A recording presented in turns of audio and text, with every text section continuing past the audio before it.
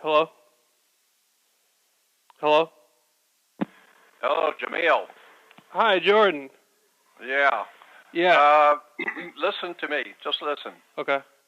The PayPal company is not processing that the thing because they said when you put it in as paying for a service, they hold it. They have to hold it and cannot do that, and so it's going to have to wait 24 to 48 hours. If it had been sent just as a donation, then it goes through immediately. But if it's sent through saying that it's paying for a service, then they won't let it go through. They hold it for 24 to 48 hours. Can we cancel it? Is there a way we can cancel it right now and then I resend cancel it and just resend it as a donation. Okay. Don't say that you're paying for a service, because then they're going to have to hold it for a couple 3 days. I've never done any of this before, so I wasn't sure how to do it. That's okay. No problem. I'm just telling you. So cancel the whole thing and then just resend it as a donation. That's all. Oh, okay. I'm going to do that right now. All right. Bye-bye. Bye.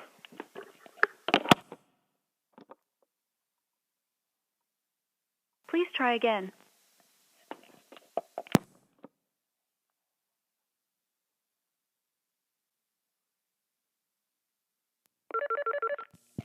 Hello? Yeah, it's me again, Jamal. Yeah, Jameel. Did you get the second one? No, did you send a second one? Yeah, I sent a second one under goods and services. I thought they wouldn't let me cancel the first one because it said it was completed, that it was already sent, and it went to you. Yeah, I understand. So yeah. So if you have the computer by you, or you have I don't know how you're doing. If you check and see, I sent a second one as a goods or service, like to a friend or family. Yeah, that's it. Yeah, that's it. Then I'll tell you what I'll do is when I get the first one, they'll probably release it in a couple of days. I'll just reject it, and it'll just send it back to you rejected. Okay, or we can figure something else out too, and maybe do something else too. Well, whatever. Yeah. All right, whatever. Let's see, it's 7:19 right now. What is it? 10:20 your time? Yeah, in Michigan. Yeah, right here. Yeah. Okay.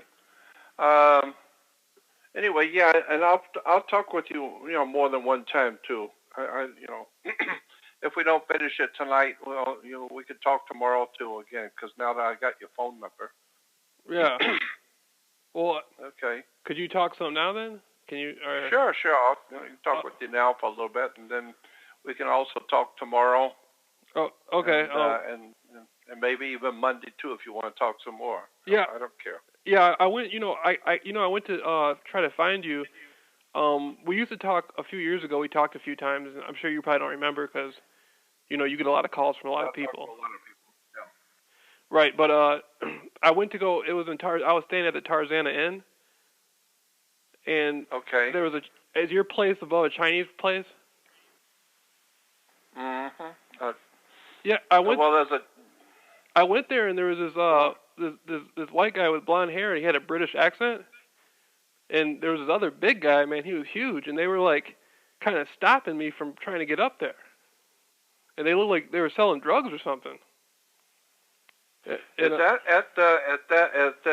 that at an office? Yeah. Yeah, it's like an office place above a Chinese restaurant. I'm trying to think of where that was. It was on the main road down the street from the Tarzana Inn. I'm just trying to think about where was that and what was it? I don't remember. It was trying to think of where it was like on an old. I got the address of an old piece of paper that we had mailed back and forth to each other like a couple of years before that. And so it wasn't like an up-to-date, accurate thing where we had talked. I was just like, wow, Jordan's around here. And so I thought, man, maybe if Jordan, maybe he might do an interview out to eat or something, Yeah. But it was kind of. Yeah. It was kind of. I don't remember a Chinese restaurant. All right. Maybe I will later. I don't remember one right now, and being above it. Yeah. I know that there was a dentist office beneath me when I was in my office on Ventura Boulevard. There's a dentist office. Maybe they changed. Maybe they changed. This was last winter. I don't know. Or maybe I had the wrong building. You know. Yeah, maybe so, because did you ever get to see me? Did you actually meet me? No, in person, no. I had called you like a few times. I had did a session with you one time from your old website, and it was a session. It was a session. You were charging $250 then, and I sent a money order to you. And that's when you were telling me you were going through like some situation with these guys with your website. Yeah, I know. Yeah. Mm-hmm. Yeah. I didn't think that was too cool of whatever they did to you. I heard about that. I didn't think that was pretty. Yeah, well, I mean, I'm still fighting them in court. They stole everything. Yeah, everything. Did the guy have a ponytail? He had like a blonde ponytail or something? Yeah, that's right. He has a ponytail. Yeah, I took one look at him on the internet, YouTube, and I could tell by looking at him that he looked kind of scandalous. Like, yeah, he's just a real scumbag. Yeah, he looks like the scandalous type that makes you think. Yeah, that's him. He looks like, you know, like kind of like a wealthy type of guy, but in reality he's scandalous, you know. Yeah, that's him. He's just a scumbag, lying thief, you know.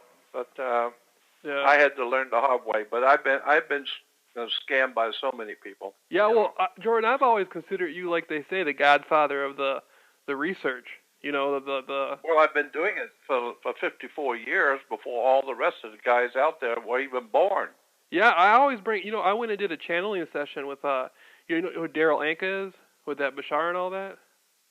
Oh yeah. Yeah, I went and did a channeling session, and you know, I was like, yeah, a friend of mine, Jordan, he was saying how there was a UFO in Hollywood back in the 50s, and I was talking to this guy about UFOs through the channeling session, and you know, I talked to Wendy Kennedy, she channels too. I talked to her, I did a channeling session with her not that long ago, and I always make a point to, when I talk about the alternative research stuff, to, you know, I always say Jordan Maxwell, you know, he brought David Icke to America, he put Stitching on with the shows and stuff that was supposed to come out, you know, the television shows, and so I always make a point to stress that you're one of the main people, even though you're not on TV, you're not a sellout like a lot of people end up selling out.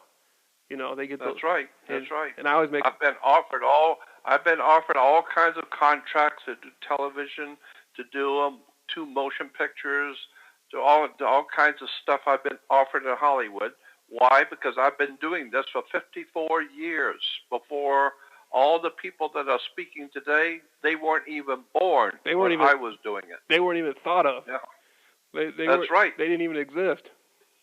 That's it. And so, but I've never been interested to do any of that crap. I'm not interested in Hollywood. I'm not interested in movies or TV or celebrity stuff. I'm not interested in any of it. I just do what I do. And so I've turned down all kinds of opportunities, turned them down. I'm not interested.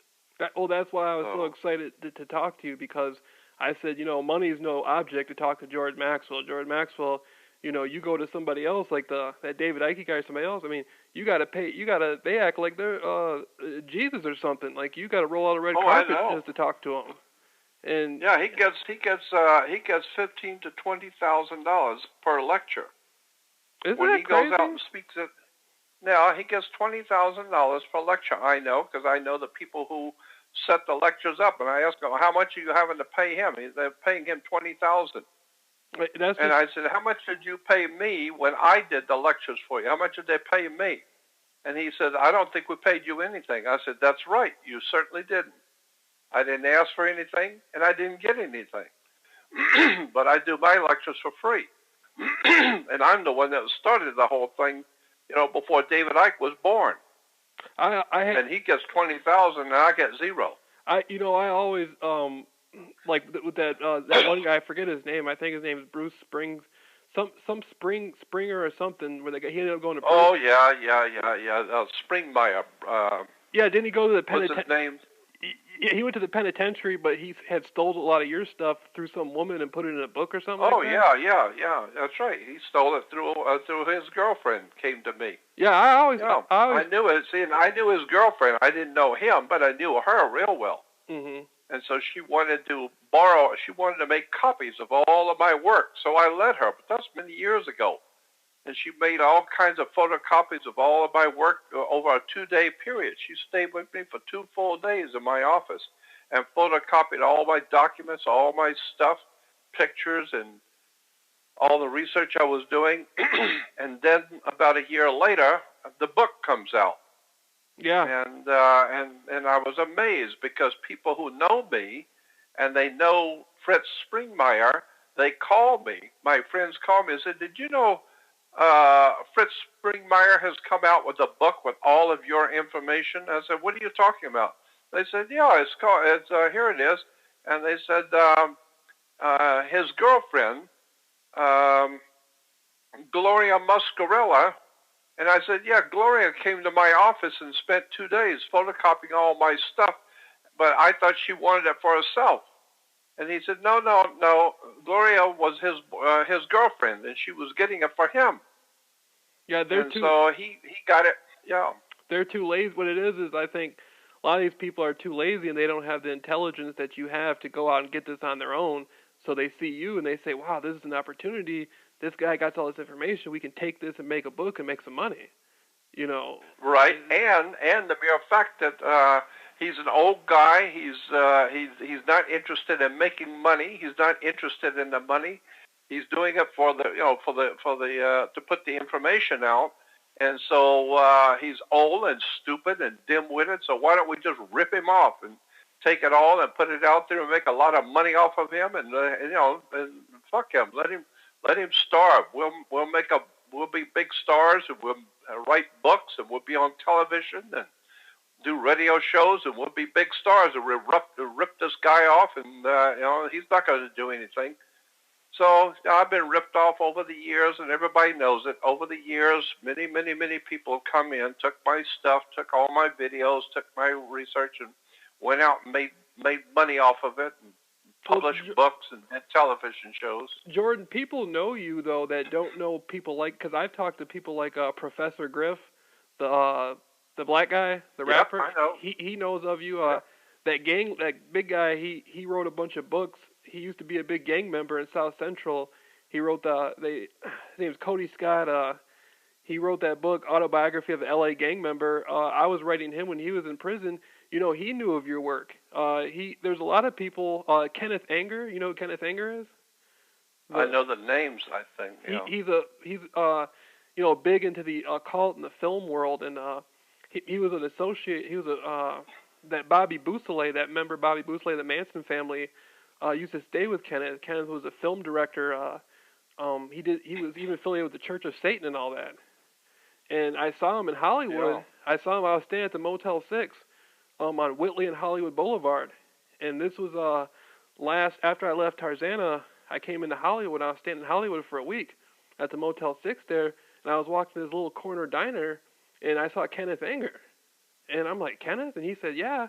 And I got to talking to him, and I said, "Yeah, I research into secret societies." And, I said, "Have you heard of Jordan Maxwell?" He said, "Yeah, I've heard of Jordan Maxwell." And we were talking. And, people know about you, Jordan. A lot more people know about your work than is told, Well, probably so.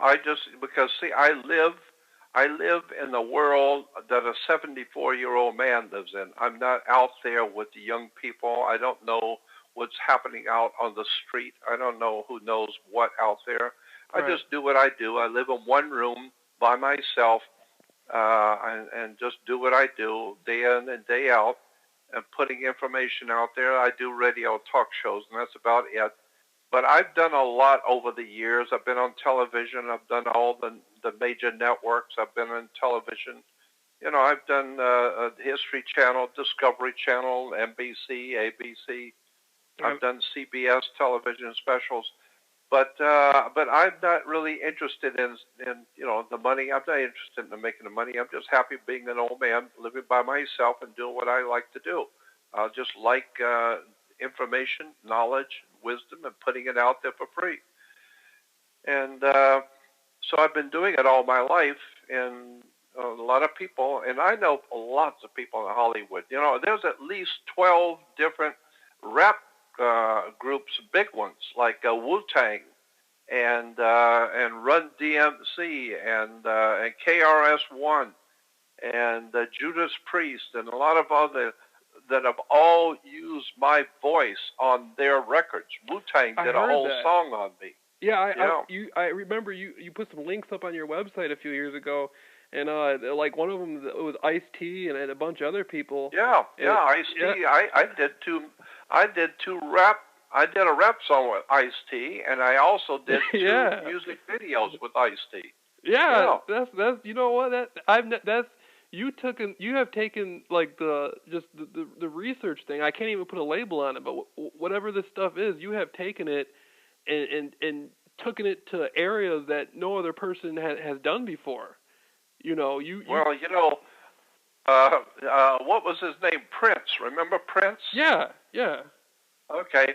Well, Prince threw a big party for me down in Los Angeles at his nightclub in L.A. It was called Grand Slam. And that was Prince's nightclub, Grand Slam. And he had a big party for all the gang members. There was a Mexican gang, black gangs, white, everybody. All the gangs were there. And it was Jordan Maxwell, and my name was up on the marquee. It was a big thing, and there was traffic everywhere. Oh my! And there were hundreds of people there. It was a big, huge Jordan Maxwell night at Prince's nightclub called Grand Slam, and all the different gangs were showing up. And I talked to Ice-T and Ice Cube and those guys, and I said, I don't know if I want to even be down that damn place. All these gangs, and you know, it sounds dangerous to me. And Ice-T said, no, everybody has agreed there will be no violence and no shit, no fucking around. Nobody's going to mess around at all because it's you. So out of honor for you, everybody has agreed tonight. Nobody messes with nobody. We're here to honor you. And so I got there. I couldn't believe it. All the different gang members were there. I mean, all the big shots, you know, with their limos and their women.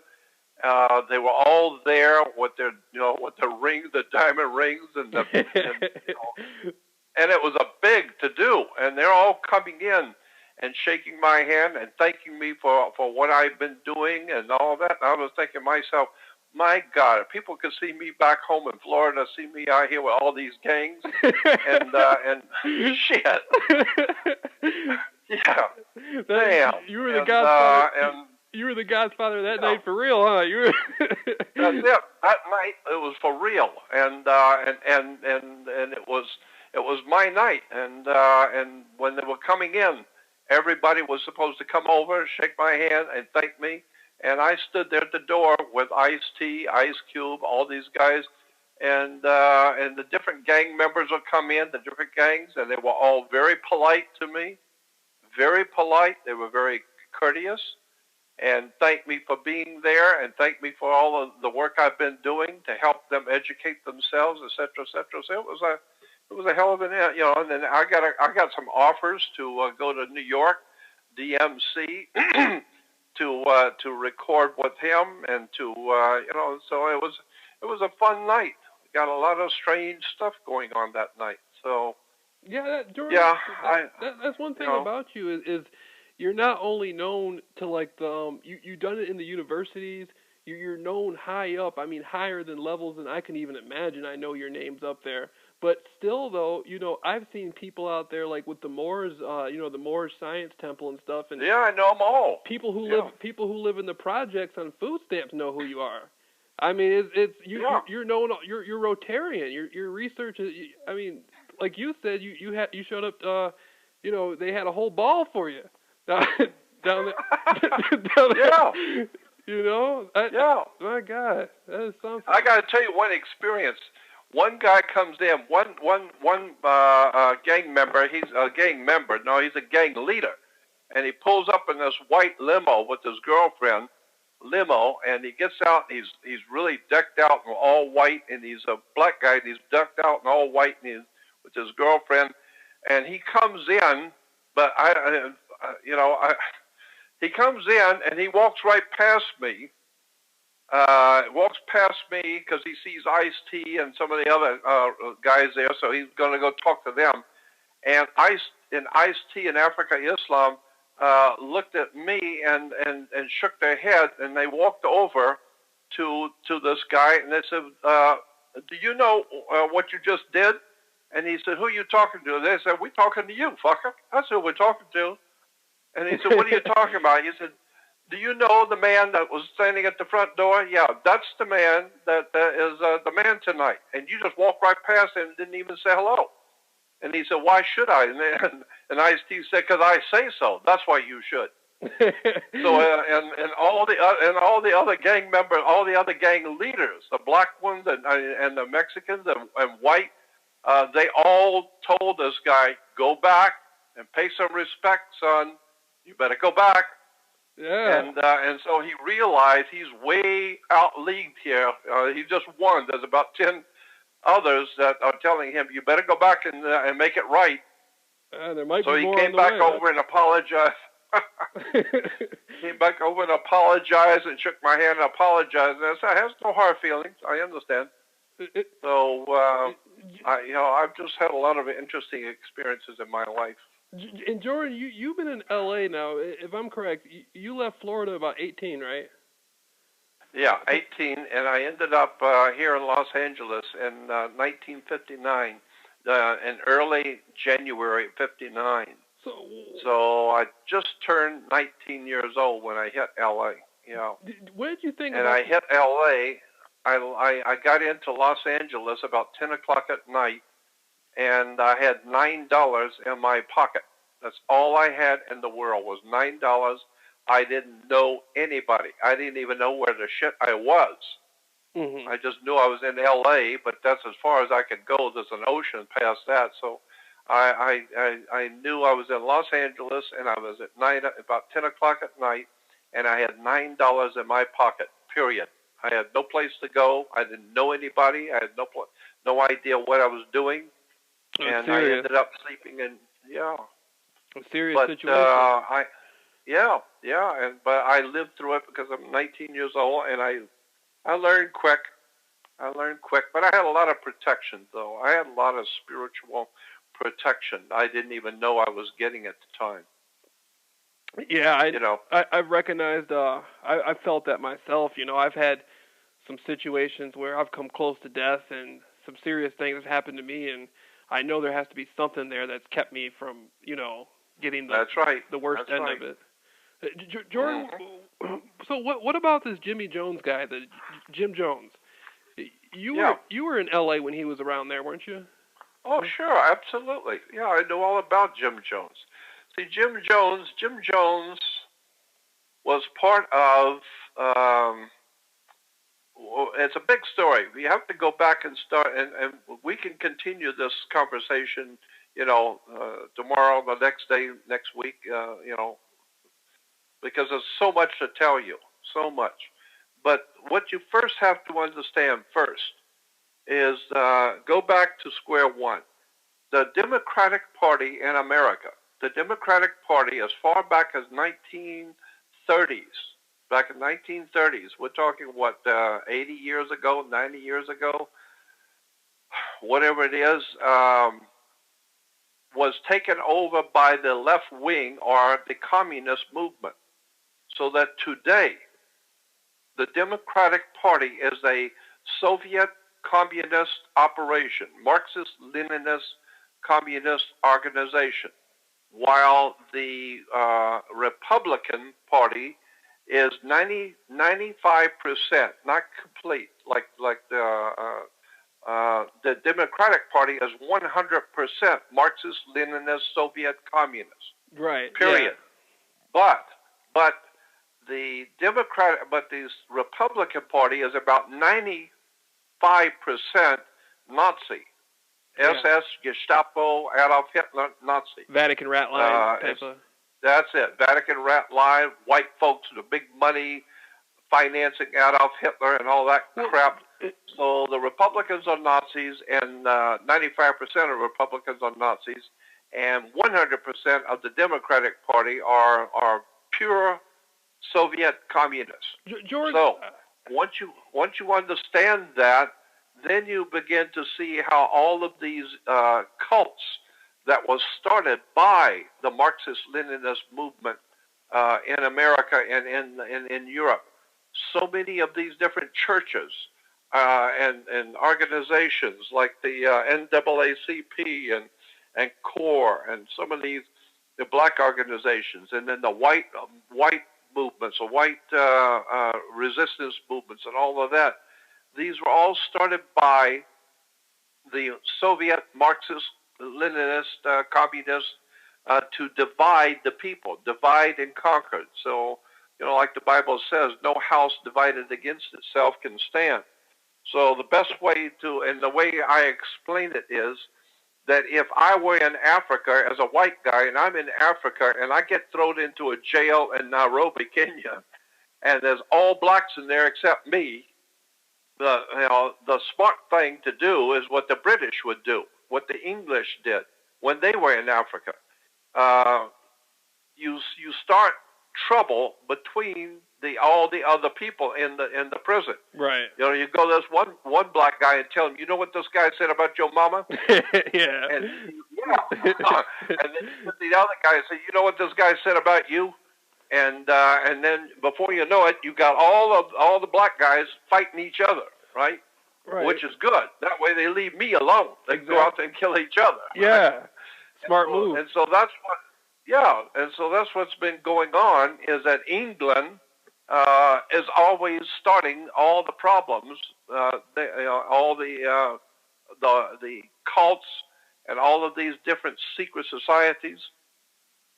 And Jim Jones was working for the Marxist-Leninists and the Communist Order, but he was also very clever, getting support from both sides. Both sides thought they could use him.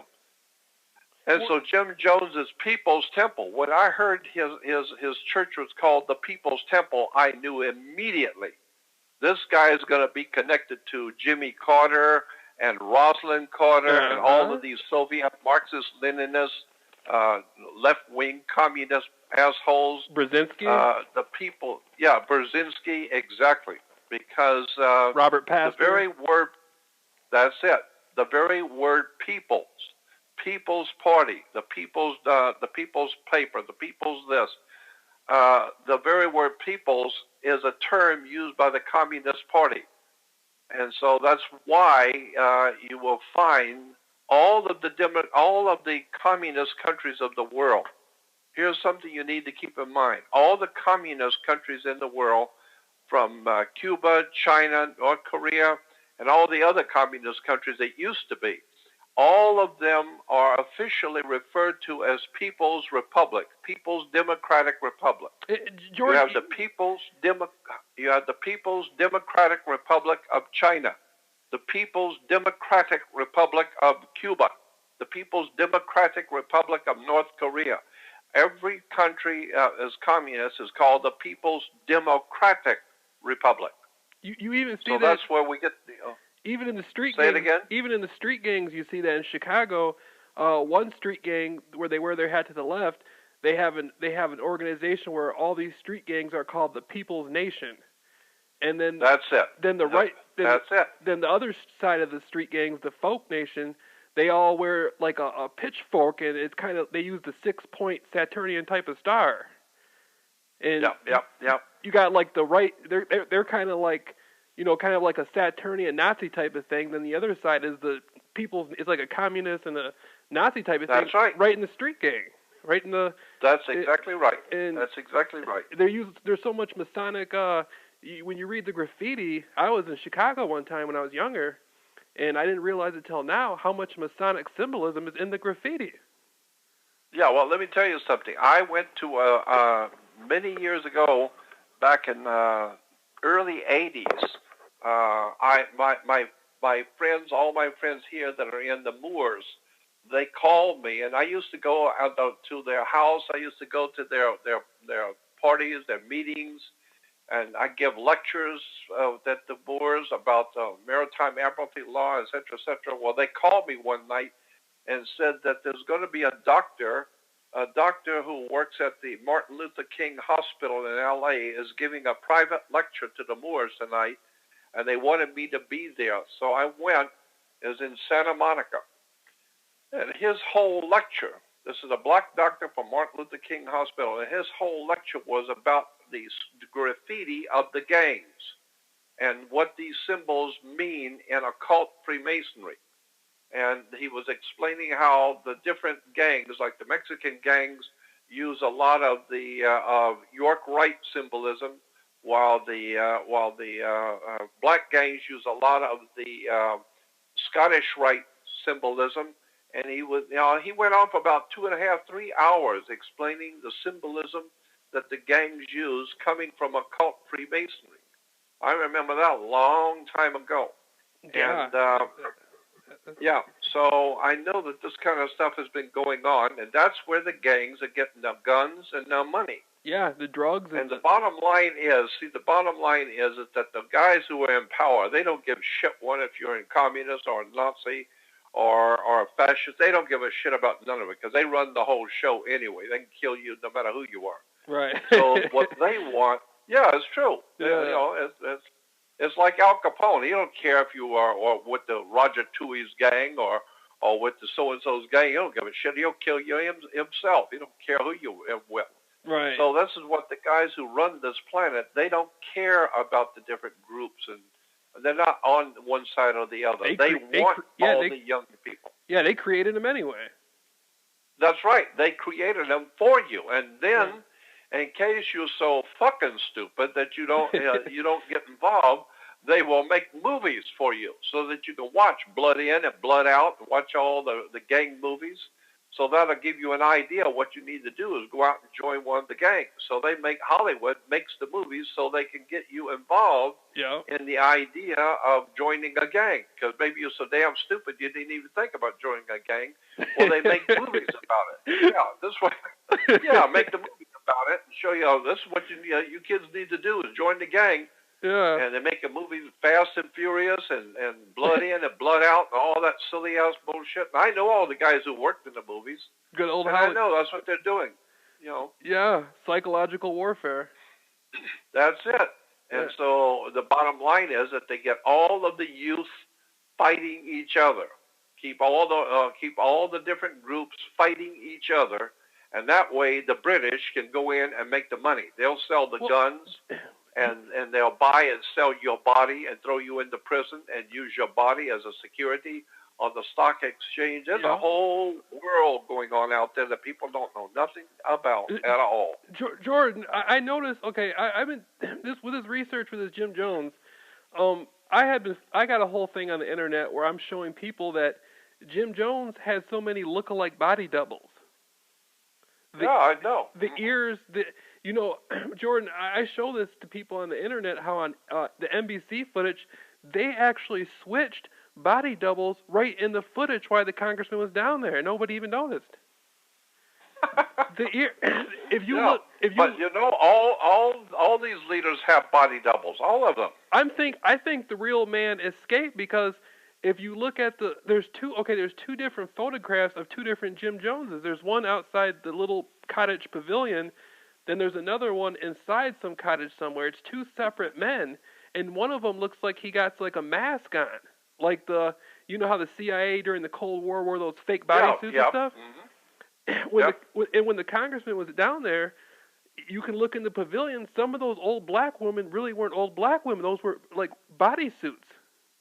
I wouldn't be a bit surprised. That's exactly right. That whole thing.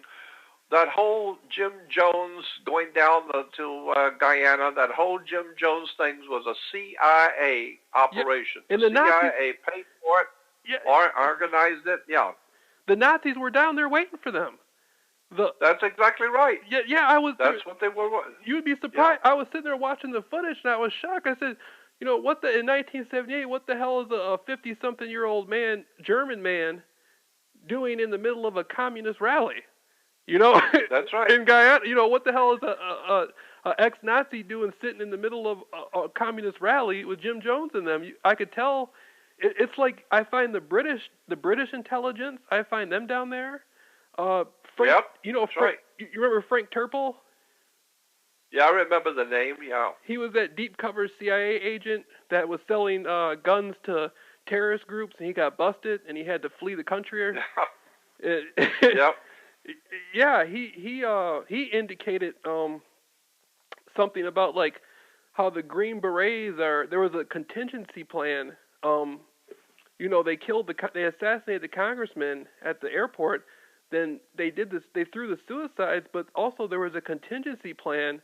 So whoever didn't drink the poison, that's okay, because we got some assassins coming in to get you anyway. No, of course, yeah. You don't have to drink. You don't have to drink that. You're gonna be dead anyway. Yeah. So it doesn't matter. Yeah, because when you see the photographs, everybody's face down. You don't see one face picture. They're all like they have been dragged. Like their bodies look like they tried to run, and somebody caught them and shot them or strangled them something and brought them back there and just dumped them there. Yeah. And I wouldn't be a bit surprised. That's the kind of thing. And remember, one of Jim Jones's ardent admirers and promoters was Jimmy Carter and his wife. Yeah. Jimmy Carter, and especially his wife. Rosalie. She was always down there to be on the street with Jim Jones in the People's Temple, the People's Revolutionary Temple. Mm-hmm. It's purely Marxist-Leninism. Well, today, the Democratic Party is pure Marxist-Leninism. Yeah, it was getting that way. It was almost there when Jim Jones was in. Now it's finally totally Marxist-Leninist, communist, Soviet operation going on, and we call it the Democratic Party. And again, remember that. Go look it up. All the different communist countries are. Cuba is called the Democratic Republic of Cuba. China is the Democratic Republic of China, the People's Democratic Republic of Cuba, the People's Democratic Republic of this, the People's Democratic Republic. Right. Everywhere it's communist is always called the People's Democratic Republic. Yeah, I know in Germany they use that in Germany and Europe when they talk about being a Democrat and stuff on the left, they write out show pictures of Trotsky and Lenin and of course, and they don't even try to hide it. Nope, they don't even need to. They're so damn powerful now and got all the money. They don't even need to hide it. They can't. I was reading about how Trotsky was a gangster from New York City, and so was Marx and Engels. Marx and Engels worked for the New York Tribune newspaper. They were both newspaper reporters. Both Karl Marx and V.I. Lenin worked for the New York newspaper. And then they worked for the New York newspaper. And didn't the money come from Wall Street anyway? That's exactly right. Yeah, it comes from Wall Street. Yeah, it's same thing with the Nazis. And the rocket. That's why. Yeah, that author, what's his name? The author who wrote, God, he's the best of the best on that subject. And he's got about 20 different books out there on that subject. What's his name? He's done all these books on financing the Nazis, financing how Wall Street financed Hitler. I think I read those. Yeah, you had him on you had him on your site a few years ago under PDF. Where people could look at it and read it. Yeah, I remember. Yeah. Anthony Sutton. Well, you need to go on the web and go on the web to YouTube and type in Anthony Sutton, Sutton, Anthony Sutton, and listen to his discussion. Listen to him because he tells you who was financing who, where the money came from. How the Democratic Congress today and the Democrats in Washington are communists, Soviet Marxist Leninist communists, and the Republicans are Nazis, and who's paying them, where the money is coming from. Yeah, it was very interesting. He was talking about how the Nordic companies such as BMW, Volkswagen, Mercedes, IKEA, names off all of these German Nordic corporations around the world, all today, even right now today, give 8 to 10% of their profits to the Nazi Party in Argentina today. Volkswagen gives 10% of everything that they make. All the different German BMW, they give 10% of their profits today, so that the Nazi Party in South America, especially Argentina, are rolling in money all over the world. They're getting money from all these German companies. From Germany itself is financing, sending money to them. So the German Nazi Party is very much alive, very well, and they were running NASA today. They run NASA. They're running the Republican Party. They're doing very well and making lots of money. And on the other hand, the Soviet communists are very well. They've got their guy in office now. Jordan, so little by little, the American people have no idea what's going on. Jordan, that brings me to another question about the Nazis. I heard maybe even what happened down there in Guyana with Jim Jones. I mean, they wanted to take the congressman out anyway, and they had things they wanted to do anyway, but it was sort of like a twin operation because the Nazis were in competition with the Soviets down there, and the Nazis used this incident to because the U.S. had to come down there and clean it all up anyway. And so the Nazis did this possibly in order to get the U.S. to get their troops down there and all their helicopters down there during this time to knock the Soviet base out. That sounds about right too. Because these guys, that's the kind of stuff that goes on. This Jonestown stuff. I mean, I was studying it, and it looked like they were training sharpshooters at Jonestown to go fight in Angola. And because Lyndon B. Johnson had gave away the Atkins airfield down there in Guyana back in 1965. Now they call it Tamara Airport, but they said the Tamara Airport was like the largest airport. It was even bigger than the Kennedy Airport in New York, and the Nazis wanted that airport because the Soviets had it. Because the Burnham administration, they were Marxists in Guyana. And the Nazis, that's right. And the Nazis felt like all this Jim Jones and this Burnham and Marxists and Soviets, the Nazis were getting kind of disgruntled, and so the Nazis just said, "Hell with it, just kill all of them," And they wanted to get, and there was the Mark Lane guy, I found out I remember Mark Lane, he ain't nothing but a CIA agent anyway. Of course he was. Yeah, I thought, there was a place called Hilltown. Did you hear about that? By Jonestown? Yeah, Hilltown. I remember that. It was a black guy who killed Martin Luther King's mother, and the black guy that killed Martin Luther King's mother, he was a little weird, mind-controlled looking guy. He had a mentor named David Hill, and the government put David Hill from America down in Hilltown next to Jonestown. And it was a camp like Jonestown, just called Hilltown, and Mark Lane had something to do with both these. But Mark Lane, when he was representing James Earl Ray, the only witness that was saying it wasn't James Earl Ray that did it, he was trying to put her in Jonestown right before the suicides happened. Yeah. In Charles Gary, and it has something to do with Grenada, the hospital in Grenada. I think that's exactly right.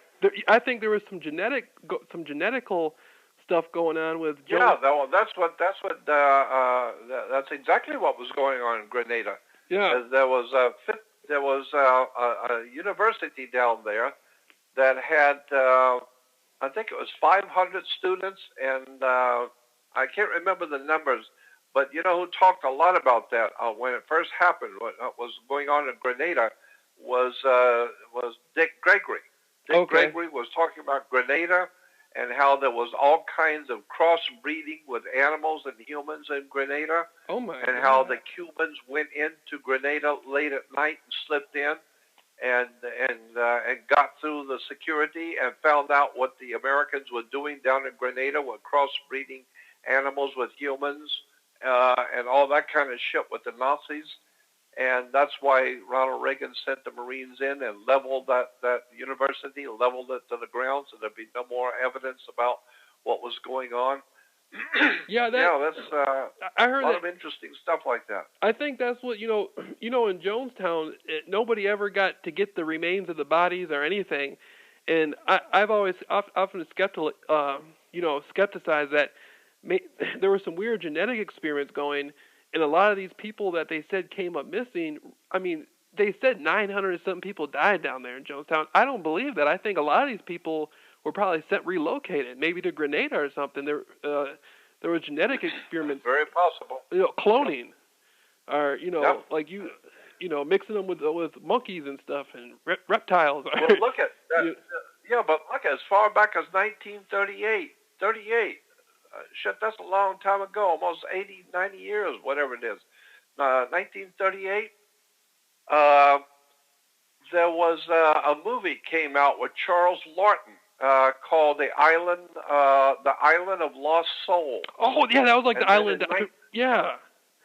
And then later on, in 1965, Burt Lancaster remade the movie Island of Lost Souls and called it The Island of Dr. Moreau. That's right. Yep. And then the last movie that Marlon Brando made before he died, his very last movie, was called The Island of Dr. Moreau. Get the movie, Island of Dr. Moreau. Yeah. Yeah. And what is that telling you? It's an island, and in the book, The Island of Dr. Moreau, it takes place in the Bahamas or in the West Indies. And that's where Grenada is, and so that's what the story was all about. But hell, they knew all that shit back in 1938. They were making movies about it. Yeah, they were working on the genetics. They had been talking about that. Oh, that's a long time ago. Yeah, yeah. Jordan, Jordan, I want to ask you this thing about this Jimmy Jones guy. I did a channeling session. There's this guy out there named Rob Goth or something, and he can channel entities. And I mean, this information comes through really good, Jordan. And I was explaining to him how many body doubles and stuff exist. And I'm to the point now, the information I've been getting, that the real Jimmy Jones got away. I would be a bit surprised, because that's exactly what I think happened with Hitler. Yeah. And all of these other people. I think they are always protected. And I don't buy for a minute that Osama bin Laden is dead.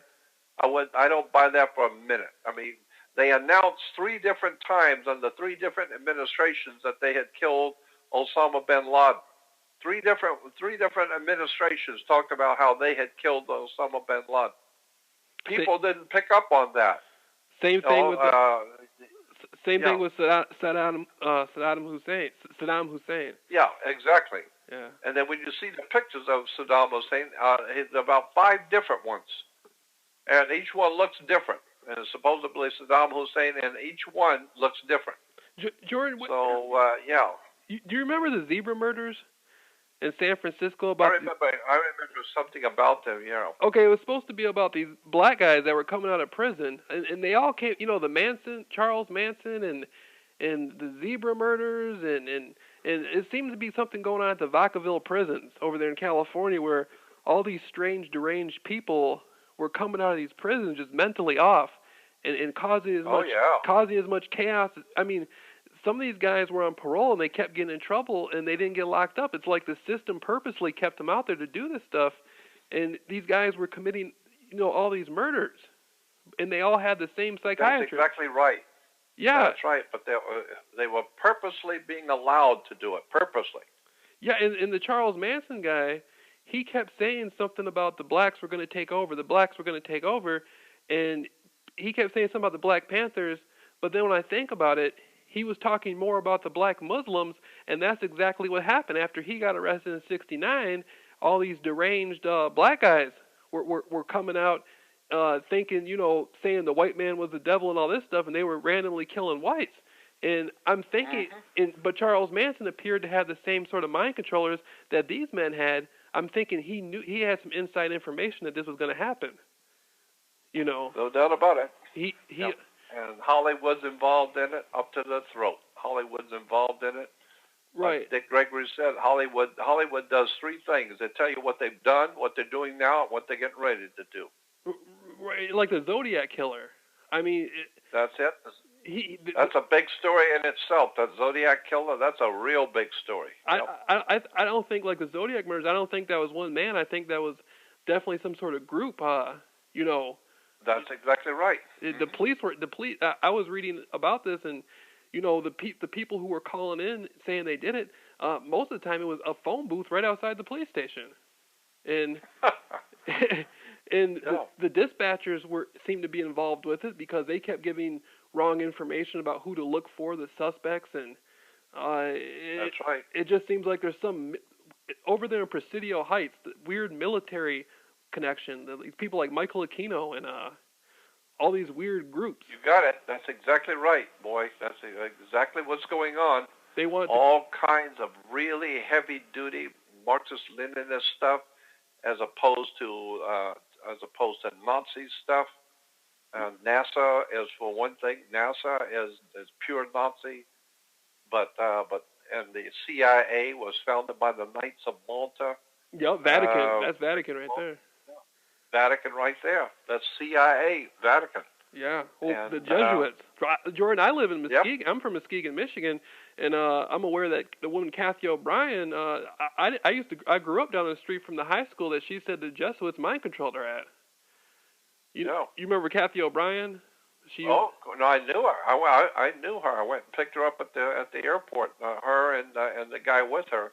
I went and picked them up at the airport a couple of times. Took them back down to the airport. Yeah, here in L.A. Yeah, I know them. I read her book and I said this can't be true, and I went to go look, and sure enough, matter of fact, the same priest that she was saying did this to her, they're still in operation. Some of them are still working.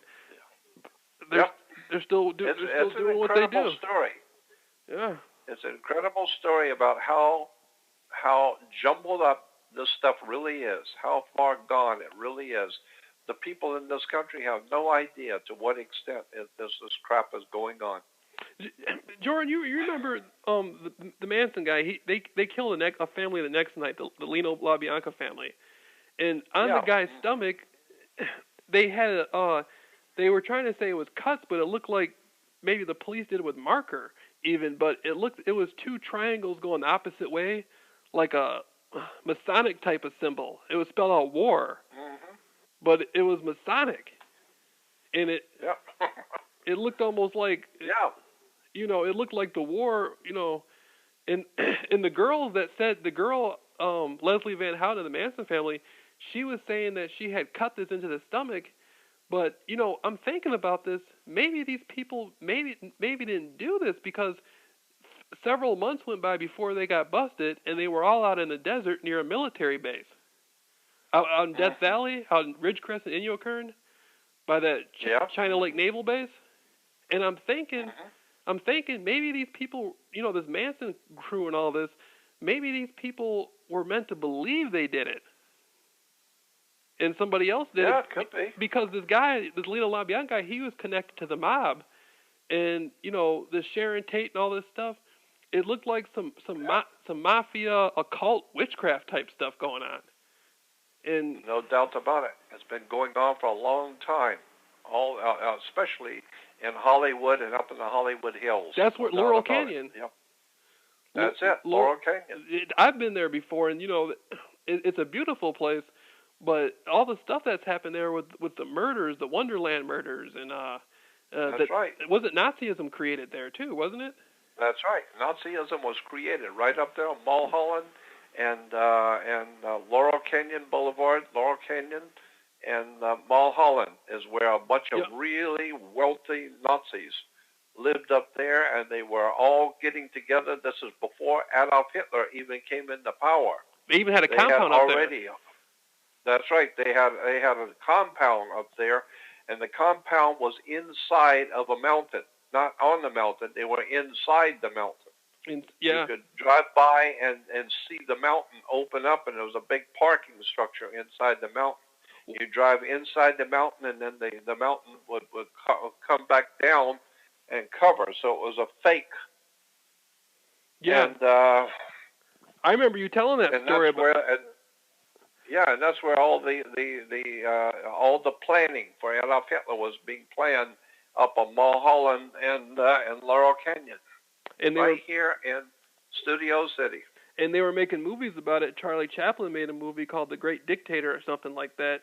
That's right. Way before Hitler even really was known to the world, they were already making movies about what was going to happen. Yeah, and then you find out Charlie Chaplin was left-wing and pro-Marxist and pro-communist. So Hollywood was making movies about these kind of things. Yeah. You know, you're just opening up a can of worms, because the deeper you get, the bigger it gets, the deeper it gets. And I'm going to send you, within the next day or so, I'm going to outline and I'm going to send you the people to listen to that I have got about, I've got about 6 or 7 people that I think are sensational, that have got all kinds of really important stuff on what you're talking about. Yeah. That they've done a lot of really important research, and I'm going to send you their names and the links to go and listen to them on the web, and listen to them, because I'm going to send you some really off-the-wall stuff that is going to blow your mind. Yeah. I know these people personally. Jordan, I know it's getting late, and before we disconnect or whatever, I just want to say, the story you told, I just got to tell you this about the reptilian type people. Yeah. You know, over the years, I always believed that they existed, but in the last couple of years, I had an encounter at a bank.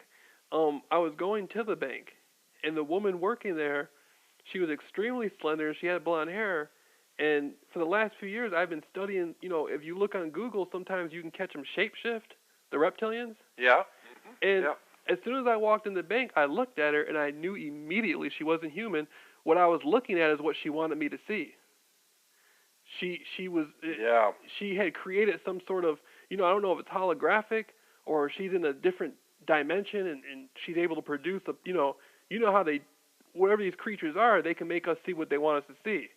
No doubt about it. That's exactly right. And listen, I was in the back room with her, and I said, "Hey, you ever heard of the lizard people?" And she looked at me, you know, she was like, "No, what's that?"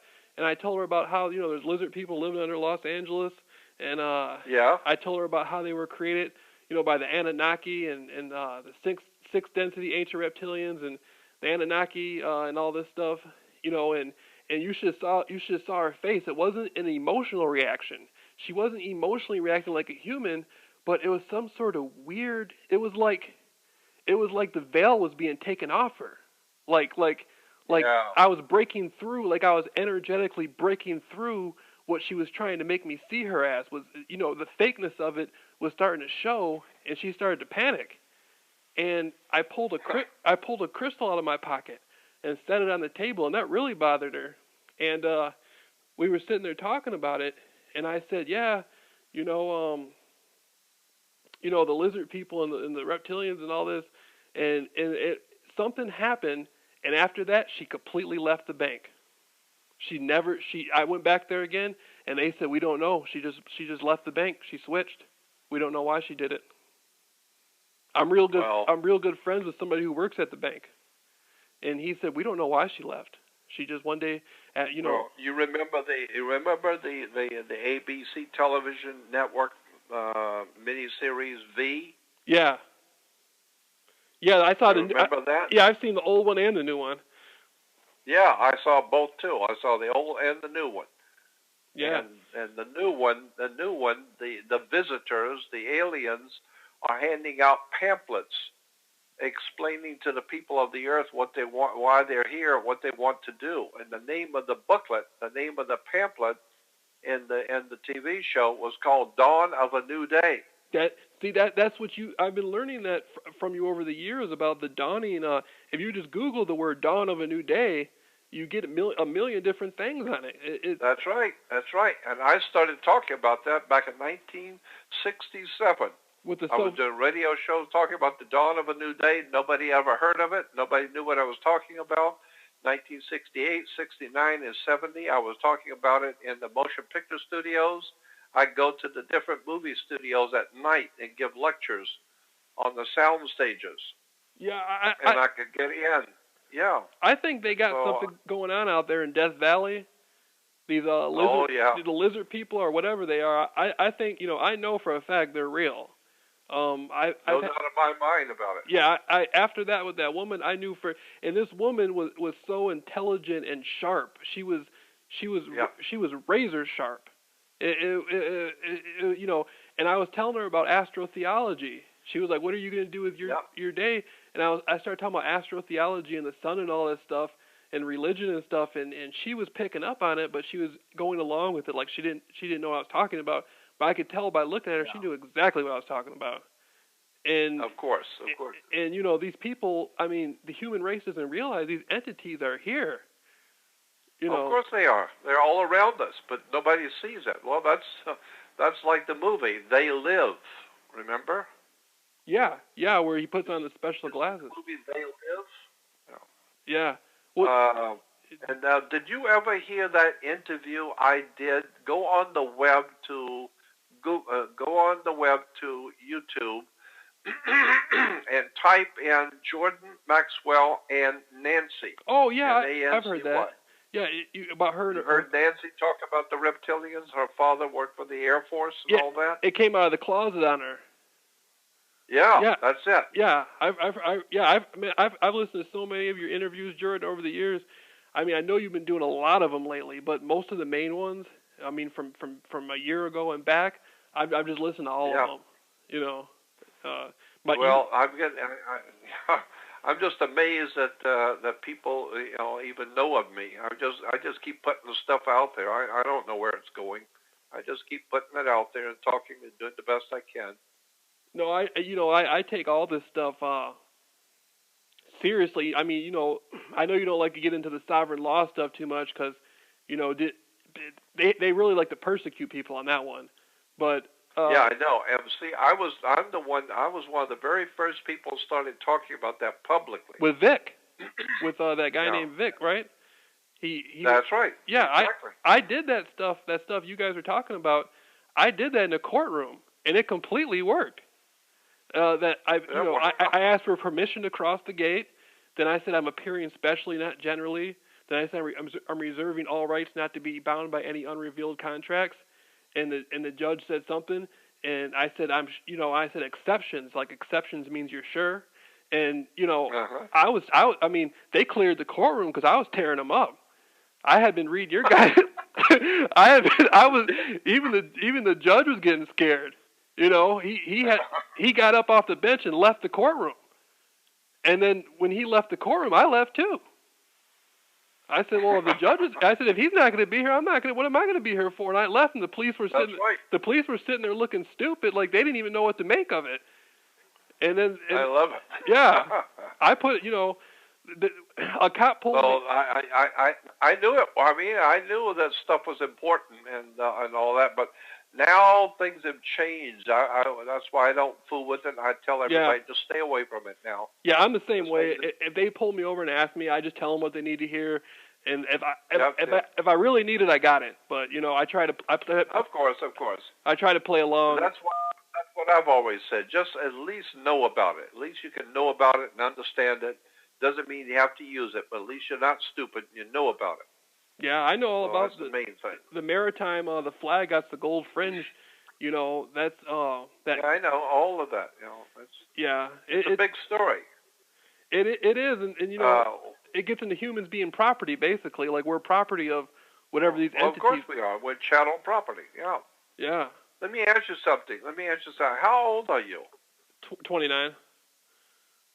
Because I was going to say, you're very well read and very intelligent, you know, for guys in his 20s, because usually guys in their 20s out here in California, 29 years old, they're on skateboards with popsicles. They don't know their ass from a hole in the ground. Yeah, I know that. I mean, if you look at a picture of you know what a man was supposed to look, you know, 50 years ago, 100 years ago, in today's world, you know, you don't become a man until you're like 40. You know, that's right, at least. You know, and even then, you're fucked up and mentally disordered, man. But yeah. But you know, before, you know, when you were 15 years old, you were a grown man. You know, 150 years ago. But today, shit, you could be 29 years old. There's a lot of 29-year-olds out here on skateboards with kids going to roller rink and going to you know all little silly ball games and all that shit. Yeah, that's why. It's just amazing that. That's why I can't with the women. I can't ever. I tried to date women. I've been I've dated some women over the years, and every time I get to talking to them, they talk all the stuff they talk about is so silly and stupid. The stuff they're interested in. That's right. That's exactly right. I start talking about the Kennedy assassination. They start looking for the door. You know what I mean? That's exactly right. They're just like, look at you. You just need to understand that women are not interested in anything that makes any sense. Their whole world is based on fucking stupidity and ignorance. All they're looking for is security and some money. That's it. They don't give a shit one about what's going on in the world. They can't read. They don't give a shit. And like I always say, they don't read shit. They don't study shit. They don't question shit. The best part, they don't give a shit. Yeah. So just understand that about women. They don't give a shit about any of it. Yeah, if you're going to act like, if you're going to start talking intelligently, then you're not going to be able to. Women are going to be running from you. Yeah, that's what I've seen. It's almost like the stupider you are, the more women you get. That's it. If you wear your baseball cap backwards and got broken teeth, and earrings in your nose, and nose rings in the ears, and your brain dead and broke and have nothing, the women will love you. Yeah. Yeah. Then if you act like you've got a brain, they're gonna run from you. And Jordan, as you said, they think they're going to college to graduate, but graduate means gradually indoctrinate, right? That's it. That's where the word comes from. Gradual indoctrinate. Yeah, like that cap. That graduation cap, that's like the mortar board from the Vatican. That's right. The black mortar board is the black square. It's called the Saturnian black square. Yeah. Like I was saying, I remember you teaching like the Hanseatic League or whoever these guys are. They set up the degree program, the bachelor's, the master's. That's exactly right. They sure did. So it's like people are born in society, and they're given a language. They're told to go to college. They go through all this stuff, and they don't even know what it is they're going through. They have no idea what they're doing. All they're doing, like one teacher told me a long time ago, all you're doing when you're going to college is getting a work permit. That's it. You just get a work permit so you can go get a job. That's it. You're not learning nothing. I ain't teaching you nothing. They're just teaching you just enough so you can go out and get a job. That's it. Pay your taxes and go have a beer, watch a ball game. And it all leads, and I've seen it over the years. It all leads straight back to the powers in the Vatican. I know. That's where it all goes back to, because the way the corporation called the United States Corporation, who owns your body on the stock market, that corporation called United States Corporation is a subsidiary corporation of a British corporation. And the British corporation is a subsidiary of the Vatican Corporation. Yeah. Because you've got to remember that for 2,300 years, Rome has ruled Europe. First of all, under the Caesars in the ancient Roman Empire, and then with the fall of Rome in the 5th century comes the Vatican, and the Vatican picks up where Caesar left off, and it controls the Europe in Rome. So for 2,300 years, Rome has ruled Europe. That's why they say all roads lead to Rome. Well, that's why I see the Nation of Islam, that Farrakhan guy. I can't believe how idiotic the people are who actually go to this man for spiritual advice, because every time I see him, he's in a picture with a Jesuit priest. He he has a picture. Yeah. He has pictures of Farrakhan, right? He has pictures of L. Ron Hubbard hung up all around his house and stuff. He has these pictures of L. Ron Hubbard of Scientology hung up, and he got these people. He got these people following him, thinking he's this great spiritual leader. And on one angle, he's talking about the white man's the devil, but on the other angle, he got pictures of L. Ron Hubbard hung up. He's hanging out with Jesuit priest. So it's and Elijah Muhammad was, the great prophet Elijah Muhammad. Well, yeah. Elijah Muhammad was a student of a Jewish guy, right? Of a teacher that taught him. Was it a Jewish guy? Something Ford? That's or something? Right. It was a Jewish guy. His name was, and in the movie, Malcolm X, it actually had it in the movie, a picture of the Jewish guy in one of the temples.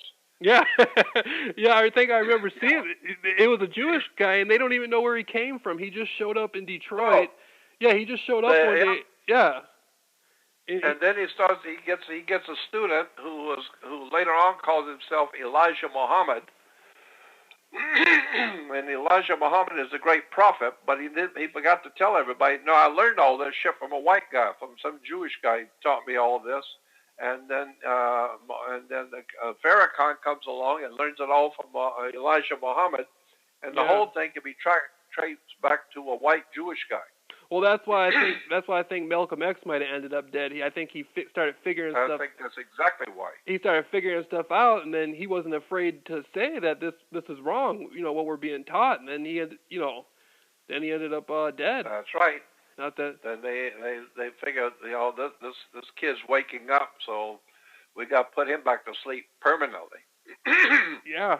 And I've seen it with the Jewish people.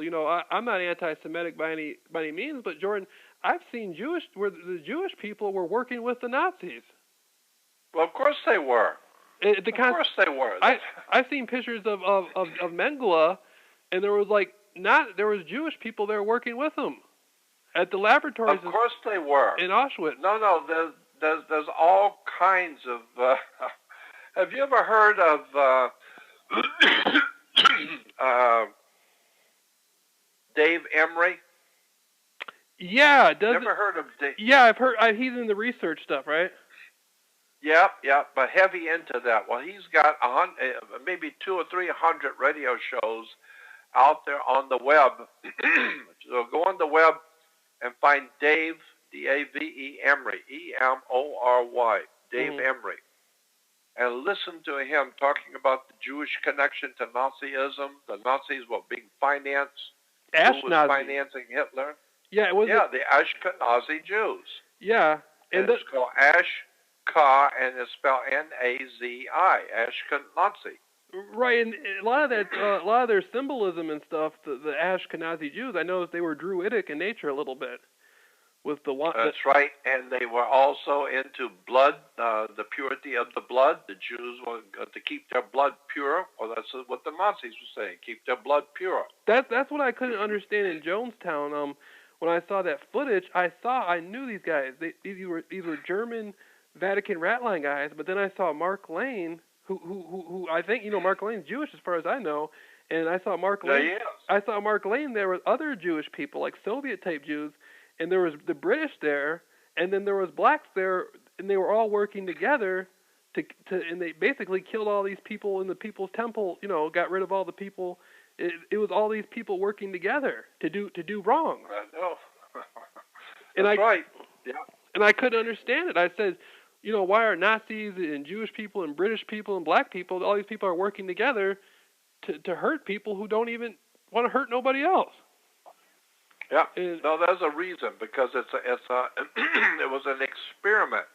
Yeah. They were experimenting on MK Ultra was doing a lot of experiments on people to see what they could do with human minds. So that was an experiment. Yeah, I even heard that Mengele was working in California, at that Mendocino Mental Health Hospital.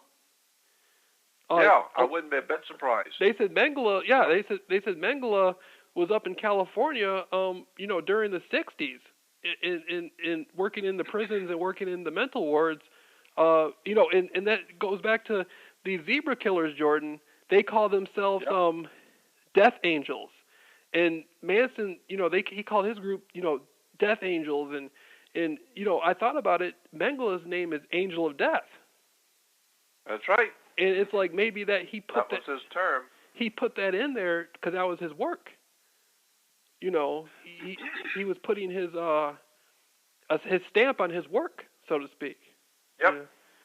And like I said, I'm going to send you a whole shitload of people I want you to become familiar with their work and listen to them. Huge amounts of audio out there, and download it. Each one of these people, I send you a link to their work.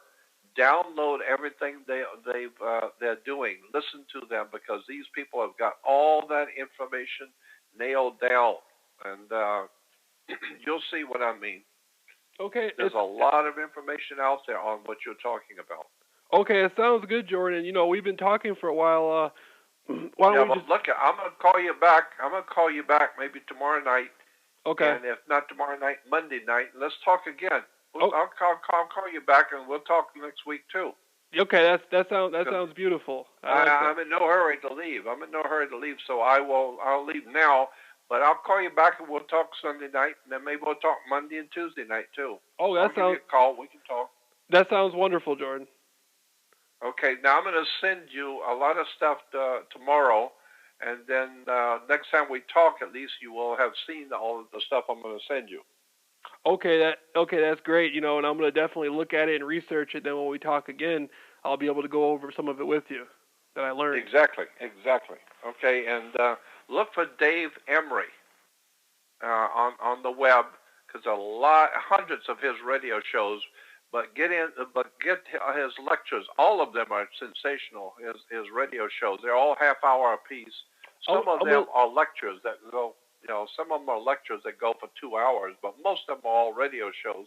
Yeah, but he is very big on connecting the Jonestown and the Nazi movement in Europe to Jonestown, who was financing Jones. There's a lot of stuff there, and I'll send you. Like I said, I'm going to send you a huge email with all that stuff on it, and then we'll talk again.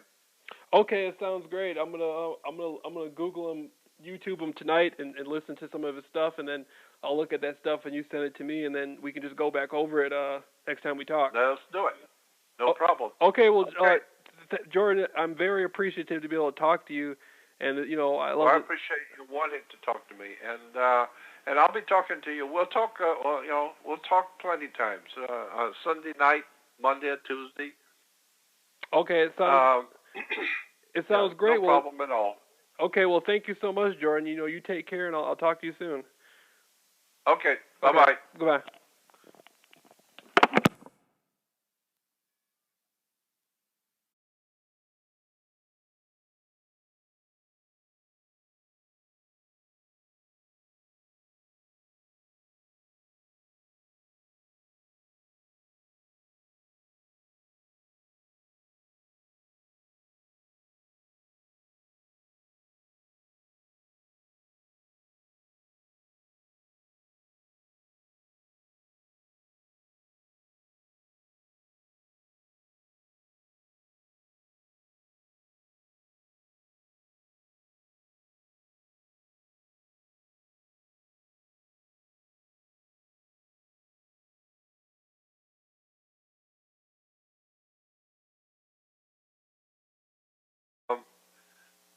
What I'm trying to tell you is that the reason why you have to have a seat belt and have insurance on the car, and it's a law, the seat belt, it's not because they want to keep you safe. They don't give shit one about you. They don't even know you. So it's not that they are personally concerned about your health. The reason why you have to have a seat belt and have to have insurance on the car is because you are a stock on the New York Stock Exchange. Your body is owned by the stock exchange in New York, Wall Street. And since your body is a stock, you are actually worth $6 million. You didn't know that you were worth $6 million because nobody told you. But you are worth $6 million on the New York Stock Exchange. Your body is worth $6 million on the New York Stock Exchange. And so since that's the case, you are worth $6 million to the federal government. Therefore, they want to make sure that you don't hurt yourself. And if you do hurt yourself, if you do get in a wreck, that you have insurance. That you have insurance so that they will make sure that they get paid too. So they're insuring your body and they're insuring you because you are worth money to the government. That's why. They don't give a fuck about you, but your body is worth $6 million. Did you know that? Yeah, I did. I remember about 5 years ago, you had some links up about the Treasury Direct account and that's right. The birth certificate, and you can even see if there's a site there's a website you can go through and it'll show you there's like different stockholders who have stock in you. That's exactly right. That's the point, and that's why they want you to wear a seatbelt so that you stay safe because they own you. Yeah. And they want you to stay safe because they got money on you, and you're making them money. So stay safe and don't get hurt. Yeah, and you can't own. That's why you have to have a license for every single thing. A dog. That's right. Because you can't own property because you're property yourself. That's the point. That's exactly it. You can't own property because you are property yourself. Right. So how are you going to own shit? If I own you, you don't own nothing. I own you. Well, ain't that coming out of the Civil War in 1868, somewhere around there, when they made everybody? That's right, 1868 to 1870. That's right. Mm-hmm. Yeah, they made everybody a part of the United States company. That's right. They made everybody a part of the federal corporation. Now go on the web, and when you go on the web, type in U.S. The letter is U.S. Then V as in victory. V.S. So it's U.S. V.S. USA. Write that down. Oh, like United States versus the United States of America. That's right. .info. U.S.V.S. USA. .info. I-N-F-O. Yeah, I remember. I remember. Well, have you ever been to that website? I think I have. This gets into like the idea of the continental United States of America, as in like South America, North America, Central America. They had a continental currency, and everything was. All I'm telling you is just go on the web. Right. And just go to USVSUSA.info. Hey, write it down. I just took a note on that. Okay. Jordan. .info. Jordan, when it comes to the U.S. and USA, they seem to use a lot. Like you told me last time we talked, you said the word peoples. That they got that in the Constitution. Yeah, I know. We the people, but that's not you. You are not part of we the people. That's a special people. That's right. That's right. That's we the people who are writing this document. We the people. Not the country. Fuck, you ain't got nothing. No, it's we the people. All of us sitting here at the table and we're writing this. Well, we are people. So we're writing this. We the people are going to do this and that, and we the people say this and that. And that's not you. You ain't people. Right. So you shut the fuck up. Just go watch a basketball game. Yeah, and drink your beer and just stay the hell out of the way. And keep your mouth shut. So, and it actually says in the founding documents that you cannot be an American if you are not white. Only white people can be Americans. Only white people. That's the law. I read that. I read like if a black person is only 1/3 of a man, according to. That's right. Yeah. Exactly. According to the law.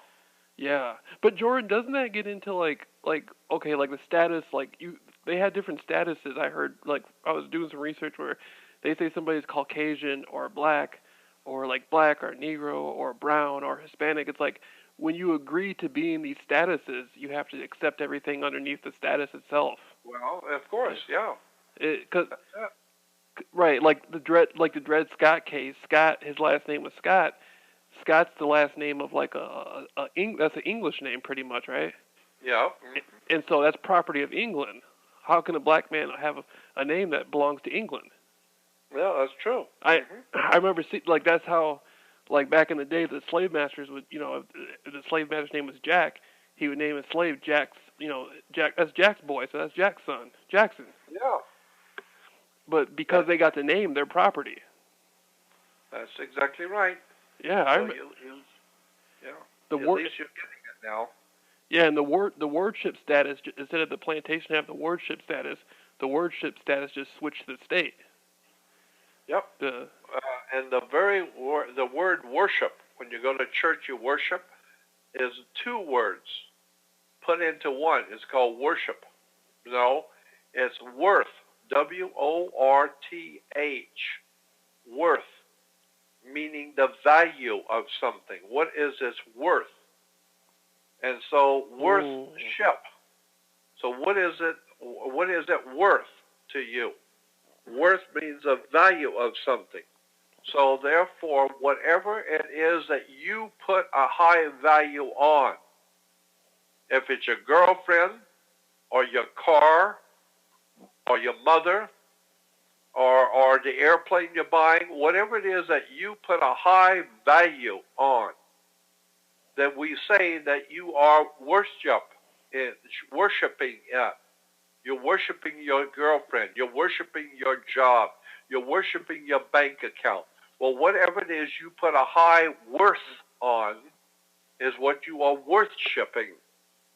Oh my God, so that's why banks look like churches, like kind of. That's exactly right. Yeah. Banks are like churches because that's why when you go to a church, all churches, when you walk into the front door, always had pointed arch doors.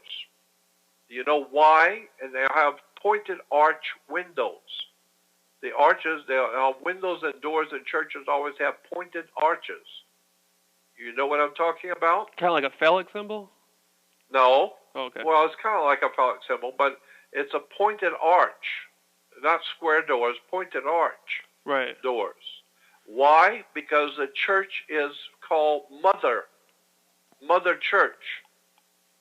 And because the Mother Church, Mother has a pointed arch. Her vagina is a pointed arch. And so, therefore, you're going inside of Mother Church. And so, you know, that thing between that thing between the young girl's legs, it's a pointed arch. Yeah, exactly. Yeah, okay. I see what you're saying now, yeah. Uh-huh. And so that's why the windows are pointed arches. So you're going to look inside of Mother Church. So, and so that's why when you go into the church, you're going into your mother. You're going into Mother Church. Like like the story you said, Mother Church is like Mother Circe. That's right, Mother Circe, Mother Circe, church, and who was Mother Circe? She was able to hypnotize people, bring them into our house, lock the door behind them, and take their brains and eat them. Oh. Well, that's Greek mythology. Go read it. It's Greek mythology. But that's what the church does. And that's the philosophy of the American government. It's a Greek philosophy, right? That's it. Yeah. That's right. Bring you in, lock you down so that you don't know shit from Shinola. You don't know your ass from a hole in the ground. They take your name. They put a $6 million price tag on your body and lock you up, and now they own you. They can eat you, and they own you, and they can write checks on you, and so you are their slave. They own you. And they always kill their flock in the end. It seems like. Always. That's what the flock. Yeah, that's what the flock is there for, to be eaten. That's why they call Christians, God's sheep, because sheep are to be fleeced and then eaten. Yeah, so that's what they do. If you're a Christian in church, they're going to take everything you got, your money, your property, your underwear, and anything else you got. Bring it to the church. And if you got nothing else left, if you give it all to the church, well, then we'll just eat you. Yeah, like with Waco or Heaven's Gate or at Jonestown, in the very end, they always just kill everybody. Yep. Well, you had it coming because you were stupid anyway. Right. Yeah. So they figure, well, you're so fucking stupid anyway, we might as well kill you. Besides, you ain't worth a shit now. We took all your money. We took everything you got. We took your home. We took your life, and we took everything else. So we might as well just get rid of you now. There ain't nothing left. But I discovered through you, Jordan, it's all Vatican anyway, because All the directors, of course it is. all the directors and head directors are at the CIA. They're always Knights of Malta, coming out of the Rome. That doesn't make you a bad person. That's true. I mean, it doesn't make you a bad person just because you're fucking everybody. I mean, after all, people are going to get it anyway. They're so damn stupid they're going to get fucked anyway. So, yeah. Yeah, and since they're going to get fucked anyway, well, then the Vatican figured, well, hell, we might as well fuck them then. Because they're going to get fucked anyway because it's so damn stupid. That is true. And so they got a little money, and if they got a little money, well, get the money from them. You know, tell them whatever you want. Tell them whatever they want to hear. Tell them the Lord Jesus is coming back. Tell them the Lord God loves them, and tell them this and tell them that, and just get the fucking money, stupid. Yeah. Just get the money. Kind of like a pimp. That's it, like a pimp. Yeah. And after the old lady has given all her money and her grocery money, and she's given all the money away, and she signed the house over to the church, they say, okay, so they own you. When you're born, they baptize you, and when you get married, they're there to make sure of your marriage, and then when you die, the priest is going to be there for your burial. So from the moment you're born to the day you get married to the day you die, the church fucking owns you, period. George, you know who's really out cold with that? The Mormon Church. Yeah, I know. Listen, just by chance, I went to a Mormon church twice. I already knew all the stuff about these teachings, but I just wanted to see what it was like, like sneak in and see what was going on. And the second time I went back there, they pulled us into a separate room from everybody and sat about 10 of us down, and we were sitting there talking about, somebody has to be an authority to speak for God, because can't everybody speak for God, or everybody will get confused and stuff. Well, that's true. Yeah, they were sitting there basically telling everybody that only they could speak for God, and they had. Yeah. And see, but I don't have any problem with that, because if I was there and I was in the church, I would be saying the same thing. I would be saying the same identical thing. You can't have everybody speaking for God. So sit the fuck down and shut up. Yeah. Now, since I am a white folks, I will speak for God. You understand? Because I'm white folks, so I can speak for God. Yeah. Now, what God wants you to do is give me a couple $100. And I'm not talking about next week. I'm talking about now, asshole. So pull the wallet out and drop me off a couple $100, and then keep your mouth shut and go watch your basketball. And if I need you, I'll call you later on, because I'm talking with God. Now, if you don't like that, you go get an ass whipping. That's exactly what it is. That's all it is. That's exactly what it is. Yeah. Well, what makes you so important? Are you talking for God? Well, I'm white, for Christ's sake. The hell's wrong with you? I'm white, folks. I can talk for God. That's how it is in the black community. If the lighter, if you're real light skinned, then you have the most seniority. That's it. As long as you understand that, you're gonna do just fine. That's right. You just need to keep that in mind. Yeah. Yeah. And I said, well, it sounds to me like a bunch of bullshit. Well, it may be, but I'm still the boss. So it might be bullshit, but I'm still the boss here. So make sure the checks keep coming in. And if the leader doesn't want to go, like with the Pope, I noticed, man, they got so many popes that have been poisoned over the years. Well, hell yeah, and nobody liked them. Yeah. Even the parishioners going to church, yeah. And all the cardinals that were around them, they knew they're assholes. So it's like the mafia. The guy is in charge of the guy at the top of the mob is a fucking criminal, and he's not giving you anything. So after a while, you say, well, why are we kissing this guy's ass? Why don't we just whack him? When he goes out to dinner tonight with his old lady, I'm gonna fucking blow his brains out. I had enough of his bullshit. I had enough of him. Jordan, is that really the way it is though? Like the inner orders over there, they just all around the globe just crack the whip on everybody. Oh yeah, absolutely.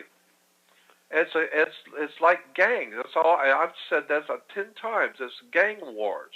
Right. It's the white gang, and like in prison, you get the white gangs, and then you got the black gangs, and then you got the Mexican gangs, and then you got the Oriental gangs, and the gangs stick to themselves. So all the blacks stick to themselves, and all the whites stick to themselves, and all the Mexicans stick to themselves. And so they don't give a fuck about each other. They just soon kill each other. Don't they have don't they have wars sometimes though? Like the Tavistock Institute or the Russell Trust Fund and the CFR and stuff. These different groups out here. Course. They go at it now and then, don't they? Well, look you have to do that. If you're going to have a fight, you got to have a fight promoter. You can't have a heavyweight championship fight without a fight promoter. You got to have somebody who puts the fight together and sets the ring up and sets the business up and sets up the bank account and does all the advertising. That's called a fight promoter. So you got to have a fight promoter if you're going to have a fight.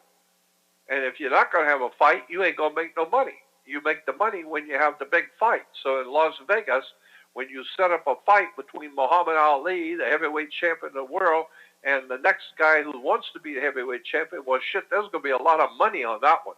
Lots of money is going to be all over the world. People are going to be putting money on that one. And so but you're not going to have a fight if you don't have somebody to promote it. So you got to have a fight promoter. And it's usually a distraction too, isn't it? Like when the fight's going on, of course it is. There'll be something else. They'll have the fight going on over here, then over there they'll be ripping everybody off. That's right, but that's the way that's always been done in any jailbreak. That's the way it works in the jailbreak. Right. They plan and have a big fight break out at one end of the prison, and there's a big fight, and all the cops are down there, and all the guards are down there, and there's violence and bloodshed, violent, and while everybody's down there, the big guys are slipping out at the other end. Yeah, and keep everybody down there looking at what's going on until we get the fuck out of here. And then after it's all put down, and everybody's gone back to the cell, they say, well, where the fuck did those guys go? Oh shit, they left yesterday when all that fighting was starting. Yeah, they started that fight purposely. Keep you busy. That's why they got out 2 days ago. You just didn't know anything about it. Yeah, they staged a riot so they could slip out the back door. That's right. They staged a riot so they could get out the back door. While you fucking around trying to put down the riot, shit, they were getting out the back door. They were gone. Yeah. So. Yeah, that Jordan. The CIA though, like, I'm studying all this stuff, and I'm starting to realize, right now I'm studying on a worldwide level how it works, and it's like there must be like 20 different levels of these guys all working on different... Oh, no doubt about it. 20, 30 different levels, and nobody knows what's going on. Everybody hates each other, and everybody's going to rat on each other, and everybody wants to be top dog. Right. That's okay. That's the way it works. That's what it seems. I just discovered in this research, that whole thing with that Jonestown thing. I'm seeing now that this could have been some sort of gold heist. There's a lot of gold deposits in Guyana, and I'm seeing that maybe they needed to get in there and get some gold to get That's right. Get some major. There's all kinds of tricks like that most people don't know anything about. Yeah, like don't know nothing about it. Like what do you think in the Middle East? What do you think they need to be there for other reasons? No doubt. Oh, I know for a fact what the problem is. Zachariah Sitchin talked about that a long time ago. Is it the like technology of the gods or something they're trying to get out of? No. If you go to the very top of the earth where Russia, go to the very top northern tip of Russia, the northeastern tip of Russia, at the very top of Russia, and draw a straight line across that landmass from Russia to Ukraine into Eastern Europe, and draw it to the other side of the landmass, you'll hit the Gold Coast in Africa. So if you go to the top of Russia and draw a straight line, use a ruler and draw a straight line to the Gold Coast of West Africa, right on the Atlantic Ocean, and then take another straight line from England, from London, to India, and draw a straight line from England to India.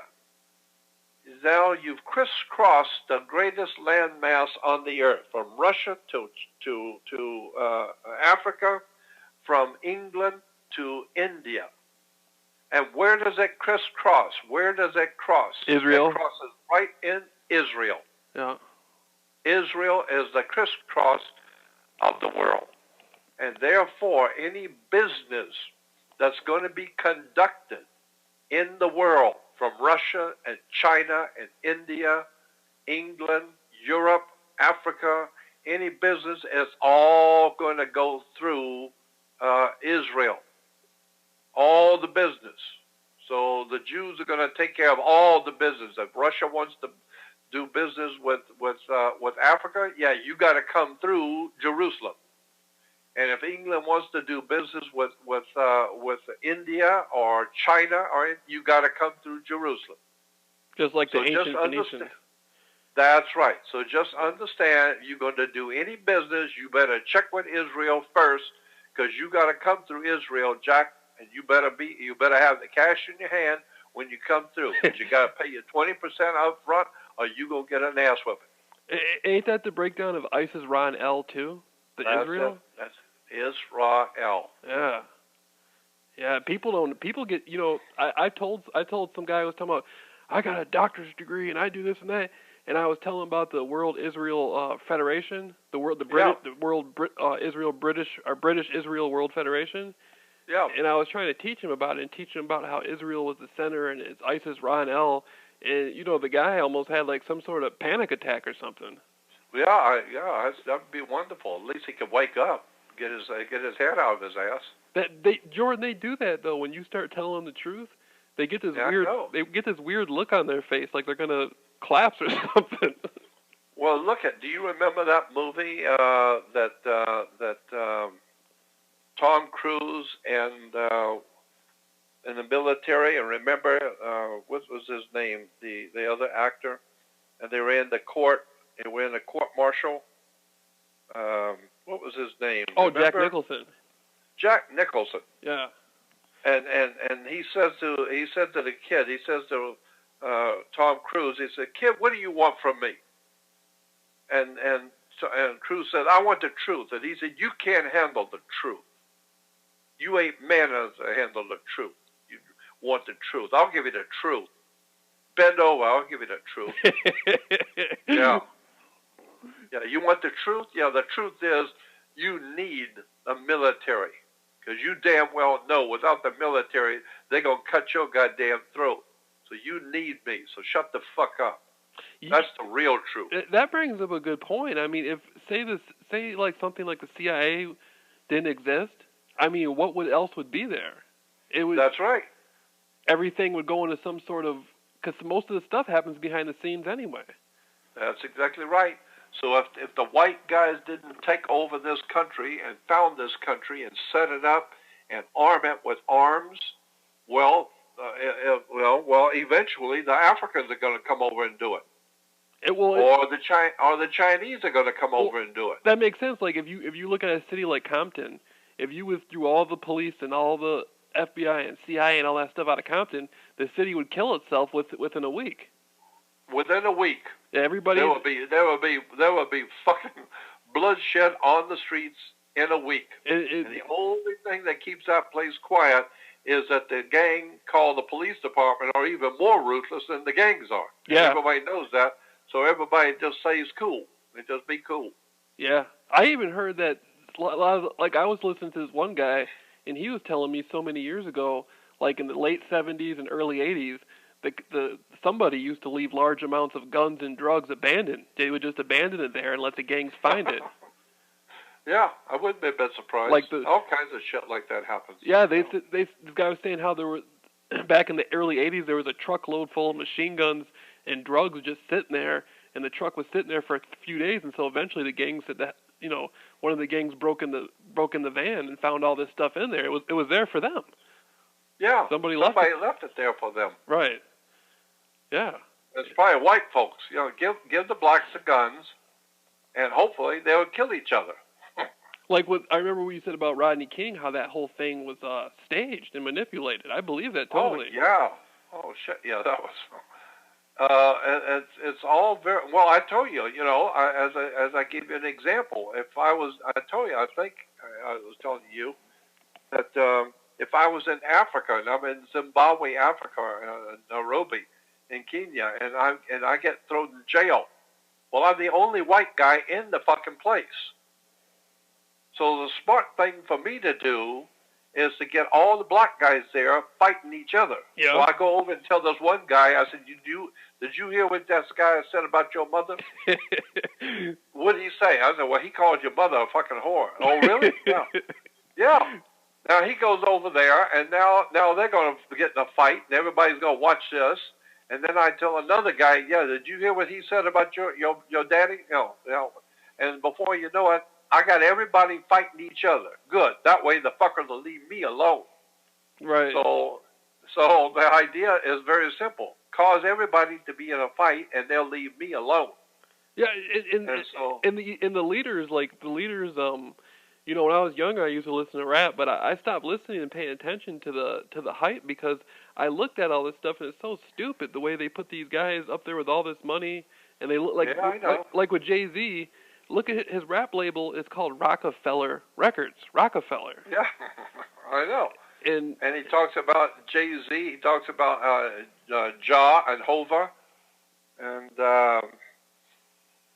yeah, and you know, and why? And you got to ask yourself, why does Hollywood promote this kind of music and promote movies about gangs and Fast and Furious and gang wars and gang movies and gang movies about war and violence and gangs? Why does Hollywood do that? Why do they keep promoting these gang movies? It's because they want the young people to get into gangs. They want it. They're not trying to stop it. Just say no, bullshit. They want the kids to get into gangs because that way they got control over them. That way they got control over them. So yeah, and the guys they got promoting it, like the rappers and stuff, all these guys pretty much aren't even real gang members, but they got them up there dressed like gang members because they know. That's right. That's exactly right.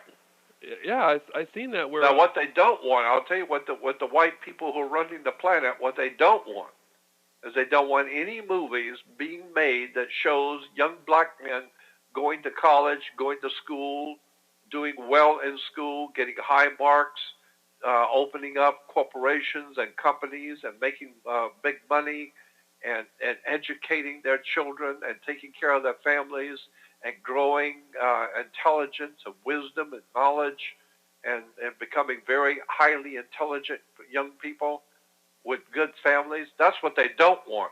Right. Shit, you get that going, and before you know it, they'll take over the whole damn country. No, keep them on drugs and shooting each other and give them a bunch of titties and assholes and drugs. Yeah, give them the drugs. Make sure they got plenty of drugs and plenty of alcohol and plenty of rap music and all that shit. And just fuck them. Let them have a good time on that. But don't teach them anything. It's like a zoo. We don't want them to know how to read or write and teach them anything and dress up in suits and be intelligent and run for office. No, we don't need that. Yeah, that's why I was sitting. You know, Jordan, I was sitting there watching this thing. It was about prisons, and it was all these guys in prison, and they put them in these little mini cages. This was in California. They had them in these little mini cages, and there was a basketball hoop in each cage. I love it. Yeah, there was, and I was sitting there. I couldn't believe it. It was all these people in cages playing basketball by themselves. Yeah, that's it. That's cool. Yeah, give the chump a ball and then go play basketball. Yeah, and it was, as soon as I saw that you're the first person I thought of. I was like, that's what Jordan was saying. There it is. It's all about the basketball. That's it. So I don't want to play basketball. Well, then you can go get your ass whipped. Yep. So now, you want to get your ass whipped or you want to go play basketball? So, well, I guess I'll go play basketball. Good. That's a good decision. Because I'm going to whip your ass if you decide not to play basketball, because I'm going to decide that you're getting too smart. You're starting to think. That's the one thing we don't want is folks getting too smart.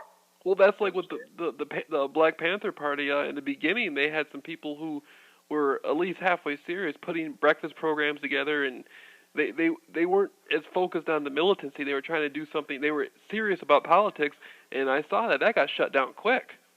That's it. They put the and Martin Luther King, when he was out there ranting and raving about the disparities between blacks and white people were doing this and black people were doing that, and as long as he was talking about blacks and whites, the government don't give a shit. Let him talk all he wants. But when he went to Selma, Alabama, and started talking about the rich have all the money and the poor people have nothing, oh, that's different. Now that's different. The economics of the now he's talking about the money. Vietnam. He started talking about what will we do with all this money that was going into Vietnam. Yeah. And so then they said, wait a minute, the fool's talking about the money now. Yeah. Yep. Now you're talking about the money, so we got to whack you. We've had enough of your bullshit. And not only did they kill him, they killed his mother and his brother. That's right. So his mother got assassinated in a church, and his brother, they found his brother dead in a swimming pool, strangled or something. Well, I should tell you something right there. Yeah, they hit. The same thing with. I remember I was watching your video about Kennedy, it was an older video you did in the late '80s, but it was about how you were saying in the video how about 100 people died. It was over 130 people died. With Kennedy, right? With Kennedy, absolutely, no doubt about it. Go back and read this out there on the web right now. How many people died when Kennedy was assassinated? How many people died? It tells you. It'll give you their names and addresses and who they were and how they all were found dead.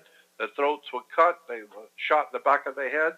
There's about 130 people who knew too much. They knew the Kennedys personally, or they saw something they weren't supposed to see, or they found out something they weren't supposed to know, and they went bye-bye. They got whacked. Who, Jordan? I thought the Kennedys were Catholic. Well, they were. So I thought that would have been good for the powers that be. Or No, that would have been good for the Vatican. Right. That would have been good for the Vatican, but it wouldn't have been good for the Jews. It would not have been very good for the blacks. It wouldn't have been very good for the Jews and for the Russians. It wouldn't have been good for the Chinese. Yeah, it would have been great for the Vatican. But the Vatican's not the only dirty game in town. There's a bunch of other dirty games going on out there, too. Did Kennedy really want to do right?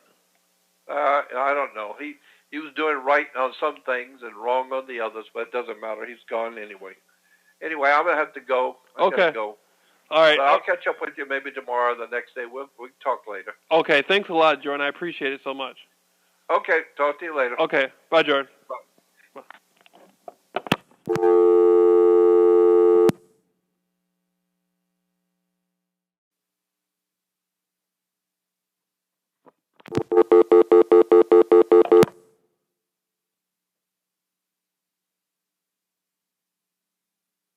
Hello?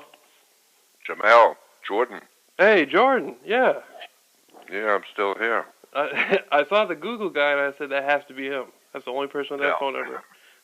Yeah, I don't have a land phone. I got a Google phone and Skype. Okay. Skype I could call anywhere in the world, anywhere, and I've got that's great for me. And of course I got Google phone, which is free. So, and I got my cell phone, but I seldom use that. I only take it with me for emergencies. So I don't really use my cell phone. It's there for an emergency, but that's it. So what I wanted to do with you is I wanted to take some time and sit down for an hour to a couple of hours with you and go through everything, because I appreciate your friendship, and so I'd like to take some real time to sit down with you. Right now I've got to go to the post office, I've got to go to the bank, and it's 4:35 here in the afternoon. Right. And so I'm wondering if we could do the phone call tomorrow on Friday. Yeah, that's at the fine. Same time. Yeah. And what is this, 7:30 for you? Yeah. Yep. I'm always 3 hours ahead of you. Okay, so it's 7:35, 7:36 right now for you. Mhm. Okay. Okay. I just got so many phone calls to make and got to run. I got people coming by to pick me up because I don't have a car. Right. So I have to depend on them to come pick me up to run errands. So So anyway, I'll catch up with you tomorrow about the same time. Yeah, that sounds really great. I'll be I'll be right here at the same time tomorrow. And then okay, and also write down anything you want to ask, so you don't forget. Okay, I'll be sure. I already have some stuff written, but I'll be up. This is good for me because I'll be able to include some more stuff. Okay, good. So we'll talk tomorrow. Okay, Jordan. Take care now. Bye-bye. Bye. Bye.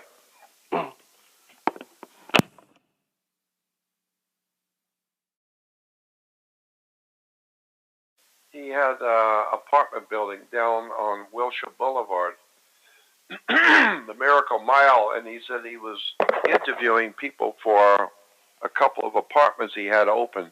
Mm-hmm. And this young man came down, knocked on the door. Excuse me. And the young guy wanted to rent the apartment. So he said, he said, I was sitting on the sofa, one sofa, and he's sitting on the other in my front room, and I was talking with him. And he said, I put my head down for a minute, and when I looked up, there was two of him sitting on the sofa talking to each other. He's talking to an exact same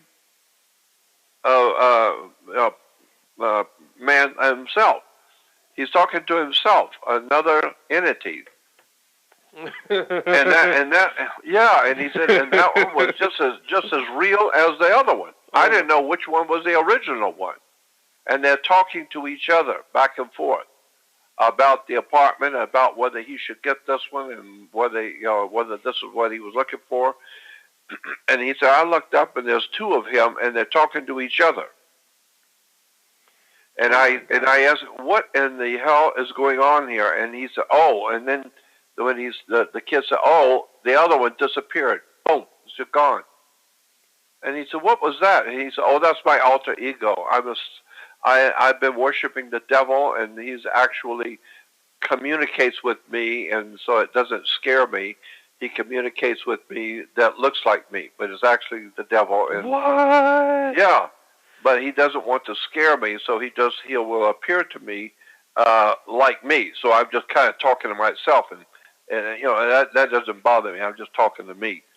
So he said, and so my friend says, I'm afraid you're gonna have to go look for an apartment someplace else, son. I don't want you here. Thank you. Goodbye. So it was like a demonic entity was appearing as himself, so he doesn't scare him. That's right. Exactly. My God. So if the demonic entity, the devil entity, wanted to, has been, totally communicating with him, but he always appears as if he's him, so it doesn't scare him. Hold on just a minute, will you? Okay. Hold on.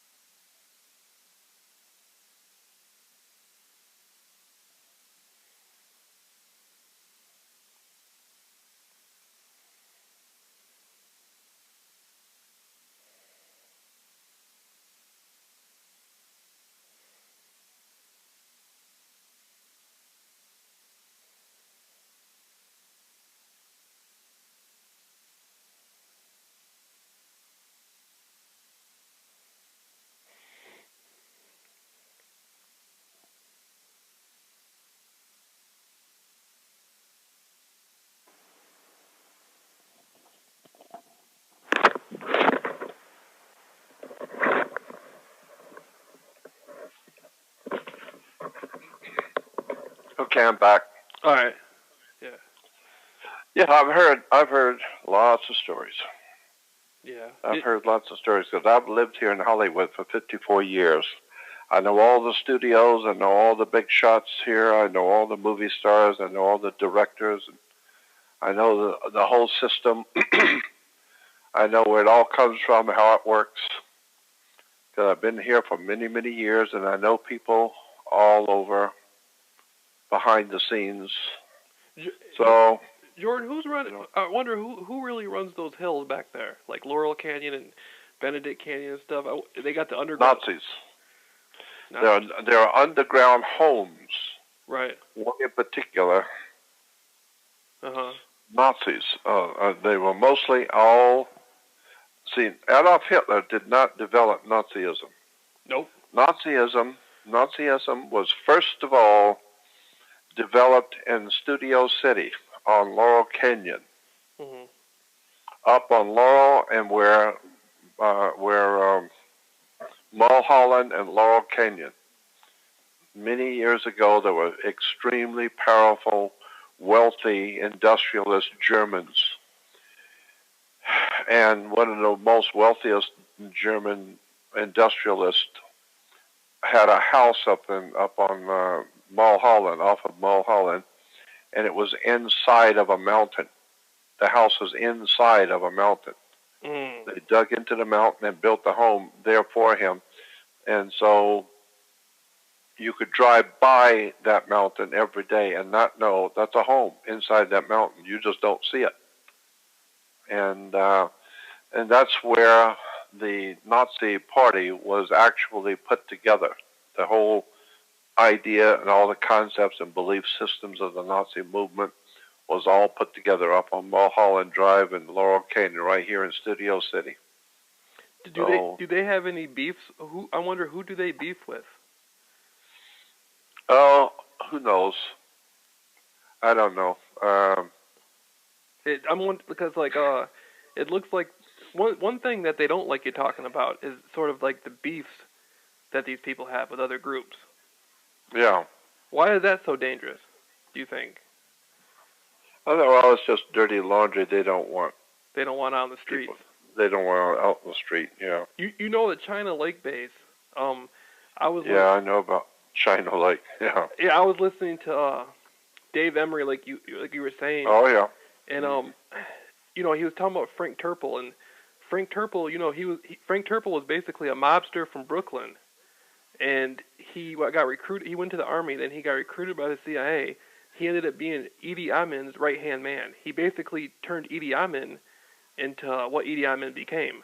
Mm-hmm. He got him all the guns from England, and he did all this stuff. But Frank Turple was indicating that he had the help with a lot of people from the China Lake Naval Base to do all this. Yep.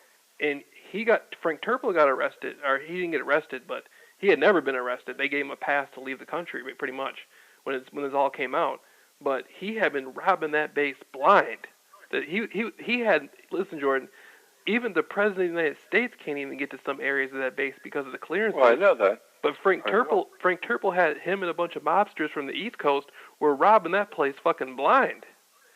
And the China, I mean, you have these high up military people and a bunch of thugs from the East Coast were taking high tech, sophisticated equipment off the base and all kinds of shit. I mean, it's just unbelievable because these guys are just gangsters. Yeah, it doesn't make you a bad person. No, it does. It does. I don't have anything. I don't have anything against them, but I'm just saying that. No, I'm just being facetious as a joke. Yeah, I just noticed that you think about this stuff when you really think about the CIA and stuff. It's really difficult to when you actually figure out who these guys are. It's crazy. Yeah, well, that's why I've come to the point in my life after doing this for 54 years. Mm-hmm. I've come to the point where I don't even care anymore. I just want to be left alone and happily, pass away soon. Thank God I'll be gone. Yeah. And because I know there is no hope. for the human race, not just for America, not just for people in the U.S. Jordan, this stuff I'm talking about isn't anything secret. All this stuff was mainstream. I know. This is all in the newspapers. Yeah. That's what. This was all. This was all in. This guy named Tony Thomas of the British Broadcasting Network did a big documentary series on this. And yeah, I wouldn't have been surprised. There's been a lot of good stuff out there. Yeah. There's a lot of really good stuff out there on the web if you know where to look for it. If you got a pencil and paper, write down some of these names and go watch everything, download everything they've ever done. I'm going to give you the best of the best. Okay. One is Lloyd Pye, spelled with 2 L's, L-L-O-Y-D. L-L-O-Y-D, Pye, P-Y-E. Lloyd Pye. Yeah, I know who he is. He was on your show. Well, he's sensational. Yeah. But he's gone. He died mysteriously. He happened to be doing just fine one day and died of a horrible cancer 2 days later. So that tells you something. And then there's that guy named Joseph. Peter Levenda is another one. Peter Levenda, L-E-L-E-V-E-D-N-A, I think it is. Levenda, L-E-V-E-D-N-A. Peter Levenda, very, very important. Download anything he's talking about. He's great. And especially John, what's his name? Joseph who? Hold on just a minute. I'll find his name. Joseph, I've got him here on my computer. Hold on. I'm looking for his name right now. His first name's Joseph. Where is he?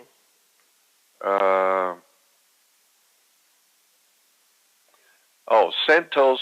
Do you know about Santos Bonacci? Yeah, he had a radio show. Yeah, but have you seen his lectures on YouTube? No, I haven't. Well, then you haven't seen nothing. Okay. So it's Santos, S-A-N-T-O. S-A-N-T-O. Santo, B-O-N-A-C-C-I. B-O-N-A-C-C-I. Okay. Santo Bonacci. Got it? Yeah, I got it written down. Okay, now just hold on. I'm trying to find the other one.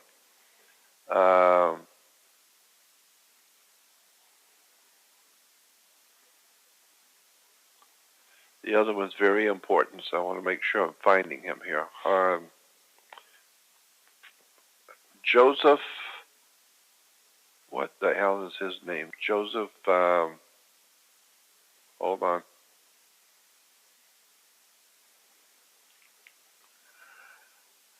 Oh, shit. I got so much in my mind, I can't remember them all. You can always email it to me later if you don't. Yeah, I know. Yeah, I want to get it. I want to get it to you right now because he's so important. Okay. Just hold on, Joseph. Yeah, I could do that too, but. Yeah, and Jordan, I'm getting the feeling, like from you, I can just feel the vibration of this. That this stuff is so. These people are so dangerous. You know? God, you have no idea how bad they are. They're so. It's almost like there's a secret committee just to stop people from talking. Oh, of course there is. Several of them. Of course there is. Several of them, huh? But they're not. But it's not just that. They are not of this world. They're vicious. They're vicious. Not of this world. It's spiritual.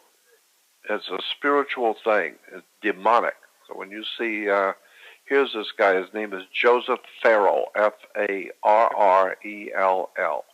Joseph Farrell. F-A-R-R-E-L-L. Joseph Farrell is absolutely a mind trip. He is incredibly interesting and important. So go on the web and just listen to all of his lectures of Joseph Farrell, and he'll blow you away. Mm-hmm. He'll knock you out with the stuff. Yeah. And then of course there's I got Lloyd Pye and Joseph Farrell and Santos Bonacci. Santos Bonacci, and can't remember. There's a whole shitload more of good people out there, really good stuff. I had went back and checked out a lot of that stuff from Anthony Sutton. Oh yeah, Anthony Sutton. Yeah. Yeah, it turned out like the stuff he was talking about. Even in the Vietnam War, you can see how the United States was giving the Russians all the technology. Of course they were. Of course, yeah. And then they were using it on the American soldiers. He was one of the ones I was going to give you. Yeah. Yeah. I knew all about him many years ago. I heard about all of his stuff. I had all of his stuff many years ago. His books. Mm-hmm. And yeah, I mean he's very good. Anthony Sutton. He's got tons of books, and proving everything he says, proving everything. So, but happily, that doesn't have anything to do with Paris Hilton and basketball, so nobody gives a shit. Oh, I know. Yeah. You got to have evidence. That's right. We got to go and get these people from the bunkers and bring them up and have them do an interview and admit to it with. Yeah, and show you how they did it. Yeah. Yeah. Then we have to have CNN put it on TV, and it has to be a big thing, and maybe then they'll consider it. Well, they will consider it, but the end result will be, well, you can't believe all that bullshit. You yeah. That's true. Yeah. Out there, see it right in their face. So, that's a bunch of bullshit. You don't believe that, do you? Okay. Yeah. So that's why I do what I do for the people who are supposed to hear me. And the people who are not supposed to hear me, I don't give a shit one way or the other. Yeah, I had listen to this, Jordan. Okay, right after the congressman was killed, before the suicides even happened, they were already ordering the body bags for the suicides and stuff. And the CIA had sent a wire from Jonestown at 3 a.m. in the morning to the Department of State, telling them the situation and everything. And this is admitted by the department. This isn't anything secret. This is all admitted. It's all been provided and documented. And I was explaining to a school teacher, listen, this is already documented. You can contact, there's people who have this on paperwork. You can contact the Department of State and get it again. And he was telling me, oh, you have nothing but stories. There's no evidence. You don't even know what to say to something like that. I know. It leaves me speechless. Yeah, I don't even know, how do you respond to somebody who says something as moronic and ignorant as that? Yeah, I know. Well, the other thing is I was at a Sabbath dinner. A bunch of my Jewish friends invited me over for a Passover. Uh-huh. At Passover, they had a Passover dinner in Santa Monica, and this is a couple of years ago, and I went down. And one of the guys there was a top reporter for the L.A. Times, Los Angeles Times reporter, and a very famous name in town. And he was there, and after dinner, we're sitting around talking, and I brought up 9/11, and he said to me, Jordan, I don't want to talk about that. And I said, oh, really? Okay. Why? And he said, well, I just don't want to talk about it. And I said, well, I just was, interested in the facts that don't make sense. He said, no, I don't want to talk about it, period. Mm-hmm. And I said, why not? He says, I don't care to know. I don't care what the facts are. I don't care. I don't want to know. As far as I'm concerned, the government is right, whatever they said, and that's it. I don't want to hear it. Mm-hmm. Yeah. So I said... And that's a reporter. Yeah, that's an L.A. Times reporter. That's a reporter saying that, yeah. Yeah. So I told him, I said, well, it strikes me that this is exactly what the German people said when the Jews were being marched into concentration camps. They were the people said, we don't want to hear it. No, it's all a bunch of bullshit. We don't want to hear that. Mm-hmm. Yeah, okay, well, there's none so blind as those who choose not to see. Yeah. It's not like you're blind. No, you don't want to know. So that's it. I understand. You don't want to know. You ain't interested to know. But Jordan, so shut the fuck up. You've had some serious protection too, though, because if I'm right, you've had entities or people out there, whoever they are. Oh yeah, all around me. Yeah. Come in, just to provide provide the protection for you. Yeah, I'm sure. There's no doubt about that. None. Mm-hmm. I know exactly right. You're exactly right. But it doesn't mean it's not scary, though. No, it doesn't mean. It really, to me, doesn't mean a whole lot. Period. Right. Because while that may be true, it's also true somebody could kill you tonight. So. Yeah. I hope I'm being protected, but I'm not going to bet on it. Oh, I know. I've been. It wasn't related to anything like this, but I've been shot at. I've had a gun held up to my chest before, and the only reason nothing happened is because there was a car at the corner, and the person holding the gun didn't want to. They didn't want to be witnessed. They didn't want to send it out. And I've had a few situations like that, and I know it. I'm sure you've had a lot more, Jordan, because I remember. You were at a diner or something. I remember you talking about. Oh yeah, somebody. Yeah, that was.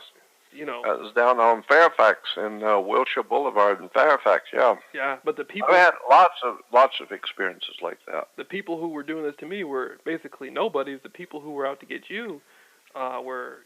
This was a. They're not even from this world. Yeah. Was it like the Men in Black type of thing? You think? Yep. Mm-hmm. Jordan? Who are the Men in Black entities? Do you know? Yeah.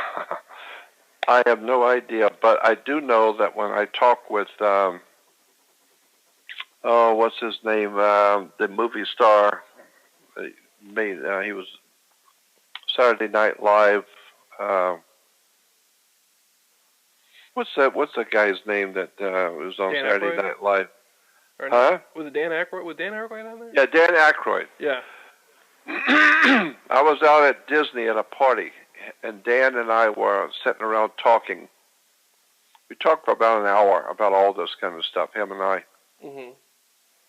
He told me all about his brother and making the movie Ghostbusters and why he made it.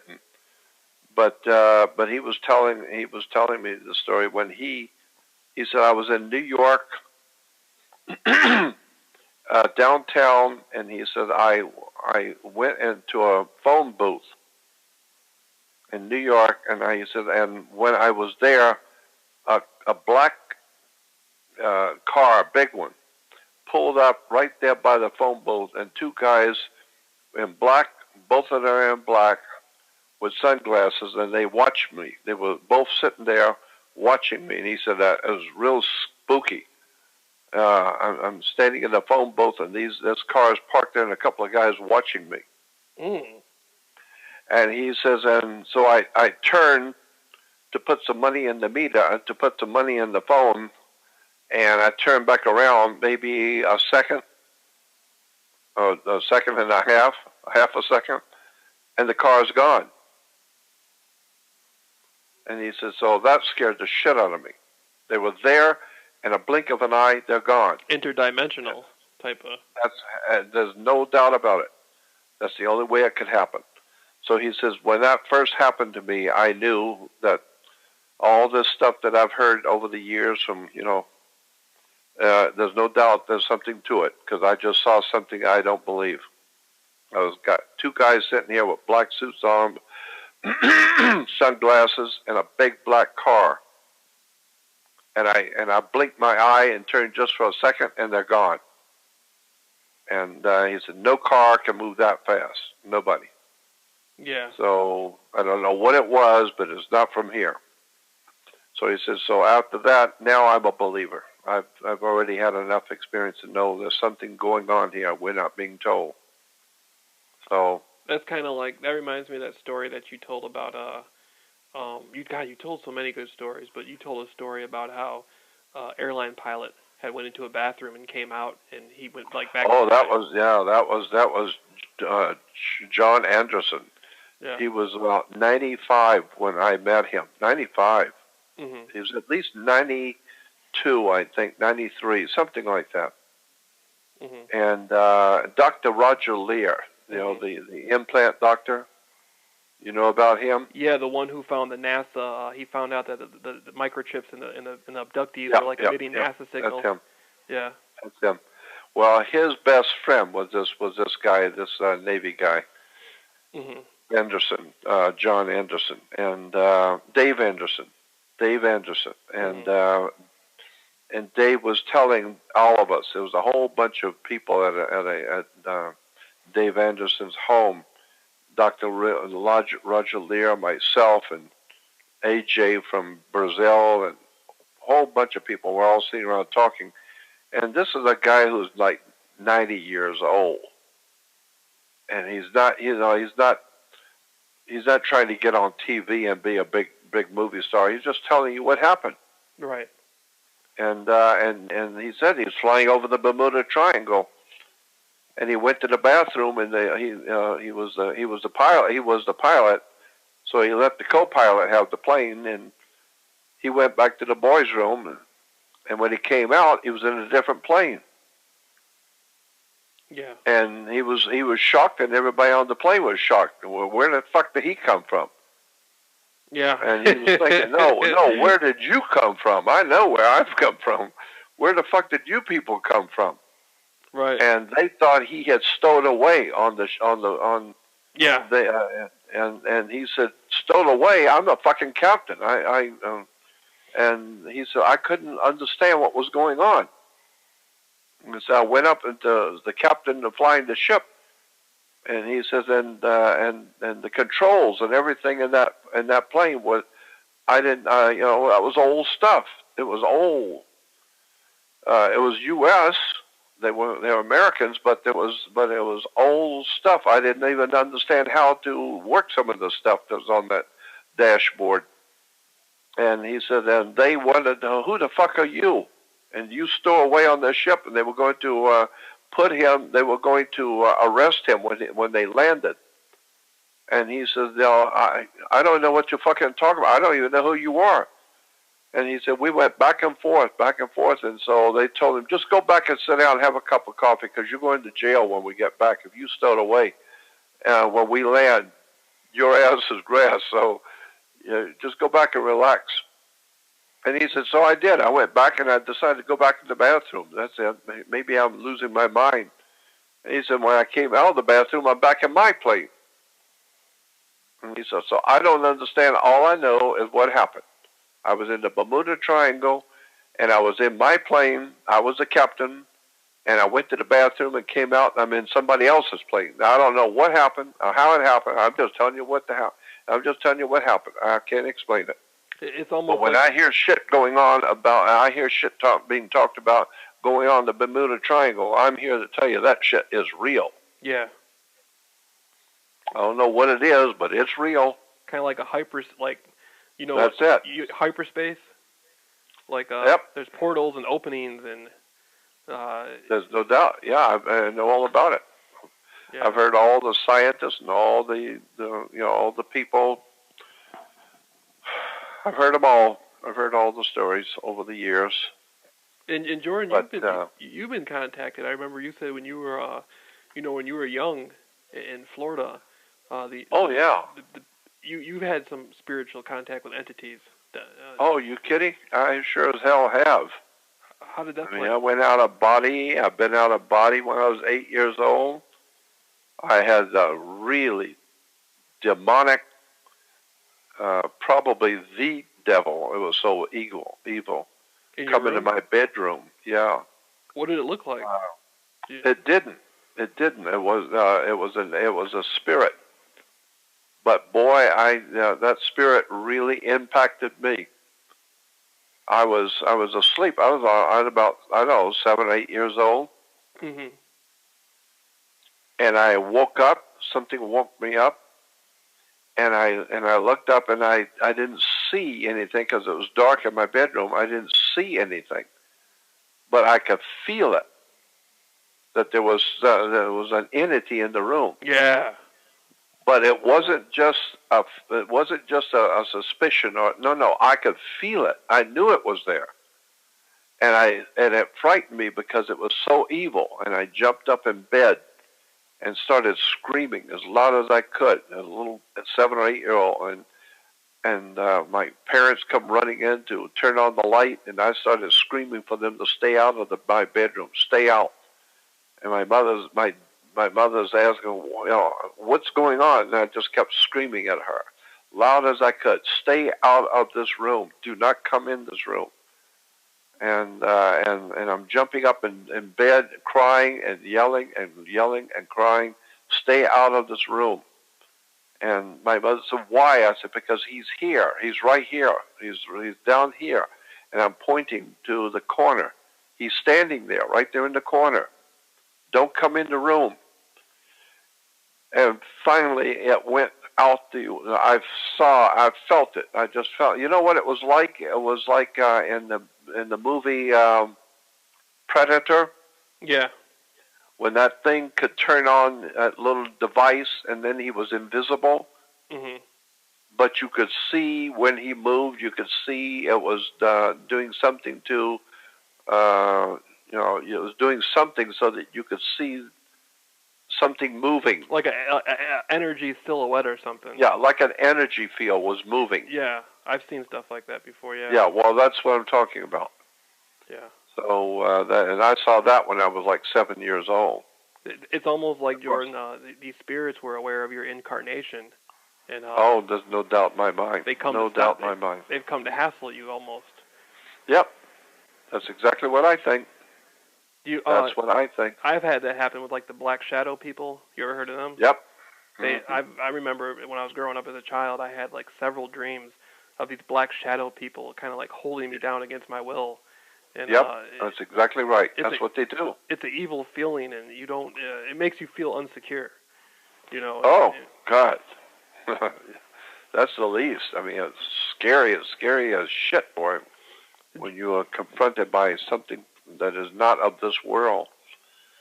So Jordan, but these are the type of entity that you faced when you were like when you were this age, as a young age. These are the type of entities that are giving the orders to the agencies and secret societies that we're talking about.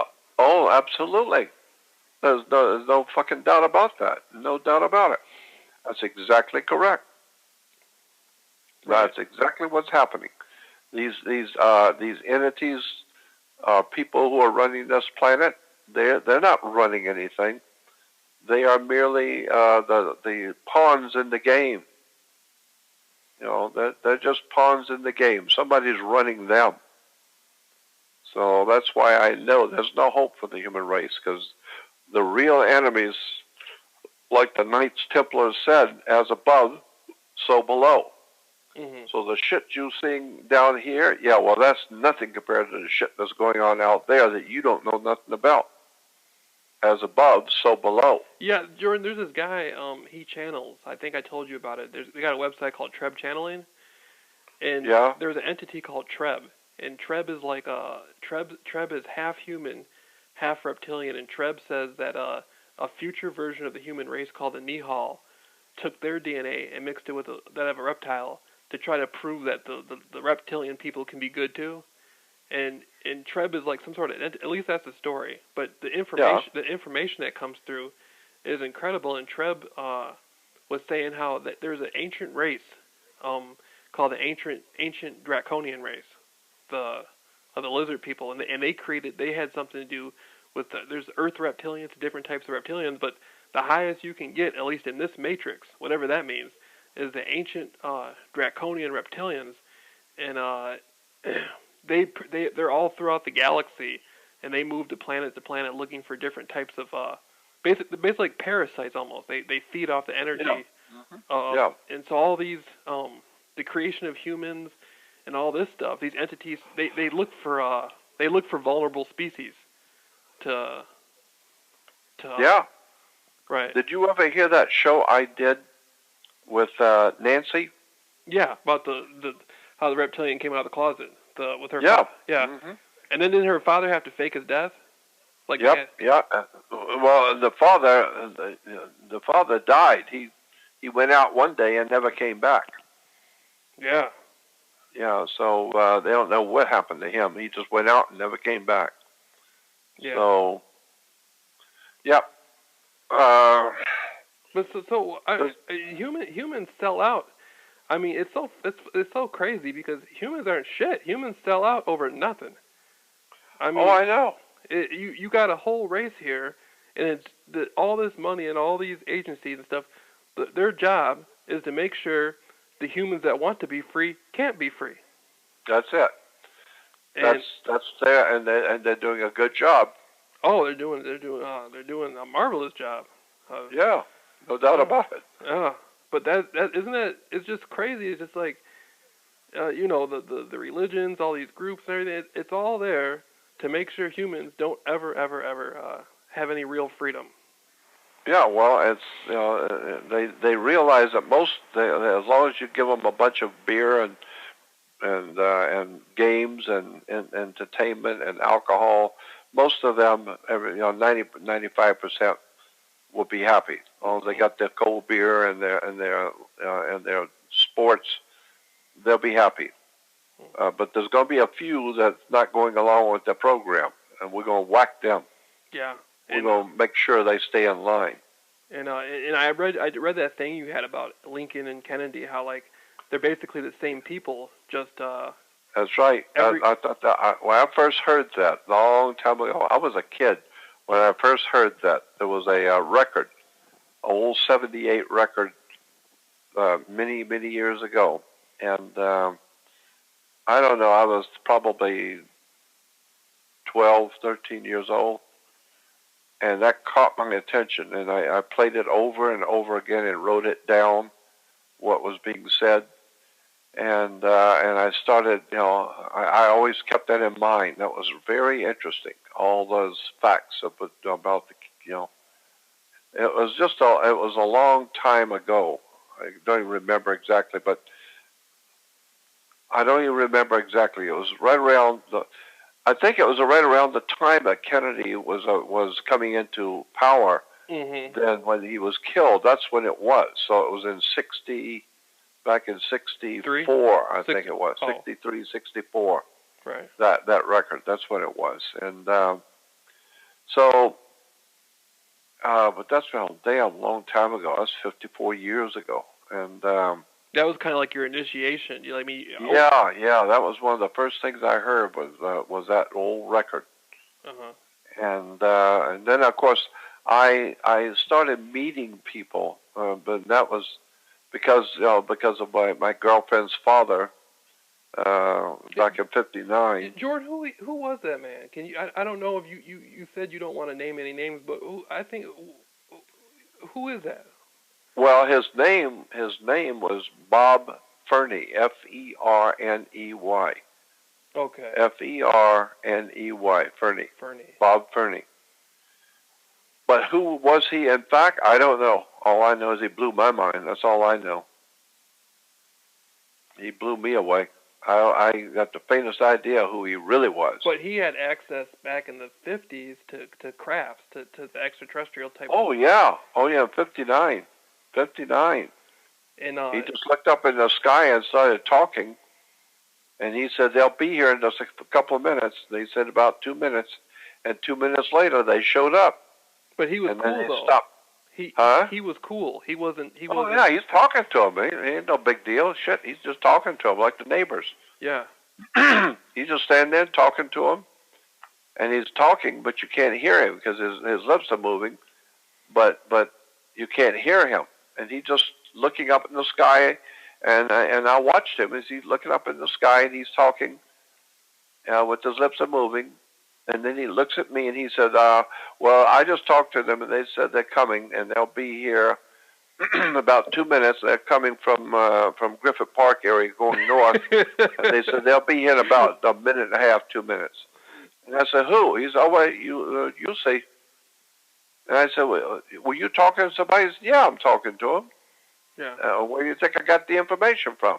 They told me they're going to be here. And I said, who is going to be here? He said, you said you wanted to see UFOs, right? Yeah. I said, yeah. She said, well, then just sit tight and they're going to be here. like soup. It was like he was making a bowl of soup or something. It was so he's just over there talking to the neighbor next door. Yeah. And he's just looking up at the sky and talking, and sure enough, minute and a half, 2 minutes later, they showed up. And when we saw them coming over the mountain from Griffith Park, we saw them coming, all three of them. And he said, "Oh, there they are. Okay, here they are." And I'm wondering, what the fuck is going on here? Yeah. And they come over very quietly. They come over, and then in a triangle formation, three of them, and they're glowing, beautiful colors, making no sound at all, and stopped right in the air, right above us, and sat there. And the colors were spinning around. They were beautiful colors, and they make no sound at all. And I just stood there watching them and looking at them, trying to figure out in my mind, what in the fuck am I looking at? What in the hell am I seeing? And so then in 59. Yeah. And then I looked over at him, and he was kind of smirking and smiling. Well, you wanted to see UFOs, didn't you? Yeah. Well, there they are. And so I looked back up, and they're just sitting there spinning around in circles, the different colors. And then I looked at my girlfriend and her sister, and she just kind of smiling at me, which was telling me, this is my father. He does this all the time. And I was just amazed. And then he looks up, he starts talking to him again, but you can't hear him. His mouth's moving. He's obviously talking to him. And he said they said that they're going now, but they'll be watching you. They've been keeping an eye on you, so they're going, but they'll see you later. And he said they're going north now. And then when he said that, they started to move. And then we stood there and watched them as they went north. And once they were gone far enough, they were gone over the hill. That's it. They're gone. And I was amazed. What in the fuck did I just see? This guy looks up in the sky, talks, and they show up. Then he chit-chats with them for a few minutes, and then they said they're going, and they do. And my girlfriend's looking at me and thinking, what's so impressive about that? Well, I see that shit all the time. Yeah, but she looked like a normal girl. Yeah, just a normal guy. But he was very, very agitated with me. He was very agitated with me. Why? He was very excited about talking to me. Right. It was like he was very excited. He's supposed to talk to me, and he was very excited. He was very excited to impress me. I don't know how to say it. In other words, it wasn't just a casual thing. No, he was really excited about my being there and wanting to show me all of this stuff, what was going on, and then he got the book out and said, "I'm going to give you a book I want you to read. This is going to start you on your journey because we brought you out here. We have something for you to do." And but it won't happen to the last part of your life. So I need to get you started. So he gave me the book, The Complete Works of Charles Fort. Have you ever seen that book yet? I haven't seen the book, but I've read on blogs and stuff. I've read some of the material, like about the rocks coming from the sky. Yep. And the rocks would like a well, different. Order the book. Order the book. You can still get it. Yeah. Order it from Amazon. It's called The Complete Works of Charles Fort. Fort. Yeah, I'm gonna order. And there's a website called Fortean Times. Mhm. Fortean. Fortean Times. It's out of England. And it's a website devoted to Charles Fort and all the strangest shit in the world. All kinds of strange pictures and off the wall shit that nobody's ever heard. It's a great website called Fortean Times. Jordan, right? They got a magazine that's on the newsstand called Fortean Times. Yeah, Jordan. Right now, when you were telling that story, I got like a spiritual, energetic type of vibe from that story. where it's like it's almost like I can feel the strangeness that you have encountered through your life a little bit. Like, you know how you can talk to somebody, you can pick up on the vibe of the person. Oh yeah. Yeah, I'm getting the sensing. It sounds like there's just a lot of who like these people. This guy that was showing you this. Like, it looks like his job, like their job was to like follow you through your life a little bit. Oh, that's exactly what it was. He told me that. He said, he asked me, I said that, he asked me in the house before we went out in the yard, he asked me, he said, why did you come to California? Why did you come to Los Angeles? And I said, I don't know, I just had to come. And he said, that's exactly right. You just had to come. And the reason why is because we brought you here. We're the ones that made you come here. And he said, we can make you do anything. We can make you go anywhere we want you to. We can make you do anything we want you to. And that's exactly right. You were here because we made you come. Yeah. And I was thinking, what are you talking about? And he said, well, you've always been interested in UFOs and aliens and other world stuff like that. And I said, always. He said, yeah, I know. We've been watching you for a long time. And he says, so would you like to see some UFOs up close tonight? And I said, yeah, I would love to. And the way he said it, I will never forget the way he said this.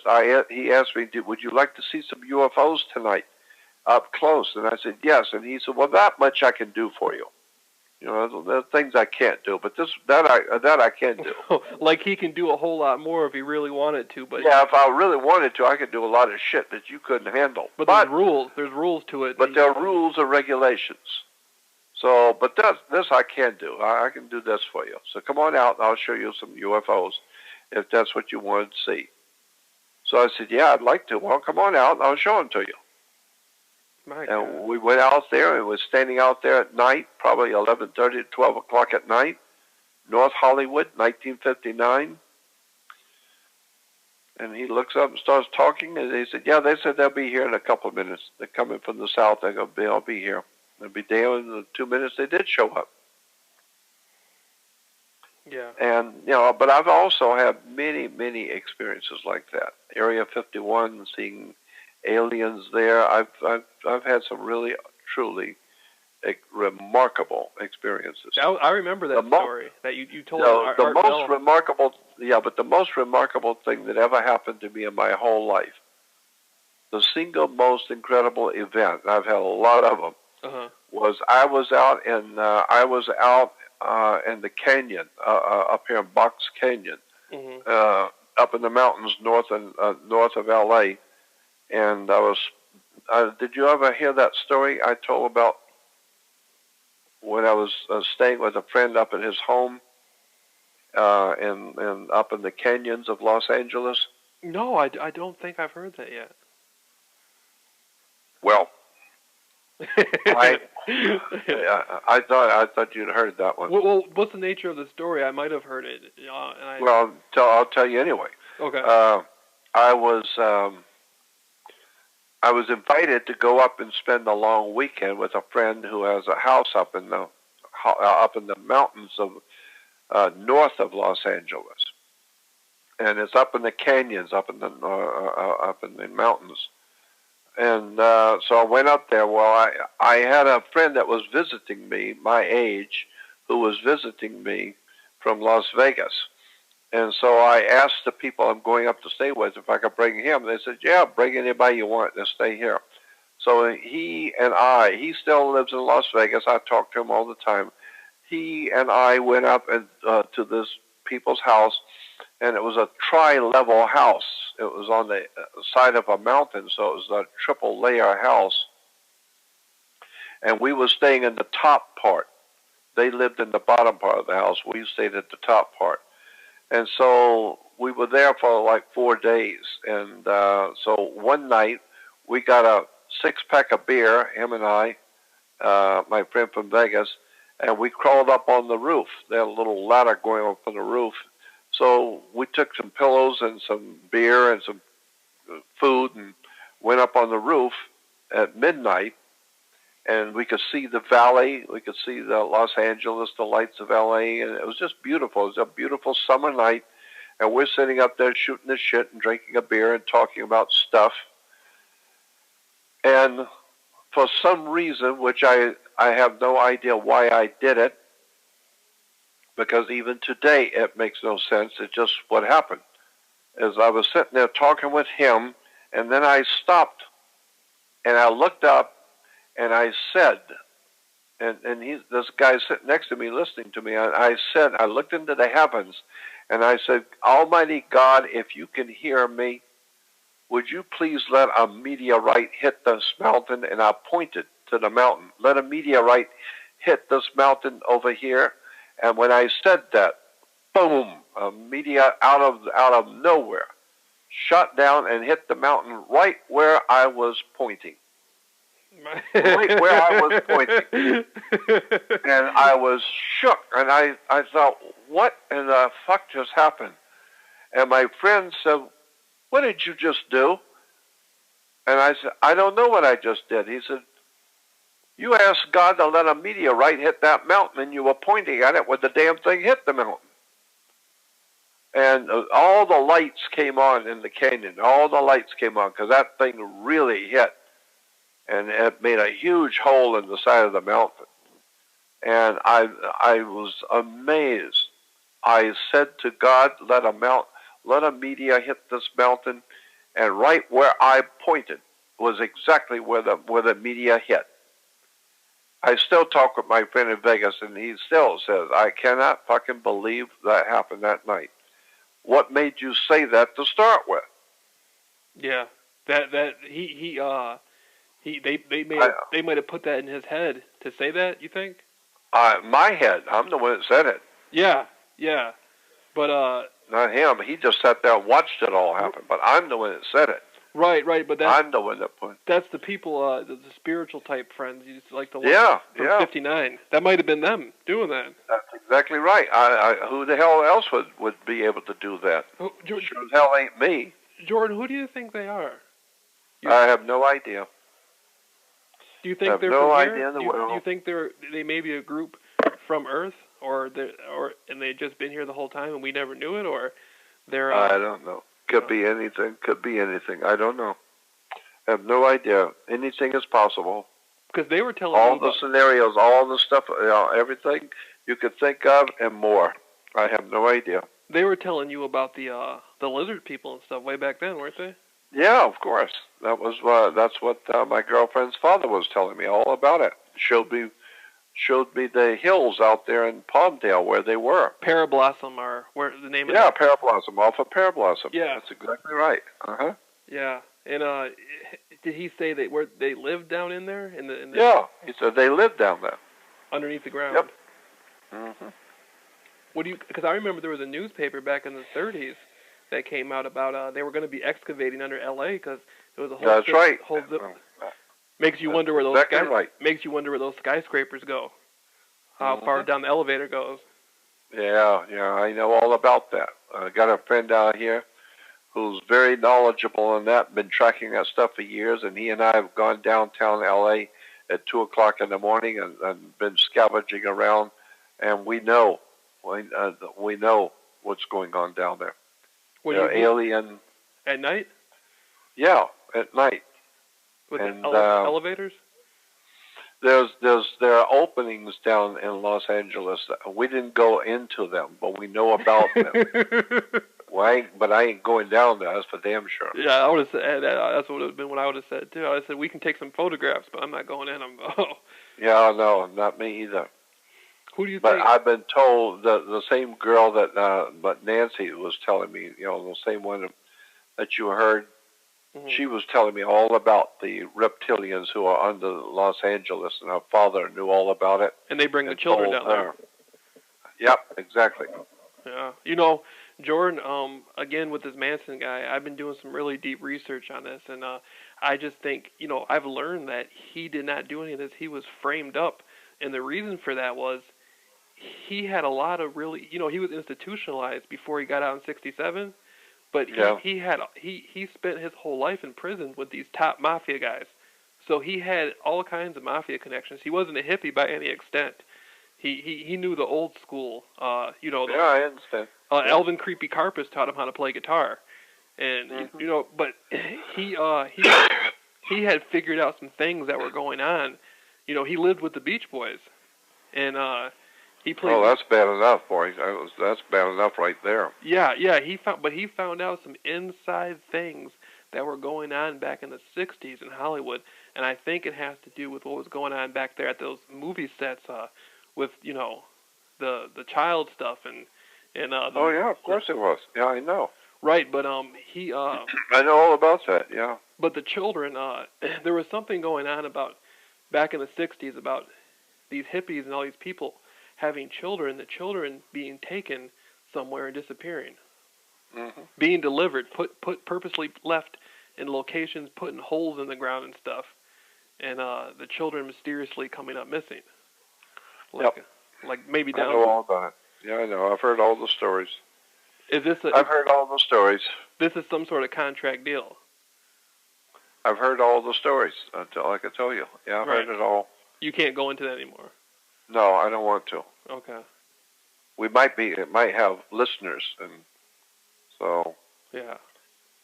I'm not going to go into it. All I tell you is I know what you're talking about. I've heard it all, so. Wow, I just felt a funny feeling like I was being watched by something when I said that.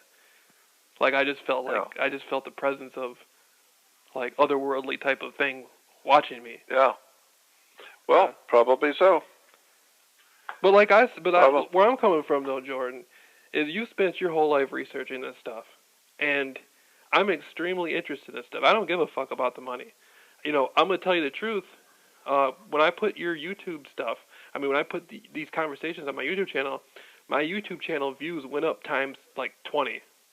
And just because your name was on it. But I'm not trying to use this to boost me. I've spent the last 10 years just researching this shit.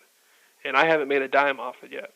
But I know because of you, now my channel is becoming popular. Now I see why you've been scammed so much in the past, because anytime you put Jordan Maxwell's name on something, the value of it increases significantly.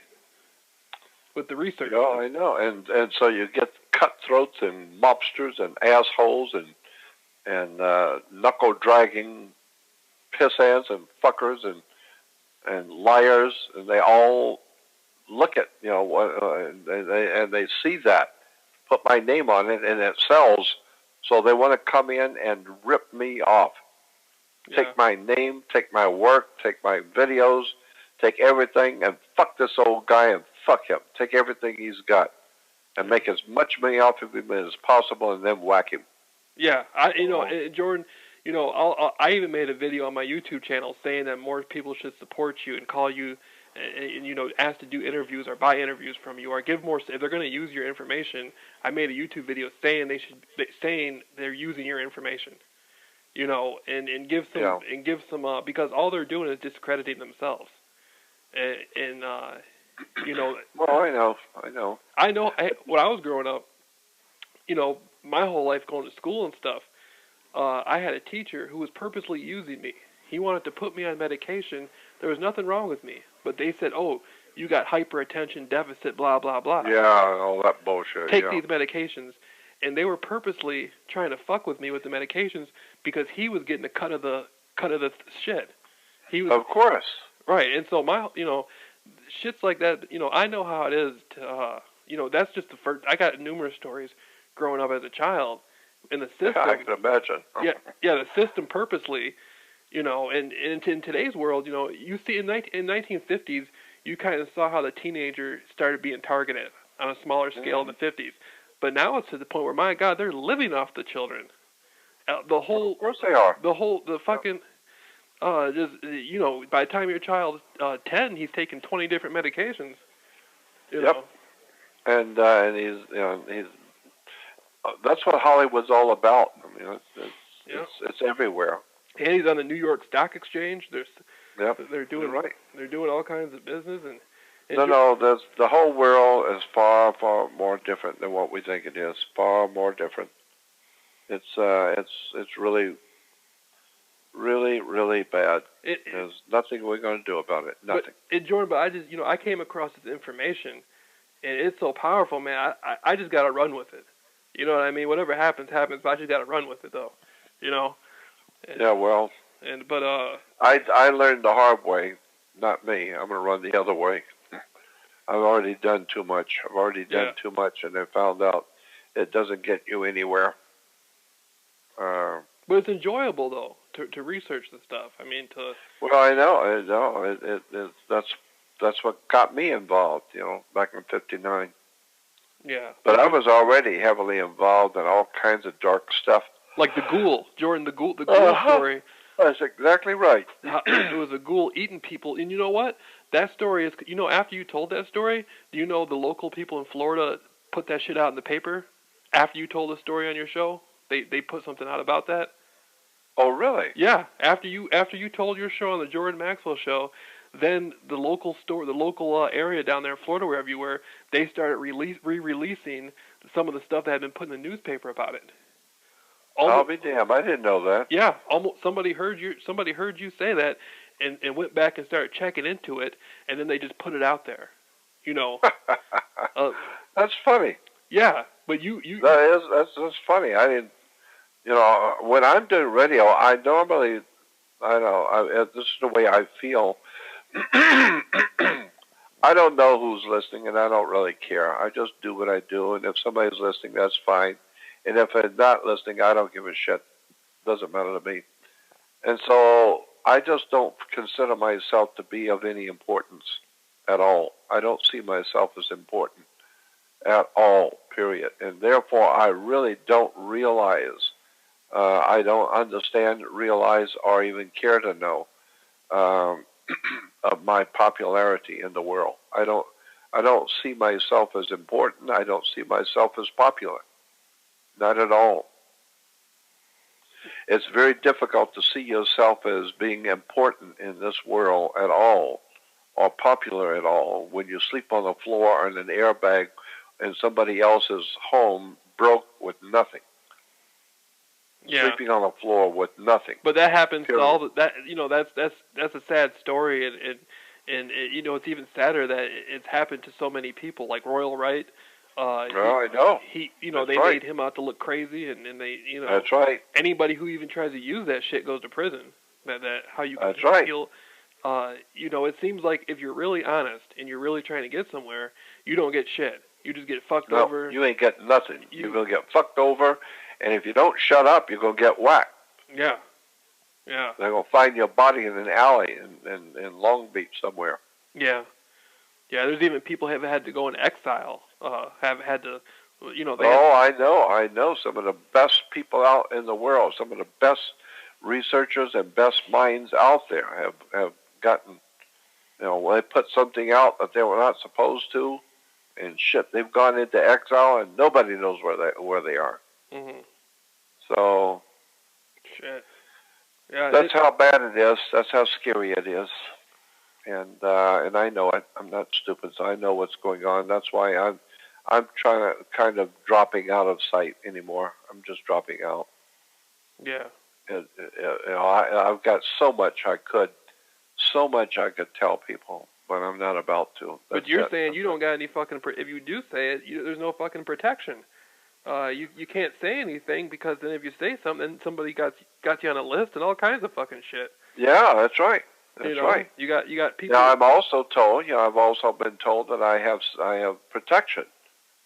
Well, that's true, and maybe I do, but sure as shit don't look like it. But then again, I'm still alive. I'm still here. Yeah, that ought to tell you something, And so I guess it tells me something. Maybe I do have protection, and so what it tells me, all right, maybe I do have protection, but I'm not going to go out looking for trouble.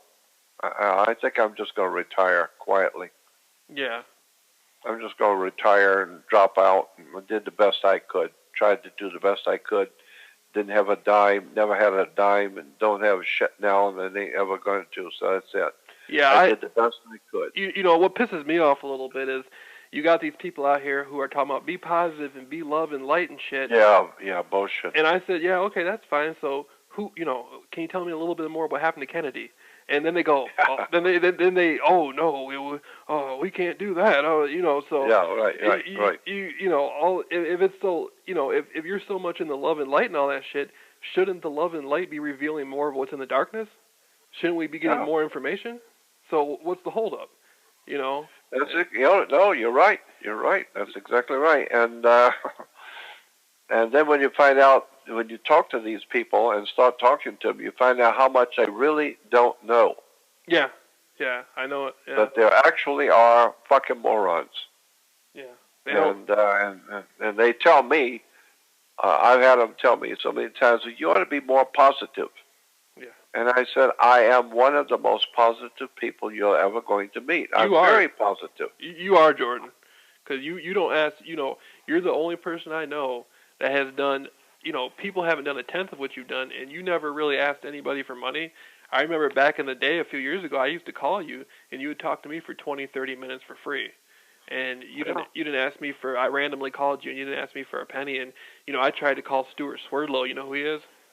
Yeah, of course I know Stuart. His wife picked up the phone talking about, $350 to set up a consolation to go over all this shit and stuff, and all the shit on his website, like you clear your energy field for $500 and all this shit, and and you could. But see, I know him. I know Stuart Swerdlow and Al Bielek and Peter Moon and Preston Nichols, all those guys. I know them all real well. His grandpa. I think his grandfather, Stuart Swerdlow, was like the first leader of the communist movement or something. Yeah, I heard that. Yeah, that made me feel warm and all over. It made me feel good just to know that. Yeah. No, you're right. I knew about that. Yeah. I went back to Philadelphia twice. A few years ago, I flew back to Philadelphia and did a long, extended weekend seminar with Al Bielek and Preston Nichols.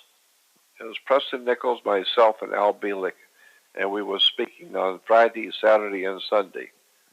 And so I know Preston Nichols and Al Bielek. And you know what I'm talking about, Al Bielek? Yeah, Al Bielek was with the Philadelphia experiment. Is he still around? No, he passed away. He was in Florida and died. Okay, I'm sorry to hear that. Yeah. Yep. But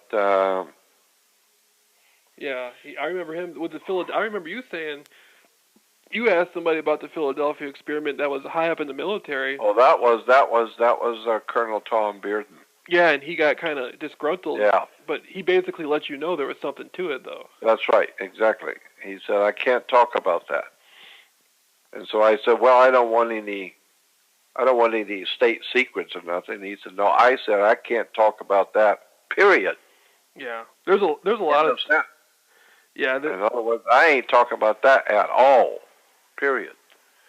Well, when a man like Colonel Tom Bearden, at the top of America's scientists, tells you something like that, that means he answered your question. My question was, is there anything to it? And the answer was very simple. You bet your ass there is, and I ain't talking about it, so shut the fuck up. So I said, well, I guess I got it. I think I figured it out. So, whatever. Yeah. And let me ask you something. Okay. Did you say you were out here at one time? Yeah. I go back. I go to California about once a year, and I'm about overdue. As a matter of fact, I was thinking about going out there in the next couple of weeks. I didn't know. Usually, I stay at the Motel 6. But I was going to pick a different location this time. But I go to California. I've been going there since I was about 7. I usually go there just once a year. Well, what are you doing when you come here? You got family here or anybody? No. Something draws me. This is the interesting thing. Something draws me to the location of the LA area. I don't know what it is. And how old are you? 29. And you come to LA on your own. Uh-huh. It's interesting because LA is it's called Los Angeles, and Los Angeles is city of the Angels, Los Angeles. Yeah, I know. Los Angeles. Yeah, or Lost. Well, what are you talking? What are you talking about? Angels. Yeah. The fallen angels. Yeah, well, the angels are from out there, right? Yeah, and soul and Los, Los backwards it means the sun. Yeah, that's right. Soul. Mm-hmm. Jordan, you think that the L.A. area itself, it seems like it has a significant spiritual presence there on its own. Of course it does. Of course it does. Of course it does. What do you think? That's why Hollywood is Hollywood. No? Yeah. And, of course, the City of the Angels. It's a mecca for spiritual stuff. All the cults are here and all that kind of shit. It's all here. Yeah. Over in Chatsworth. So, Yeah, in Chatsworth. Yeah, Chatsworth is full of it. You ever heard of Krishnaventa? Oh yeah, absolutely. I haven't heard that name in a long time though. Yeah, he had a cult there before the Manson family in the 50s. Well, Yeah. And then before him, it was. You know that in the Santa Monica Mountains, there's a huge retreat up in the mountains. That's it's all overgrown now. But it was an enormous retreat. You can still go there today. Mm-hmm. That was built for Adolf Hitler by all the Nazis here in L.A. I didn't know about that. I got to write that down. Hitler retreat, that's Santa a Monica. huge.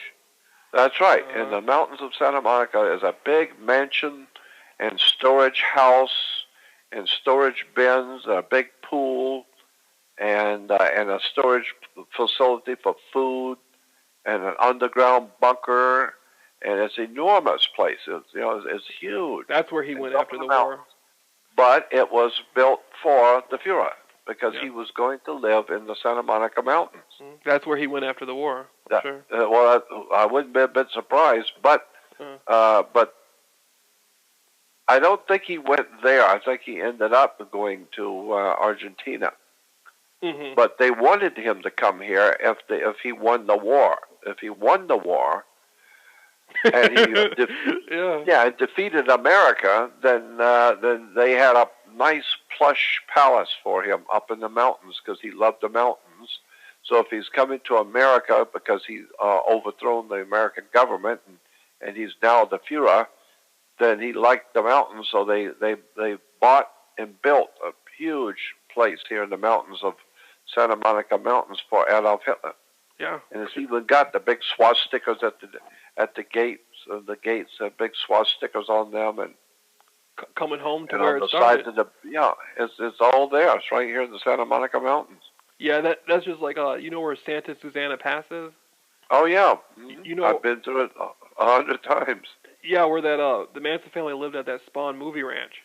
That's right. That's exactly right. I was there. I mean, I know exactly where it is. Yeah, I always thought, the Germans in 1970 when this stuff started coming out more and more and more about what had happened, and they were indicating the Manson family, I found out that they were saying on one of the interviews the Germans owned half the where they lived. The Germans owned the ranch that they were at. Well, wouldn't be a bit surprised. That's exactly right. Wouldn't be a bit surprised. Like the Hughes Foundation or something like that was there too. Yep. Yeah. But anyway, I'm gonna have to go. I got to make 2 more phone calls tonight. Okay, Jordan, I want to say I'm gonna be in touch with you because I'm gonna do something like we did before with the money order. Hopefully, I can if you're willing. But also, of course I am. Yeah. Also, I want to come out there and possibly just see you in person. Yeah, that's what I was thinking. That's why I asked if you're coming out here. Why don't you email me when you're coming out here, and then come over and hang out. Yeah, I work. My job is very relaxed.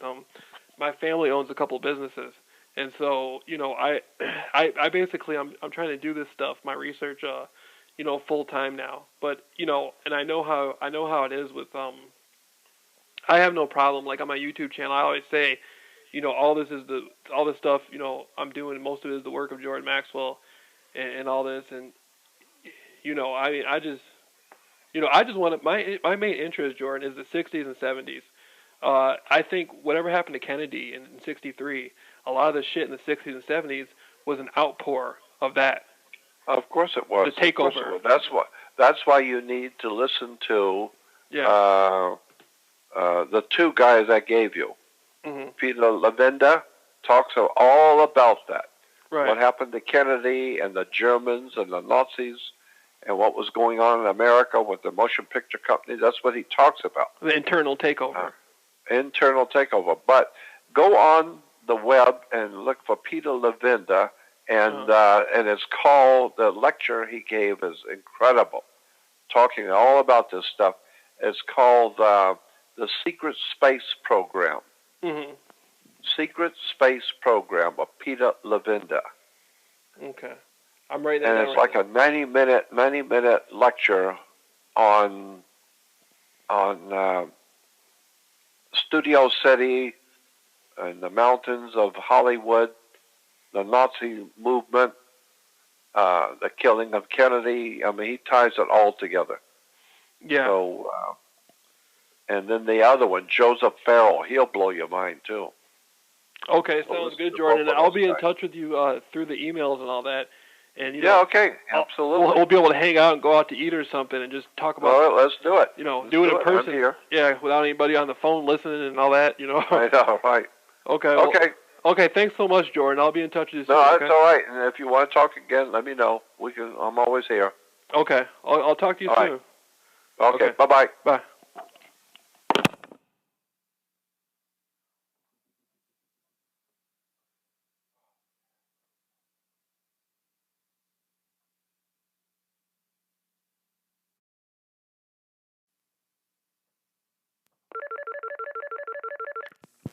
Hey.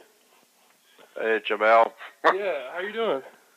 Oh, Lord God, I got so many people poking at me and trying to destroy my work and destroy everything I've ever done. That have to do with, I heard your work had got burnt up in a warehouse. Yeah, everything I owned in the world was burned up purposely. Nothing in the whole warehouse was touched except that one little area where my stuff was burned to the ground. So, it was most likely what is it? The Jewish thing, Mossad. Yeah. Mossad. Yeah, Mossad did it. There's no doubt in my mind about it because of where it was and how it happened. I went down to live in Panama, the country of Panama. And I was living with a Jewish military guy that was in the military, and he retired and was living down there. And so I went down because I didn't have a place to live here. I was kicked out of the place I was in and had no place to live, and I didn't have a car to sleep in, so I had no place to go at all. And so rather than sleep under a bridge, a friend of mine down in Panama said, just come down here. I'll pay for everything to get you down here and come down and live and just do whatever you want, but do it down here and live with me and it won't cost you nothing. Yeah. So I said, okay. So I go down there, and he was very, very kind, very generous, and we had a good time, but I had to ship everything I owned, which wasn't that much, but what little bit I did have, I shipped down there because I was going to live there. And it took 5 weeks for it to get there because it came down on a ship, on a boat. And then when it went to the warehouse the next day, when they were supposed to deliver it, the morning they were supposed to deliver it, they called and said that section of the warehouse caught fire and everything was gone. I lost everything. So I know what happened. I know. But you see, I've had so many tragedies in my life that I don't even care. I've already lost everything I own 5, 6 times before. So the 7th time didn't bother me that much. Because I've had 6 different times everything I own in the world, including my clothes and my kitchen stuff, everything I own stolen. 6 times in my life. People came in when I wasn't home, took everything I own, everything. And I come home and there's nothing in the house, period. Everything's gone. And on the wall, one time, on the wall they scribbled on the wall in a felt tip pen, "Fuck you, you're out of business." So I've had 6 different times, everything I own in the whole, everything is gone. And this is all through Mossad, you think? Huh? You think that same, when they wrote that on the wall, do you think that was in particular from Mossad as well? No. It's just this last one. All right. Yeah. No, each time it's the people who come in to be my friends who did it. People come to see me and they say, "Oh my God, we just love what you're doing, Jordan. We want to help you. You're doing so much, and you just got great stuff, and we want to help you. And what can we do to help you?" And I said, "Well, you can help me by handling my website for me." And that would be wonderful. We'll do that for you immediately, and whatever else you need. And so I trust them, and so I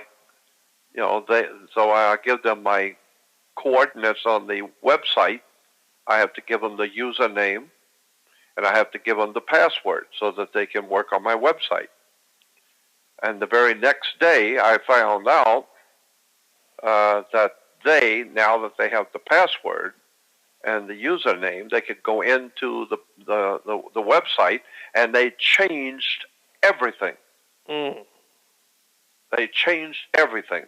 Go into the back end of the website and take my name off of it as the owner, put their name. Stole it. I'll take my name off of it as the in charge of that website, and put their name. And take my name off of the bank account and put it in their name.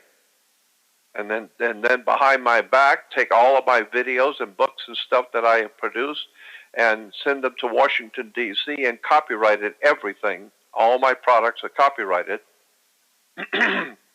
And so now I don't own any products I produced in the past 25 years. I don't own nothing. They copyrighted it, and they own it. Yeah. And they own the website, and they own the bank account, and they own the email list of 27,000 people. And so they redirect the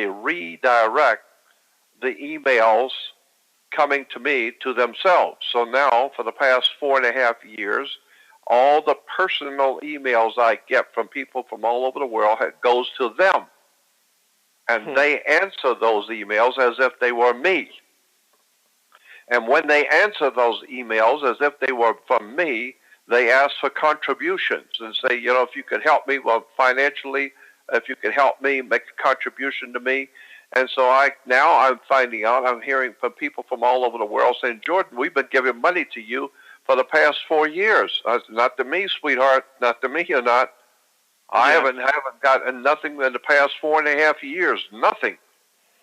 So that is what we call mail fraud. That's a felony in America. You can go to prison for that. That's federal. That's federal. Mm-hmm. And so we now have these assholes who have stolen from me and ripped me off for 4 years. We have them on 4 separate felony charges of wire fraud, mail fraud. Interstate commerce. Interstate commerce. I mean, we've got these assholes nailed, and they're going to prison. And I can't fucking wait. I want to see them. Yeah. Ooh. And I told him, I want to see you in prison. Now, I hope you get fucked every day and have your head cut off and somebody pissed down your throat. You think you're going to fuck me and leave me for dead and take everything I've ever done all my life and leave me for dead and take everything? I don't think so.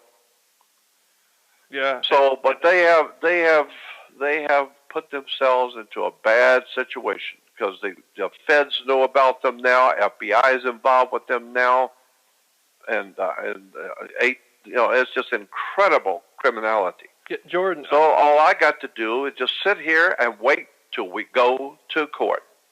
I saw that the guy with the ponytail. I was looking at him on TV. on YouTube, and he's up there on a channel with Oliver Stone's son. Yeah, I know. Mm-hmm. And I think they're doing that purposely because he stole your stuff, and he's kind of getting commemorated a little bit for it by them. Yeah. By the secret society and stuff. Well, would be a bit surprised. Like they're oh, he stole Jordan. He stole Jordan stuff. He copyrighted Jordan's name and shit. This guy might be able to do something with this. Let's get him on the show and get him with us. That's right. Well, I would be a bit surprised. Yeah. But that's all right, because I got a feeling what goes around comes around, and if their ass goes to prison, his ponytail's going to look real good to those guys waiting for him. Once he gets out there on that level 4 yard, all that stuff's going to come to an end. Once he gets back there. All that fun stuff coming to an end when you meet up with the gangs that are waiting for you. Yeah, and Jordan, you got more friends back there. There's a lot of people who feel grateful for what you've done.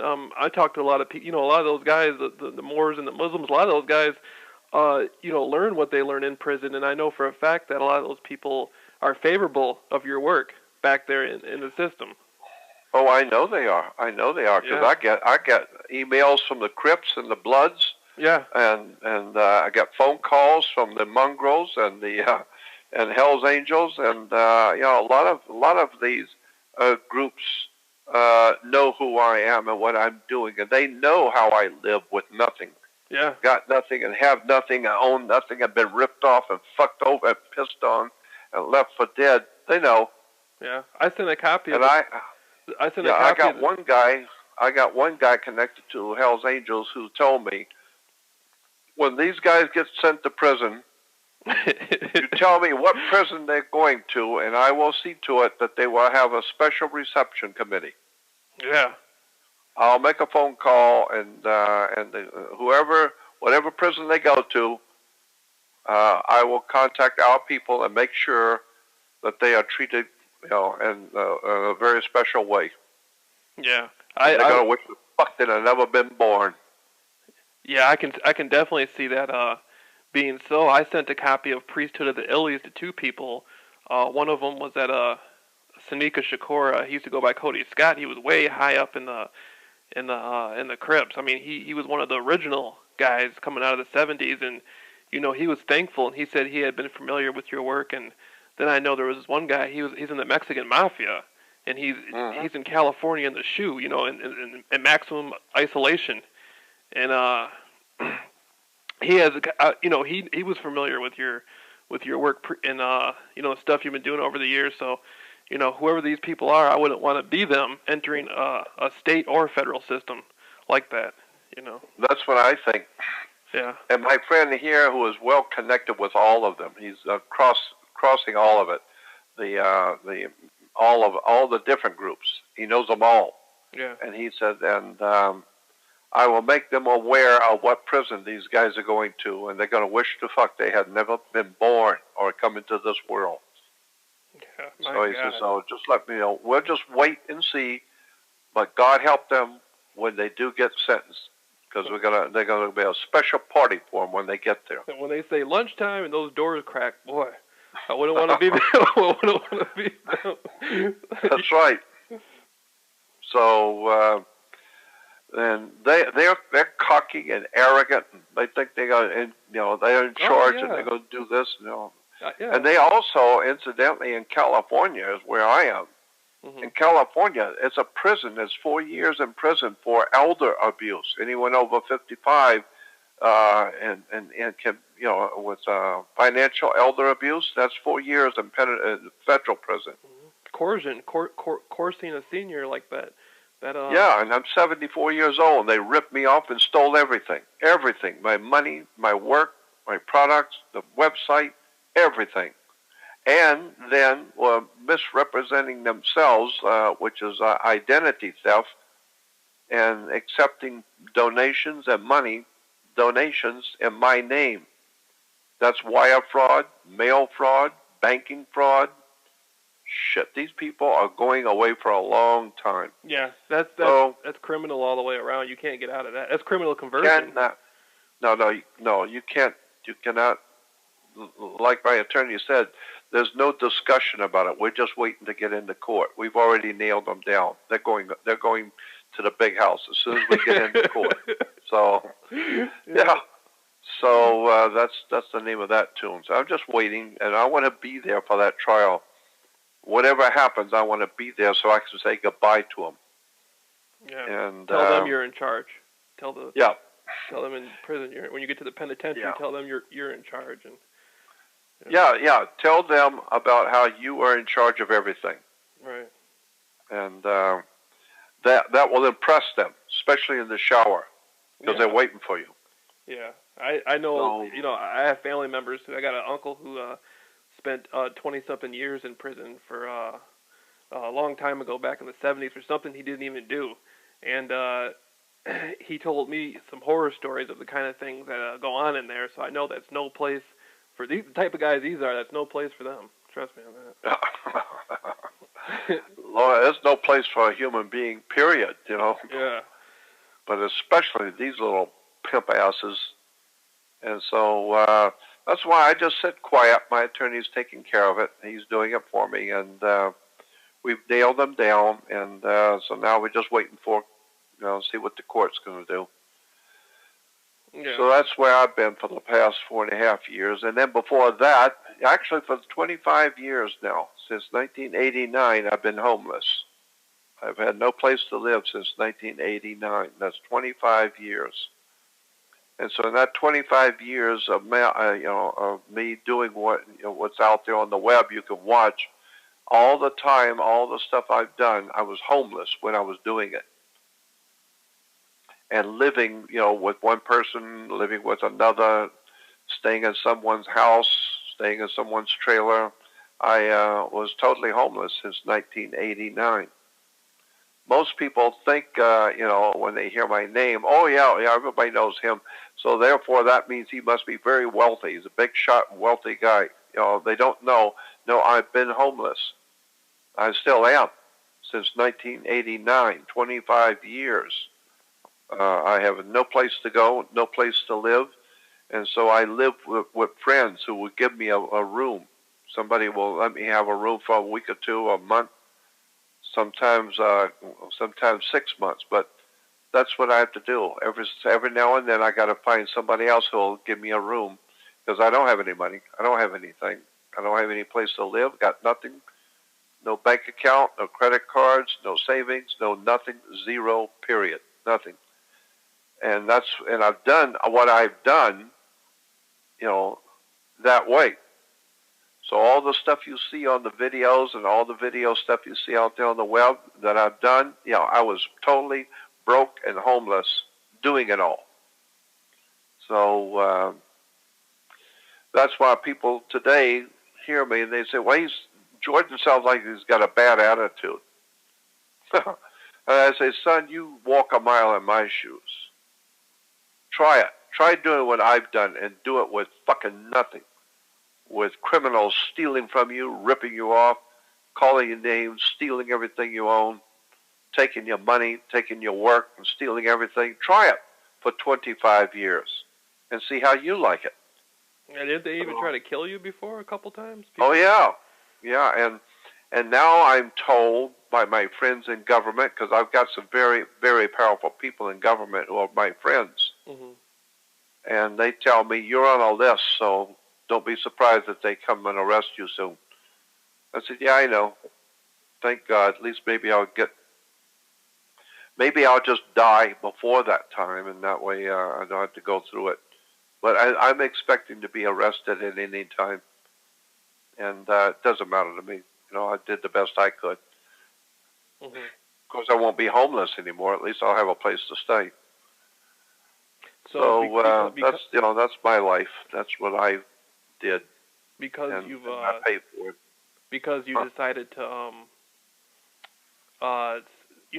dedicate your life to truth and wisdom and try to educate people about it. Now you're on a list. That's it. That's how it works.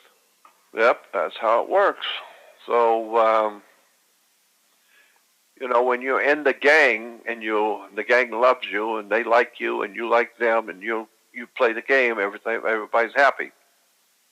But if you start showing signs that you are beginning to question the veracity of the gang and starting to question things, and they find out, your ass is grass. If you're in the mob, the mafia, and they find out that you are thinking about turning state's evidence and deciding you don't want to be in that mob anymore, well, your life is in danger. Fucking period. Somebody finds out about that and it goes up through the ranks, you're a dead man. Well, the same thing is true, and if you're an American and you decide, and if you are educated and you want to do something about all the dirty shit that's going on, they find out, the government finds out that you know what they're doing, you ain't gonna be around very long. Yeah, George, listen to this. Malcolm X's grandson, he was the only heir to Malcolm X. Speak up, I can't hear you. Malcolm X's grandson, he was the only male heir to Malcolm X, and he went over to Iran and started telling the Iranian people about how it's all the companies. There's like 5 companies in America, or 5 people in America who run the movies, the music, everything. Mm-hmm. And once the Iranians found out that he was the grandson of Malcolm X, they said, "Oh, okay," and they started putting this stuff in the papers. This guy left Iran and went down to Mexico, and guess what? He got thrown off a building, off the top of a roof in Mexico, and killed. And they said and they tried to say, "Oh, he got robbed," and he was the only man. He did. He got robbed of his life. Yeah. That wasn't no robbery. He had money in his pocket when they peeled him off the ground. He had money in his pocket, and so that just goes to show, what type of stuff goes on out there. I know. You're right. That's exactly right. Yeah, this happened recently in the last couple of years. I was reading about it. Well, see, that's what I've been up against from day one. I'm not only homeless, lost everything, I lost my family, and lost everything. And then people come in around me and praise me, and while I'm got my back turned, they steal everything and leave me for dead. So at this point, when this is over, when this trial stuff is over, and if I get my life back, I think I'm just going to retire quietly, dropped off the end of the earth. Nobody's going to know where I am, and because I give up. I did the best I could with nothing, and all I got for it was ripped off, pissed on, left for dead, and screwed over, and threatened, and maybe even going to prison. So I'm not interested in any of that shit anymore. Because today they don't throw you in jail. Today they take you to a warehouse and torture you till you cut your fingers off and poke your eyes out and make you wish you were dead, and then they kill you. Mm-hmm. So that's America today. So I'm not interested in any of that. I'm 75 years old. I just would like to live out whatever time I have left quietly someplace. Well, Jordan, and who, like you're saying, Mossad was behind your warehouse getting burnt down and stuff, and I had been threatened a little bit, not exactly threatened, but I was doing a channeling session. I was asking about the different factions in Jonestown, like the Tavistock Institute and Mossad and the Rat Line, and these guys get together and sometimes they have issues with each other. And the guy doing the session told me, my life, the channeling session, he said he can't really tell me any of this stuff because my life can be in danger for just knowing it. Well, that's true. You know that as well as I do. Yeah, but I'm wondering a little bit about how that works. Who you've been targeted, and I think you know a lot more than what you've been sharing. Oh shit! I haven't even told you I haven't told the world 1/10 of what I really got. Yeah. Well, but I'm not going to either. I can't now, and yeah. I can't now. It's too late. And besides, it's irrelevant now. It's too late. So what would it accomplish if I tell people the real truth of what I really know? What would that accomplish? First of all, nobody is going to know what the fuck I'm talking about right. because it's so fucking stupid. They wouldn't know what I'm talking about. and the 2 or 3 people in the audience that would know are going to be government. And now you're really in trouble. Yep. And and so, and even if the whole audience understood and everybody got it, nobody's going to do shit anyway. Yeah. So what? So everybody understood exactly what you're talking about. Everybody's got it, and they realize it, but it doesn't have shit to do with football or basketball or Paris Hilton getting laid or anything of any importance. So, it was fun listening to Jordan Maxwell. He was very entertaining, but nobody gives a fuck one way or the other. As long as the baseball, nobody can enforce it. They can't change it anyway. Right. Yeah. So I hear you. It's a pretty miserable situation. You're fucked if you do, and you're dead if you don't. So either way. So at this point, I just did the best I could, and I'm not looking to be a hero. I want to be able to retire someplace and be done with it. Because I'm almost 75. I'm going on 75 years old. I'm not interested in bucking the world and trying to save the world. Shit, Jesus tried that, and you see what they gave him. So, and Nikolai Tesla and Royal Rife and all the other great minds and geniuses, they all died of paupers or a bullet in the back of their head. And Royal Rife, and all the scientists too. There's so many scientists out there who've been basically murdered, and they always say it's a suicide. Yeah, suicide. Shot in the head 3 times. Yeah. Suicide. Yeah, I saw that, yeah. Yep, stabbed himself in the back 14 times. Suicide. Yeah, just like Phil Schneider. You remember him? Yeah, of course. I think all about it. He got strangled with piano wire or something, and they tried to say... Something.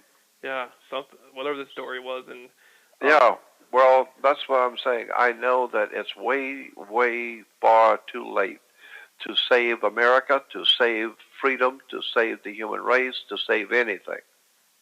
It's way too far gone.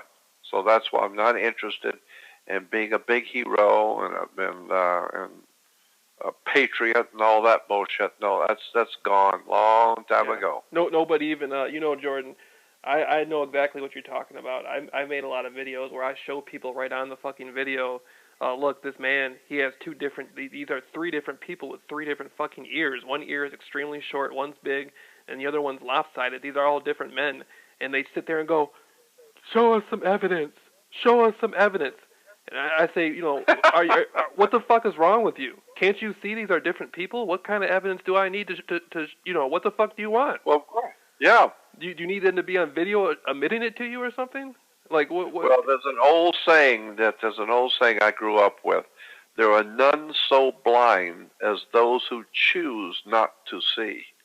Yeah, and it's really frustrating because, I'm studying, man. You're talking about, all kinds of people just dead, killed in the middle of the jungle. And I'm showing people, I'm saying, listen. These are different factions down here messing with these people's minds, and there's all types of stuff going on. And they say, we need some CIA real evidence.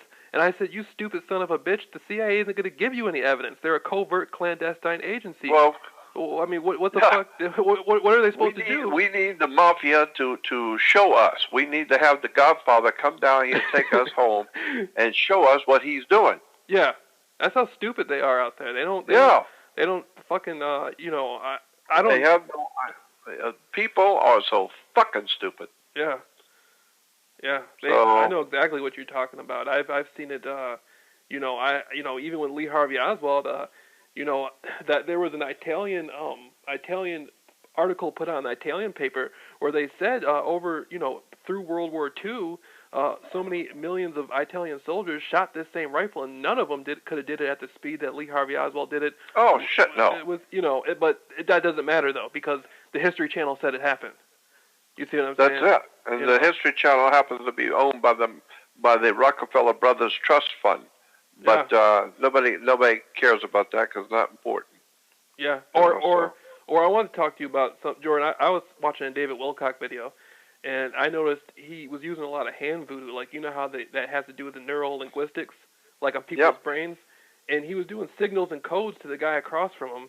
And, I thought he came from like a rich family on the East Coast and a lot of stuff like this. And it seems like right inside the conspiracy movement, there's people who are operatives of other orders coming. Oh, I'm sure. Coming out of New York. And, I know he's an associate of yours, but I saw that the other day on the video, on one of his videos. Well, yeah. He's. I know him. I know all about him. Yeah. That interview that I did with Kerry Cassidy on Project Camelot. Mm-hmm. Do you remember? Did you ever see that? I saw. You had like 3 or 4. You had at least 3 videos you did through Project Camelot with Avalon too, with Bill and Kerry. Yeah. Well, the one with Bill, that was done in Europe. That was not done here. That was done over in Switzerland, Zurich, Switzerland. Mm-hmm. Yeah, I remember you saying that. Project Avalon. Yeah. But the one that I did with Kerry was done at David Wilcox's home. Mm-hmm. And David Wilcox comes from a very, very wealthy family. Mm-hmm. And so the reason why he gets top billing at all the big conferences, all these conferences, they are always promoting him, David Wilcox. Mm-hmm. And the reason why is because I know him. I know what's going on. And David has the money. So he finances and helps finance these big expos, big expo shows. Mm-hmm. He puts up the money. And, of course, he gets his money back with interest, but he puts up the money so that these Whole Life Expo and Conscious Life Expo and the UFO Expos and all these big expos that he speaks at, well, yeah, he can speak there because he's paying for the fucking thing. Yeah.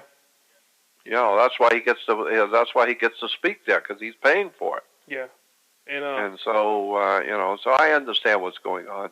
Just like with Liberty Lobby, I found out.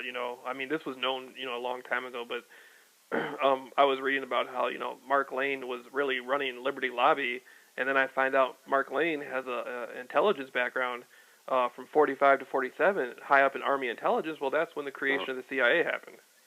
That's right. With the Pinkerton Detective Agency, the OSS, and La Cosa Nostra, Operation Underworld, where all these mafiosos and all these people came together and created basically what we know today to be the Central Intelligence Agency, and so it's split up in all these different factions.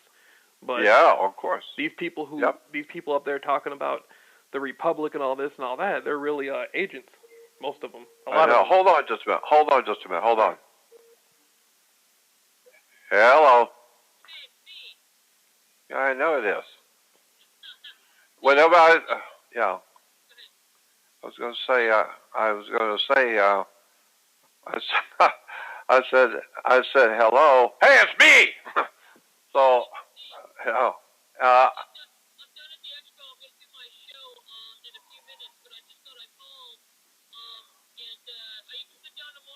yes, I'll be down there tomorrow. Mm-hmm. Yeah. Okay. Yeah, about 1 because I was supposed to be on that panel at 2 or something with Kerry Cassidy, but they've decided, not Kerry, but whoever else is involved with it decided they don't need me. So but Kerry said, come in anyway, even if I'm not speaking.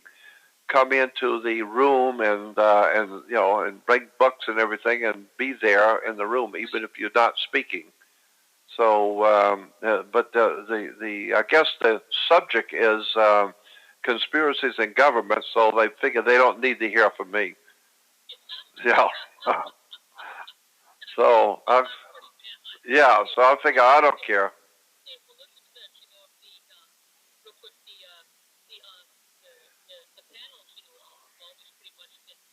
Yeah. Oh, okay. Well, whatever. Well, whatever. But you're going to be there tomorrow and Sunday?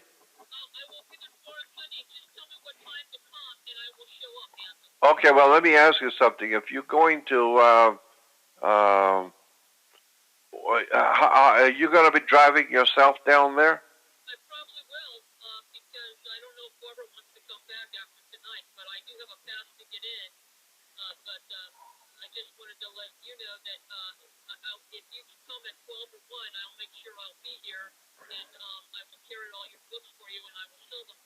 Okay. All right. Well, we might make a few bucks together. All right. So let's talk tomorrow. I'll call you in the morning if I need to. I'm really on a phone right now talking to someone else. No. No. I'm on a phone talking with a friend back east, and you call. So now I got two people on the phone. Well, I don't care. I mean, I'm probably not going to get there till 12 noon at the earliest. No, probably won't. Well, that's what I'm saying. I might need a ride, but I think I'm going to go down with Tiffany. She's. Yeah, do that. All right, we'll talk then. Bye. Okay. Hello. Okay, are you there? Yeah. That was a Skype call from a conference in downtown at the airport. They're doing a big Conscious Life Expo, and I'm supposed to be there tomorrow and Sunday, and they wanted to find out what was going on. So, sorry about that. Anyway. Yeah. Jordan, I want to ask you a little bit about something like that. Do you remember Jacques Honduras? Say it again. Do you remember Jacques Honduras? I'm trying to remember. I don't think so. He held like metaphysical classes back in the 60s in downtown LA. Was he an older man? Yeah. Yeah. Because he was older back then in the 60s. Yeah. I did. I had dinner with him at his place. He lived in Hollywood, and he had I think he had a what do you call it, public access show on TV, also on television. I didn't know that, but that's interesting though. Yeah, he had a public access TV show. I'm sure that's who it was. Yeah, and he had this young man that was working with him, followed him around and worked with him, and they invited me over for dinner. I went over to their place in Hollywood. Yeah, I think I know who you mean. I think anyway. Yeah. What about him? Lawrence Merrick did a documentary back in 1970 where he went and hung out with the Manson family and stuff, and Lawrence Merrick had met up with Jacques Honduras, he was Sharon Tate's personal advisor, and he was an advisor to many of the Hollywood people, the actors and stuff. Oh, yeah. And he told her not to be. See, she died on August 8th, which is like a date for bloodshed anyway, right? August 8th. Uh-huh. And it was a black moon, and on August 8th, a black moon. But anyway, he told her not to be inside that house. He told her to get out of that house and not to return there till at least after she had the baby. And when they showed up at the house, when the crime scene was open to the public, his telephone card, his business card, was on the coffee table next to the telephone. Like he was gonna, and that probably wasn't the same person I'm thinking of then. He was an older man. Was he kind of bald? No, I recall that he had white hair. Okay. But it doesn't matter. I don't know if that was him or not. But anyway, go on. Yeah. Did you ever meet Mae Brussel? No, but I used to listen to her all the time. I got tons of her tapes and used to listen to her a lot back then. That's a long time ago. Yeah, she still has stuff out there today. You can still go on the web and hear all of her old shows. Yeah, I remember the last broadcast she did was about that Franklin scandal, about Aquino and all that. Yeah, I remember that. Yeah. Yeah, and then she, the night she died, the house across the street from her burned down. and she had been saying that it was the CIA in the house monitoring her. Yeah, I wouldn't be a bit surprised. It seems like Jordan's fires, like in Laurel Canyon, there was always been a lot of strange fires. That's right. At Universal Studio, that it burnt down a few times. Strange fire. Yeah. It seems like something about LA and fires. There's some sort of weird occult thing with that. Well, I wouldn't be a bit surprised. They'll kill people around here, cheap about a dozen. Find bodies all over the place, and human sacrifice, and people's heads being cut off, and bodies being found in the L.A. wash, and all that kind of shit just goes on all the time. Yeah, and they're not known. The people who are really behind Hollywood, like the motion picture industry. Oh yeah. And I've been able to track down that a lot of this stuff had to do with the Soviets. Stalin's propaganda team. Weren't these along the lines maybe the same? Of course. Yeah, I've heard that too. I've heard that. Yeah. I wouldn't be a bit surprised because it's been very, very pro-communist, for many, many, many years, going all the way back to the 40s. So, yeah, I know it's very, very pro-communist now. And and I know that. I understand what's going on. Yeah. And the only good side of it, the only upside, is that the communists run Hollywood, but the Nazis are out there, doing their part to protect us. So the SS and the Gestapo are out there too. Yeah. So, and they're both the same thing, Different flavors of the same Kool-Aid. That's all it is, And George, that's all it is. You should be like, you're talking to people about going to a conference tomorrow and stuff, and it just doesn't seem right. The person, all the work you've done, you should be way high up there above all these people. And well, I'm the one person they don't even want there at all. Yeah, because you're going to say something that might make sense, and that might. Yeah, and I think it's because they know that I know the real story, and I might perhaps get clumsy and start talking about something that's going to be very unpopular. So yeah, what's the story, Joe? Perhaps. What are they doing over there? I mean, what was the conference about? Well, the thing is, I can't talk on the phone. I mean, I'm not going to talk on the phone. Right. Yeah. But my feeling, the idea is that I am not interested any longer in trying to educate the human race. I thought I was doing something. I thought I was doing something for my fellow man by spending my entire life researching how the world works. I only found out, in the last 25 years that nobody gives a fuck, and the few people who do are broke and ruined, or in prison, or dying, and the great masses of the peoples of the world, they don't give shit. One, they don't know what you're talking about, and couldn't care less. And if you don't shut up, they're going to nail you to a cross. Yeah. So I don't care because I know too much now, and it's very unsafe knowing too much. So that's why you don't hear much out of me anymore. You know who these people are that are... Oh, I've been with them.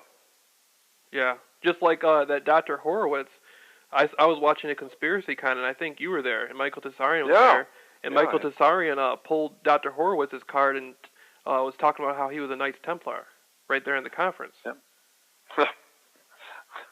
And I wouldn't be a bit surprised. And of course, I know that I know other people who are connected. I've come to the point though that I'm not interested anymore. I used to be many, many years ago. I was very zealous for reading and studying and finding out, and going down the rabbit hole, but not anymore. I'm not interested anymore. Well, they couldn't buy you off. I mean, weren't you told that some important people from back east were going to approach you and try to turn you into, I know, their golden boy? And if you said no, that would make you an enemy of theirs. And that's right. So, but happily, that hasn't happened, and it probably never will. Right, because they know you can't be You know, they're buying. Well, they're buying off the conspiracy thing, aren't they? They're buying the whole like all the people doing this stuff now. They're buying all these people off. Probably. I wish the fuck they could buy me off and at least give me enough money to pay rent.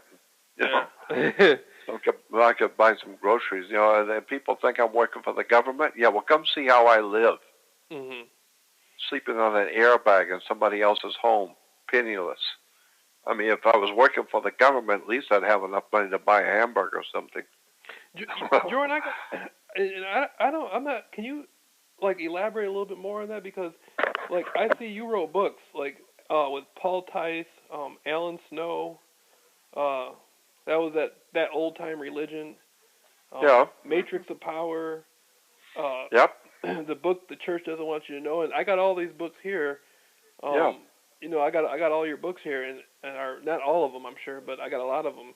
And I'm wondering how has it got to this point, to all these books you've made and all this stuff. It seems like some type of power out there has intentionally been. Oh, absolutely, no doubt about it. Dark power. That's right. Well, first of all, the book Your Church Does Not Want You to Read was not my book. That was Tim Leadham's book. Okay. I helped him on it. I worked with him on it, mm-hmm. and I was a part of the book, and I was in the book, and I helped him put it together. But it really wasn't my book. It was Tim Leadham's book. But it was your knowledge. The editor. Say it again? But it was your knowledge. Well, yeah, it was my knowledge on my part of it. But if you read the book, there's all kinds of people. There's all kinds of authors in there. It's not just me. Mm-hmm. There's different. You read the book, or you know about the book? I got the book. I haven't read the book yet, but I got it. Okay, well, it's many, many different writers. It's about a dozen different authors, and they all came together and did a chapter. And so each one has a chapter in the book, and there's different subjects, different authors. And Tim Leadham was the editor in charge, and it was his idea to get all the experts together and talk about all the different subjects in relation to religion and commerce and put them all together. So it's not just one person. It's about at least a dozen people in that book. Yeah. And I was one of them, just one of the many. And but now the other two books, the Matrix of Power and the Old Time Religion, mm-hmm. I did not write those. I didn't write that at all. Okay. What happened was Paul Tice, my friend Paul, who owns a Book Tree Publishing Company, he was a very close friend. He's always been a very close friend of mine. And I actually got him into publishing. When I met Paul many years ago, he was working for the Disney company, working for Walt Disney. And, but he wanted to be a publisher. So I helped him when he quit Disney to get into publishing. I helped him and got him into publishing. And today, that's what he does. He's a publisher. Well, that's what he always wanted to be. He was a publisher, so now he is. And so he took all of my lectures. He had all of my, he went with me every time I was speaking and recorded everything. And so he took all of the recordings of me, of my lectures, and put them together and then transcribed them. He took all the information I was talking about and typed it into a manuscript. Mm-hmm. And published a book because he's a publisher. So he published 2 books for me. And so I didn't know anything about it. That's wonderful. So he said, I did it because you've helped me. You know, I wanted to help you. And it would help you if you were a published author. So I published something, so now you're a published author. I didn't know anything about it. But so all he really did was just taken all of my audios and videos and stuff that I've been talking about for years and put it into print and put my name on it. And now I'm a published author, but I didn't write the book. Yeah, that happened. All my, you know. There was a film called The Zeitgeist, and I know it was based on that's all mine. Yeah. Zeitgeist was done was produced by a guy named Peter Joseph. Peter Joseph lives in New York City, and Peter Joseph was on Jeff Rentz's show, the Jeff Rentz Show, which is a national radio talk show. And Jeff Rentz has been a good friend of mine for years, but he had Peter Joseph on, and I have a copy of that on my computer where he asked Peter Joseph, he said, where did you get all of this stuff from in Zeitgeist? Where did all this stuff come from? And he said, the whole thing is based on the work of Jordan Maxwell, period, all of it. Everything. I've just been listening to Jordan Maxwell for years, and since he didn't do anything with it, I did. So I put it all together, all of his stuff, and put it together and called it Zeitgeist. So today there is a political movement with 35 countries involved. I don't know if you know that or not, but there's a political movement now in colleges, universities around the world called the Zeitgeist Movement. No, I didn't know 35, that. Yeah, it's 35 different countries. Go on the web and type in Zeitgeist Movement. Okay. And it will tell you that that the Zeitgeist film inspired all over the world, in Russia and in Africa, all over the world, Asia, clubs that are promoting the information that was in Zeitgeist. So it's a political movement now. But people don't know that the political movement, they know it's based on Zeitgeist, but they don't know that it's based on my work. So my work has actually spawned a political movement around the world called the Zeitgeist Movement. And that's brought some scrutiny on you from the powers that be. You can bet you can bet your ass on that. Yeah. Yeah. And so all of that and $2 will get you a cup of coffee. I've done a lot of stuff, but I was doing it because I thought I was doing something to help my country and to help my fellow man. Then I began to realize, no, you're not helping your country or your fellow man. What you're doing is you're getting yourself in trouble. You need to shut the fuck up and get off the planet. Well, Jordan, there's a lot of people who you have helped, though, because I go online, and if you just go to Google and type in Jordan Maxwell, you'll get all kinds of radio shows and videos and stuff. And there's a lot of people who are, I think, it's starting to happen. All the work that you've done, I think just now it's beginning to start to begin in fruition, so to speak. Well, I know, because I have people saying, well, I have people all the time telling me, well, people are waking up now. And I say to them, of course people wake up. They have to. That's what they have to. Can't sleep forever. But when you wake up, that's what guys do when they're in prison. Every morning they wake up. But they're still in prison, and they ain't going nowhere.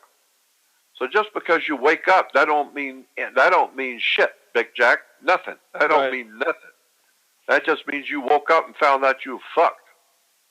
Yeah, well, now you finally figured it out, and you woke up and found out you fucked. Now what you gonna do about it? Nothing. Well, then shit, you might as well go on back to bed. Yeah. So so people say, well, yeah, but there's a light at the end of the tunnel. I say, yeah, it's a train coming, fool. Yeah. Damn. Yeah, there's a light at the end of the tunnel, all right. Yeah, it's FEMA coming after your ass. That's what it is. There ain't no light at the end of the tunnel.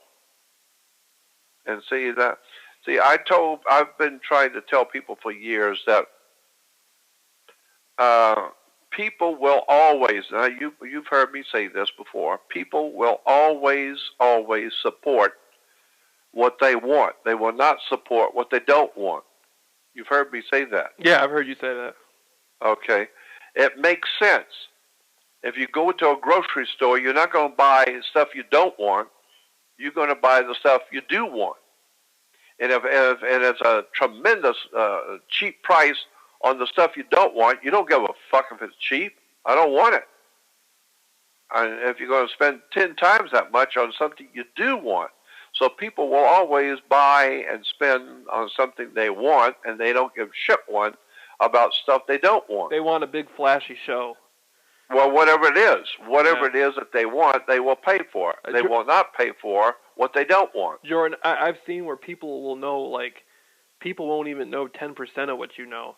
And they make all kinds of money with these radio shows and shit, just selling it, because they can provide a big flashy thing and do all this, and people are so stupid, they go for it, but they don't come to the source. I mean, you're the source.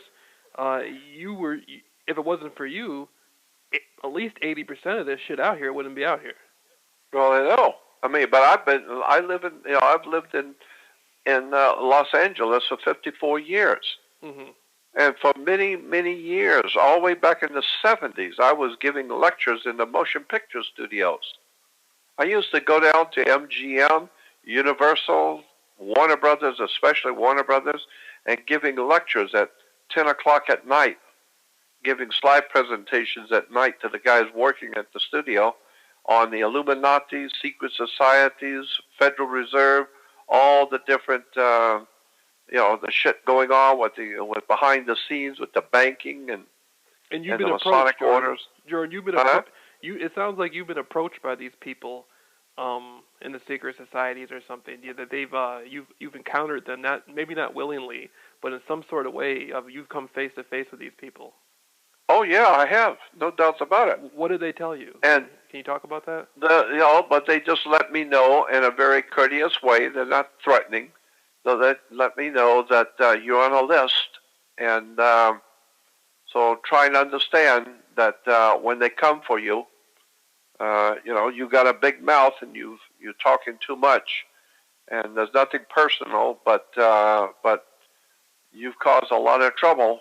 Yeah, because humans are there, because they're basically saying that they're the pimps and the humans are their bitches, and you're fucking up their thing. You're fucking. That's exactly right. You're trying to free the bitches, and they that is bad, and they ain't good for business. Yeah, that's what it looks like to me. No doubt about it. That's exactly what it is. But that's precisely what it is. They're basically saying to me, "Where the fuck do you come off with talking about this shit? The fuck's wrong with you? Don't you understand who runs this fucking country, airhead?" I said, "Yeah, well, don't you understand the people who run this country also run the whole fucking world? Yeah, and you out there shooting your mouth off and fucking talking to people about shit that they don't need to know? Yeah. Well, you better go back and do your homework, son. You looking to get yourself whacked." Yeah.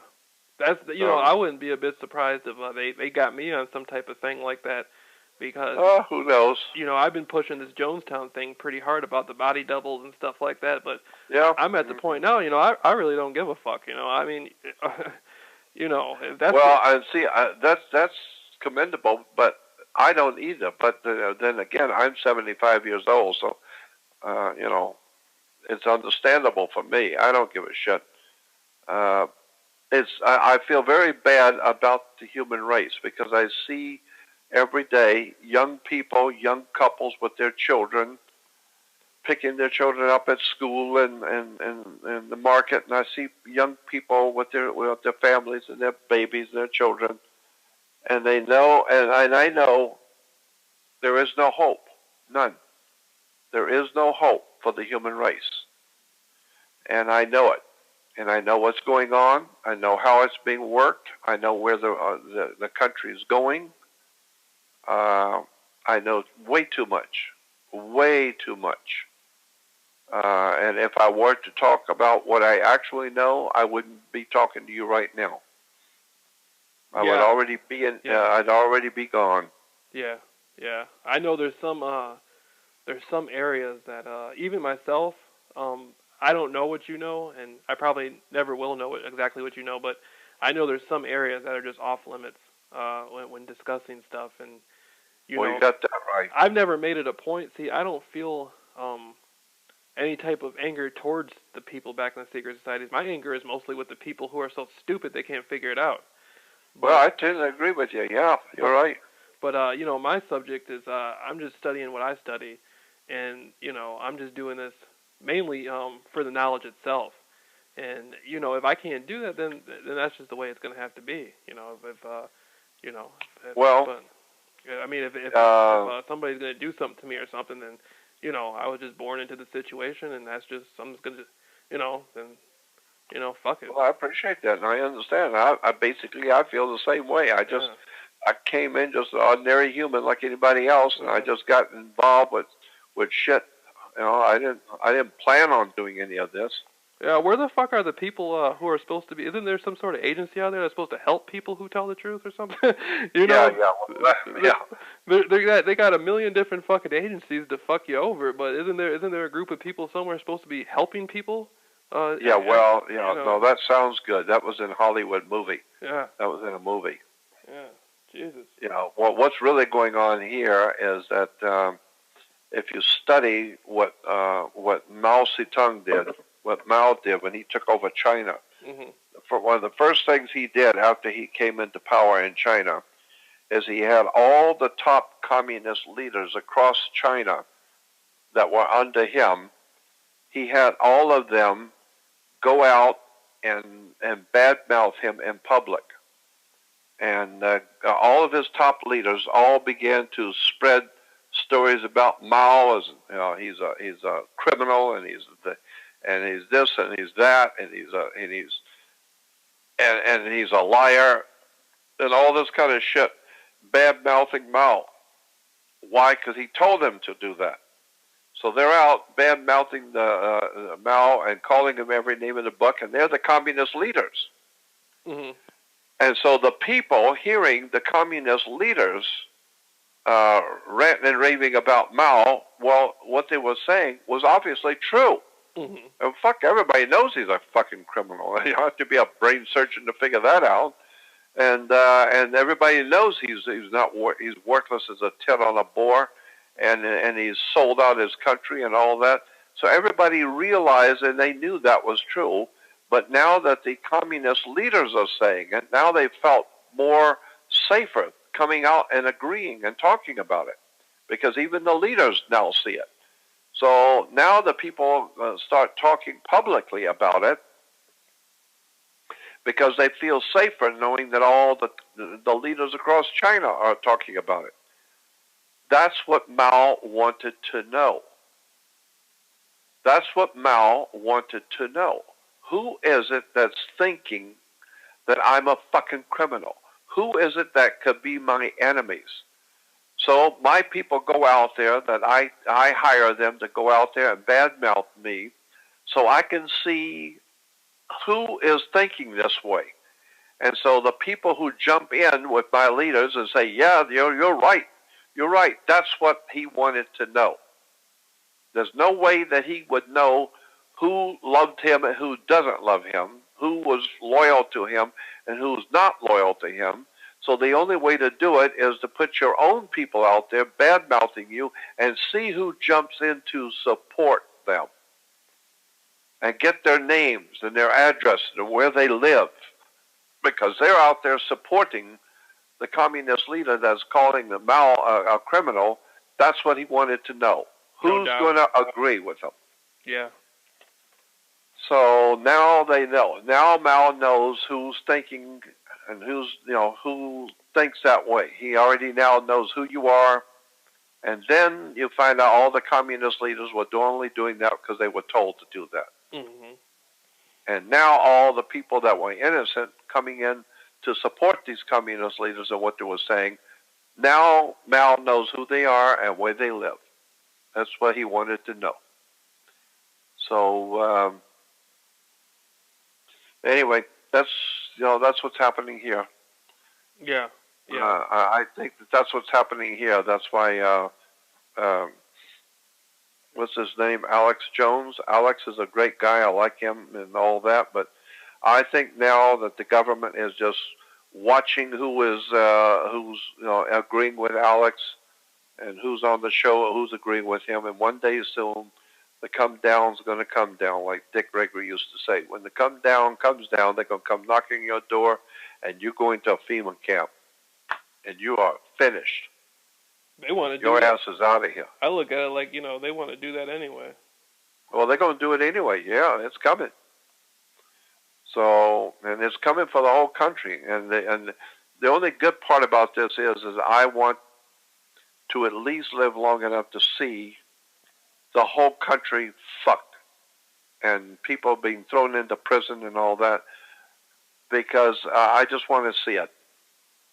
So when people are crying and all that crocodile tears, oh my God, they put my father in prison and all that, I say, yeah, okay, well, going out and jump all out there in the street and act like a little jackass, jumping up and down for Obama. Oh, we just love Obama. Yeah. Well, just keep on jumping up and down for Obama while he's stuck in fucking putting your family in prison. You fucking moron. Yeah, exactly. Yeah, just jump around and dance and cry. And just beat yourself in the chest and cry about, oh, I just love Obama. Yeah, well, he's going to fuck you good. Because he's working for the boys. He's working for the man. He's related to Bush and all that. Yeah, I know. Yeah. By blood, yeah. I saw that a few years ago. He had got his first job out of college from Henry Kissinger. And Yep. Yeah, what does that tell you? Yeah. So this is why I know what's going on. I got the picture. Yeah. I know. The problem is I know way too much. I don't need to know. Jordan, and that puts your life in danger. Yeah. Who? I was going to ask you that. It seems like there are the people. We talk about the lizard people and all that stuff, but there are people who, in fact, human, that are running the show for somebody else, probably, like administrators? Look, I am of the opinion, I was in business with Zachariah Sitchin. Mm-hmm. I gave him $16,000 one time at dinner to sign a contract with me, which he did, and I sent him around the world to 5 different countries and published his books for him. So I was in business with Zachariah Sitchin. So was Paul Tice. Paul and I were in business with Zachariah. But I was also in business with astronauts, I'm the one that brought David Icke to America. I'm the one that brought him here. And he didn't have no job, he didn't have anything. I brought him over here and gave him money and got him started and got his books published for him. I've been behind all of these famous speakers and all these famous people that are talking today. I'm the one that got them started many years ago. Mm-hmm. And so I know a lot about what's going on. And I've talked to Zachariah. I used to spend hours with Lloyd Pye and all these other guys that I've helped about this subject of who in the fuck is really running this planet. Yeah, who is it? Yeah, and I think, I think that we have aliens here, because I've been talking to too many people on the inside. My opinion is I think there are aliens here who look like us, and we look like them, but they're not from here. But they don't need an interface, though. They don't need. Yeah, of course they do. Yeah. I'm wondering who is the direct interface.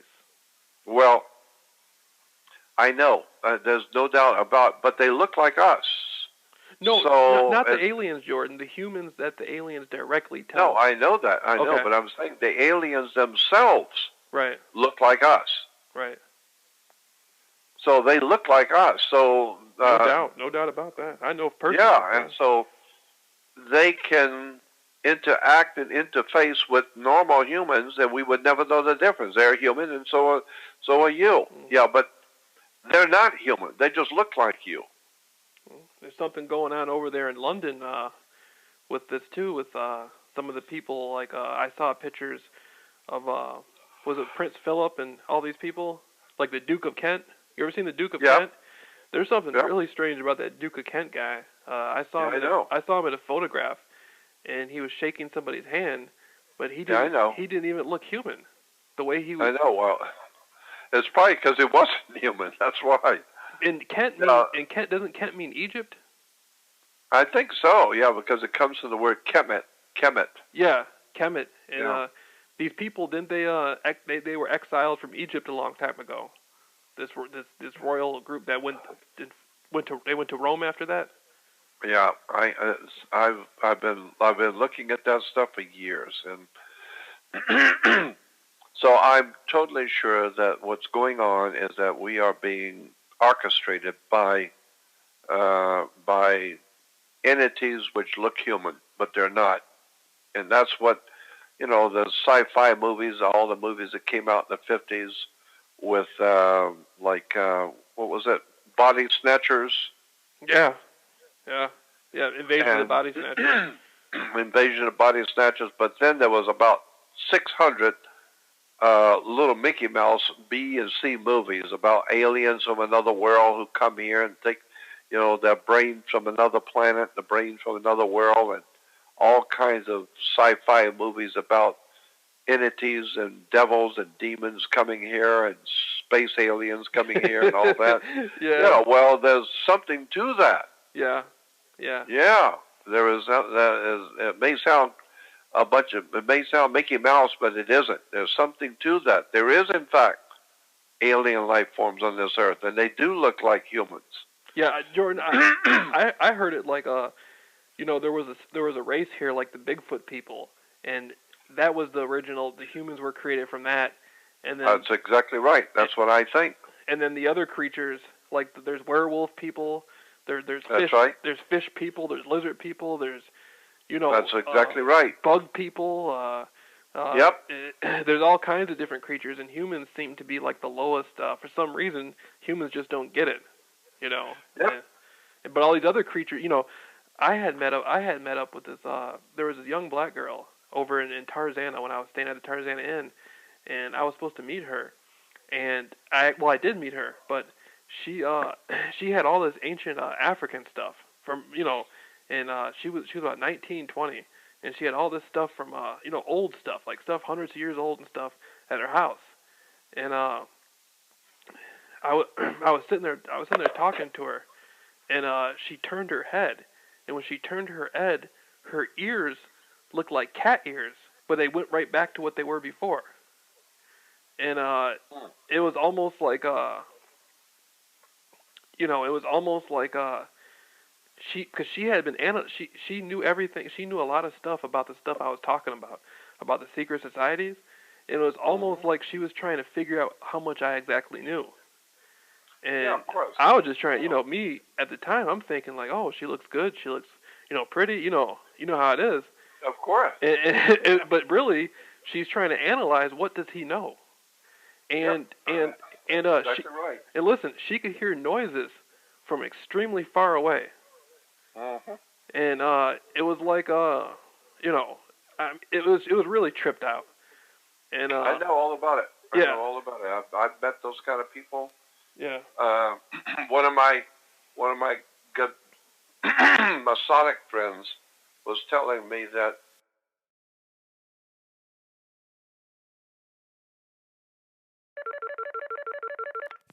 Hello. Hey, Jameel. Hey, Jordan. How you doing? What's happening with you? Oh, not much.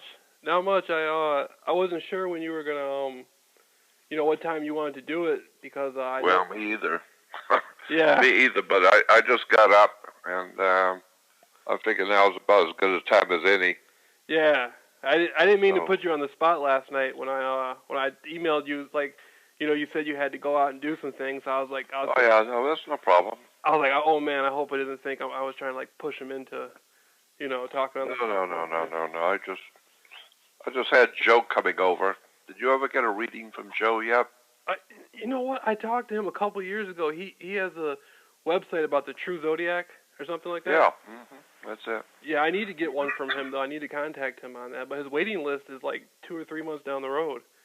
I know, because he's always got tons of people. Because once somebody goes to him, then they start telling their friends, and their friends want to get readings, and then they tell their friends, and before you know it, he's booked up, because that's how good he is. That's how good he really is. And everybody who tries him finds out, and then they start telling their friends. And then they finally discover why it is Jordan Maxwell is talking about astrology. So many people write me and say, Jordan, we thought you were a serious person, and We thought you were serious, and here you are talking bullshit about some astrology bullshit. Yeah. So I always tell them, look if you have any faith in what I'm doing and who I am, then just accept the fact that I know what I'm talking about, and you don't. So if you don't it's very simple. I've been around before your mother was born. So if you trust what I say, and you like what I do, and you listen to everything I'm saying, why aren't you listening to that? I mean, just give it a try and see. Yeah. And so then when they do, then they say, oh, Jesus, God, this is wonderful. This guy was sensational. Yeah, okay, well, that's what I said, so stick it up your ass. I told you. I told you that to start with, and you calling me a damn fool for talking about astrology. Then you're the fool for being so ignorant and stupid that you're not following your teacher. I told you. He's good. I wouldn't put my name and my reputation and my work on the line for somebody who's just a friend that I just want to help. No. I know him. I've watched him for 16 years. He blows my mind every day when I talk to him. And everybody who's ever gotten a reading goes and tells their friends, and now their friends want readings. So I've never had one person get back to me and say it wasn't sensational. So I know what I'm talking about. And so I always figure anybody who wants to question why I'm promoting astrology, I always tell them I'm not promoting astrology, airhead. Go back and read it. I'm not promoting astrology. I'm promoting my friend Joe, who does astrophilosophy the way Nostradamus did it. And if you think Nostradamus is a fool, believe me, 500 years ago, he's still today world famous. Nostradamus is. And so, what's my feeling? If you're so stupid that you don't want to listen, I don't care. It's your loss, not mine. I don't give a shit one way or the other. I'm just telling you, just giving you the benefit of 55 years of intense study. And if you're so damn stupid and ignorant and backwards that you think I'm stupid, well, that's your problem. You know what, Jordan? I figured out a long time ago that, I mean, to me, the astrology is just a reflection of like the inner workings of what goes on in people and in organizations and stuff. Of course it is. Yeah, even all the religions are based on astrology. All of them. All of them, yeah. Especially Islam. Yeah. The moon. Islam is, the moon. And did I ever tell you about the book you needed to download called Moon O Theology? No, but I'm going to write that down, Moon O Theology. It's called, wait a minute. It's called Moon, and then a hyphen, and the letter O, and a hyphen, and then theology. Moon O Theology. It's out there on the web, volume 1 and 2. It's like, 1,300 pages or more. Damn. Yeah. Between the two volumes, volume 1 and volume 2. It's the most in-depth, off-the-wall brain puzzle that you will ever come across. This guy took Islam apart, big time. Goes all the way back to beginnings, way before Muhammad, way before the ancient pagan Arabic world, and explained Saturn, all of the esoteric symbols of the different planets, and how that all came down through the Arabic peoples thousands and thousands of years ago, and traces all of the documents, and just an incredible array of awesome research into Islam. Nobody has come near or close to what this guy did. It's about, I don't even know, I think it was 1,400 pages of diagrams, pictures, explaining where all this shit came from, what all the words in Arabic actually mean, not what the bullshit English-speaking peoples of the world have been told. No, but what does it actually mean, and where did it come from, And I was so blown away by this book. It's called Monotheism, and it's part 1 and part 2 are downloadable for free. Somebody put it out there, and download it, and you will see what I mean. Anybody who's interested in Islam should fucking take a few minutes out of their worthless lives and read this shit. This will blow your mind. Yeah. George, that's funny because you know what? I've just been in the last few days. I got a copy. I got a copy of the Mormon Bible book, and I got a copy of the Quran. And I was going through the Quran because I was trying to find where they talk about the jinn, you know, the spirits over there. And I was reading a little bit of the Quran, and I was thinking about a few years ago. I was studying about this, about how Allah and like how they pray to the east and stuff, and I was learning about how it all has to do with the moon. Yeah. You know. Yeah. I haven't did a full study on it, but I remember learning. Well, get monotheism. Yeah. That doesn't set you back about 20 years growth nothingness. And Venus, right? Doesn't Venus have? That's right. Yeah. That's right. Venus and the moon. See, all the ancient world assigned colors to the different planets. Mm-hmm. The Earth was, I think, blue. Mars was red. Venus was always green. That was always. Well, all the ancient cultures of the world assigned colors to the planets, and they were always all the same. Of course, the sun was yellow. The moon was silver. That's why silver and gold today is so important in the commercial world, silver and gold. Why? Because of silver, the moon, and gold is the sun. And so silver and gold is important because the sun and the moon is important. And but when you get into Venus is green. That's why all the flags and coats of arms and everything coming out of the Arabic world is green, because they're worshiping Venus, and Venus is referred to by the Romans in the Latin as Lucifer. Jordan, I got. Oh, sorry. Go ahead. Yeah, I was just going to say. So this shit is really deep. Yeah. And 99% of the people on the earth today, collectively, have got an IQ of 40. So they cannot understand their own ass from a hole in the ground, you know. And so they want to talk about religion. You need to get a mirror and look at your ass and get your head out of your ass and wake up and understand that there's a whole world out there of knowledge and wisdom and occult, you know, symbols and words and terms that have been developing over the past 15,000 years that people have no idea in the world about. All they know is Paris Hilton got laid and the basketball's on tonight and the beer is cold. And they're out of a job and they're broke and their house is being taken away from them and they've lost their job. But at least they got baseball and a cold beer and watching TV, if nothing else. Yeah, they don't even read. They have no idea. They don't even read the TV cable guy. No. Jordan, you know what? I got an uncle who's let me put it like this.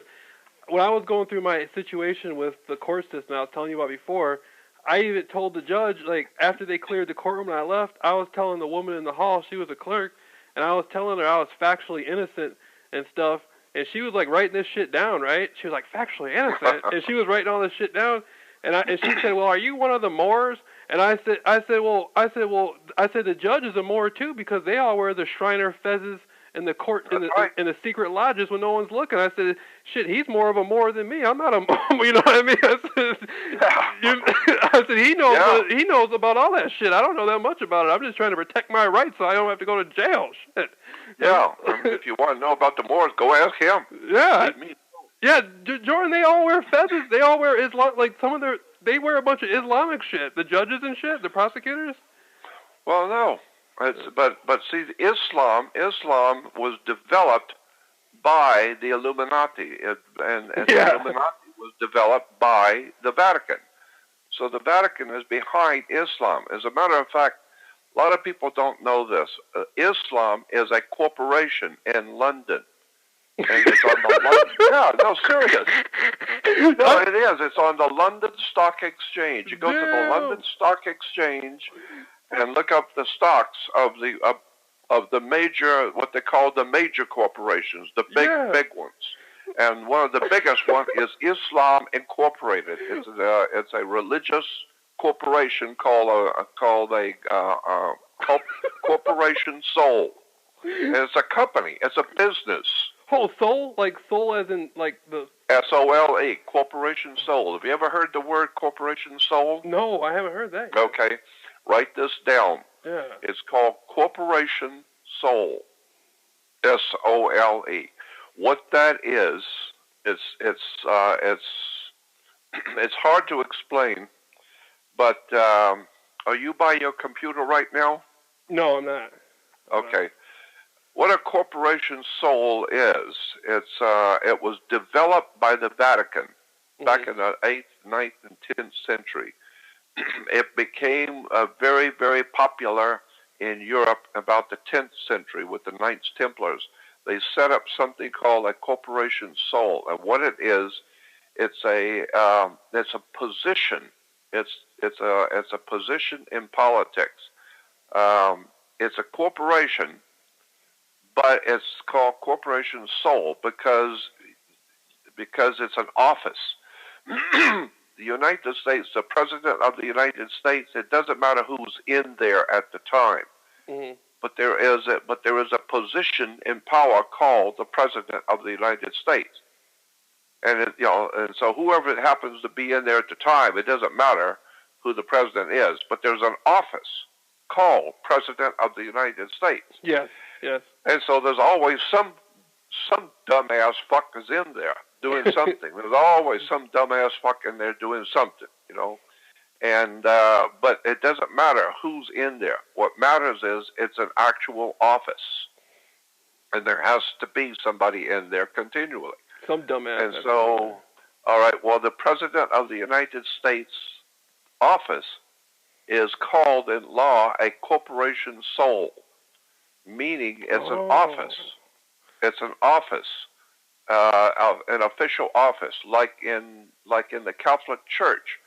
There is an office called cardinals, and there may be different cardinals. Some die, and some new ones coming in, and the others die, and some new ones coming in. But there is an office in the Catholic Church called cardinals. So there's always some cardinals there. Mm-hmm. There's also an office called Pope, and there's always going to be somebody in there who's Pope. But it doesn't matter who's in there. It's the office that's called the Pope. And then there's also an office in there called priest.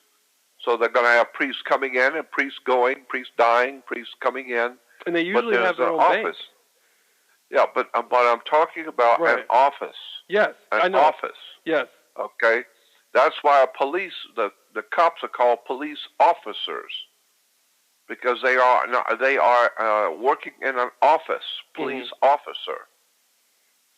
And the office is a corporation soul, meaning it's a company designation of an office. And when that office always has different people coming in and going, but it doesn't matter how many people come in to president and how many people go out, doesn't matter. It's still an office of government called the President of the United States. And so there's also an office called congressman. So there's a lot of people come in to be Congress, and they die and they leave, and other people come in, but they're always called congressmen because that's the office. Well, you can set up, Americans can set up a corporation soul. They're the only people in the world that are ordinary citizens can set up a corporation soul. Around the world, only the royalty and only the wealthy and most powerful people around the world can set up a corporation soul. But in America, because of the Constitution, the way it was written, Americans, U.S. citizens, have the right to set up a corporation soul. It's strange, but that's the way the Constitution was read, so that we have in America the ability to set up a corporation soul. Anybody can. Now, when you set up a corporation soul, what that means is that you're setting up an office. You're setting up an office, and you're going to call that office whatever you want to call it. As whatever it is, whatever term you can. I'll tell you where to go read all about it. But the point is, once you set up that office and get the paperwork done to the State Department, the United States State Department, you set up the office, and now you control that office. So therefore, the corporation soul, you now have one, and it's an office, and it's called the Jameel Research Society or whatever, and whatever you call it, and then there. Now it's there forever. It can never be undone. You can never undo it. It's there forever. It doesn't mean that it has to have anybody in it. No, it doesn't have to have anybody in it, but the office still is there. And so once you set up the office, you can take your home, your car, your family, anything and everything of any value, and you give it to the office. You dedicate it to the office. And at that point, you no longer own it forever. It's gone from you. You no longer own your home, your car, nothing. But the office of the Research Society, or whatever it is you call it, now owns everything. And you don't own anything. And so it's a corporation of sorts, but it's called a corporation soul because there's only one person who has control over that new office, and that's you. So you have control over the office, but you don't own it, and you don't own nothing in it. It owns everything. You own nothing, but you control the office. So therefore, what that means is that you put your home in the corporation soul, and it does. You can do this easy. Just go down to the State Department, go down to the state building in your city, go to the Department of Corporations, go to the Department of Corporations at the state level in your city, and tell them you want to set up a corporation soul. And they will go back and get the paperwork and the applications, and then you can sit right there, and fill it all out. The name of your corporation, what it's going to be called, and who's going to be in charge of it. That's you, and this and that, and whatever it asks you to do, you fill it out. And then in about 2 weeks, you'll get a letter back from the state saying that your corporation soul is now registered, and you now have a corporation soul. At that point, you then put your car into the corporation soul. You give it to the corporation soul. You give your house, your business, your cat, whatever the fuck you got, put it all in the corporation soul, right? Yes. Now, at that point, nobody can ever touch anything inside a corporation soul. Nobody. The United States federal government and God cannot touch anything inside a corporation soul, because they can only take something from a person, and you are the person, but you don't own shit. The corporation soul owns it, and that's under Vatican maritime law, and nobody can touch a corporation soul anywhere. Not world government, not the World Bank, not the U.S. Nobody can touch a corporation soul, period. So therefore, whatever you got, your business, your car, your house, whatever it is, it's locked in, and no one can ever touch it. No one can tax it. Nobody can do anything to it, period. Nobody can touch it. It's in a corporation soul. So I'm just saying, I'll send you, some information on that, and you just go look it up yourself. You just go look it up yourself, corporation soul. Yeah. And the government will tell you, oh, yeah, you don't want to do that. No, you don't want to do that.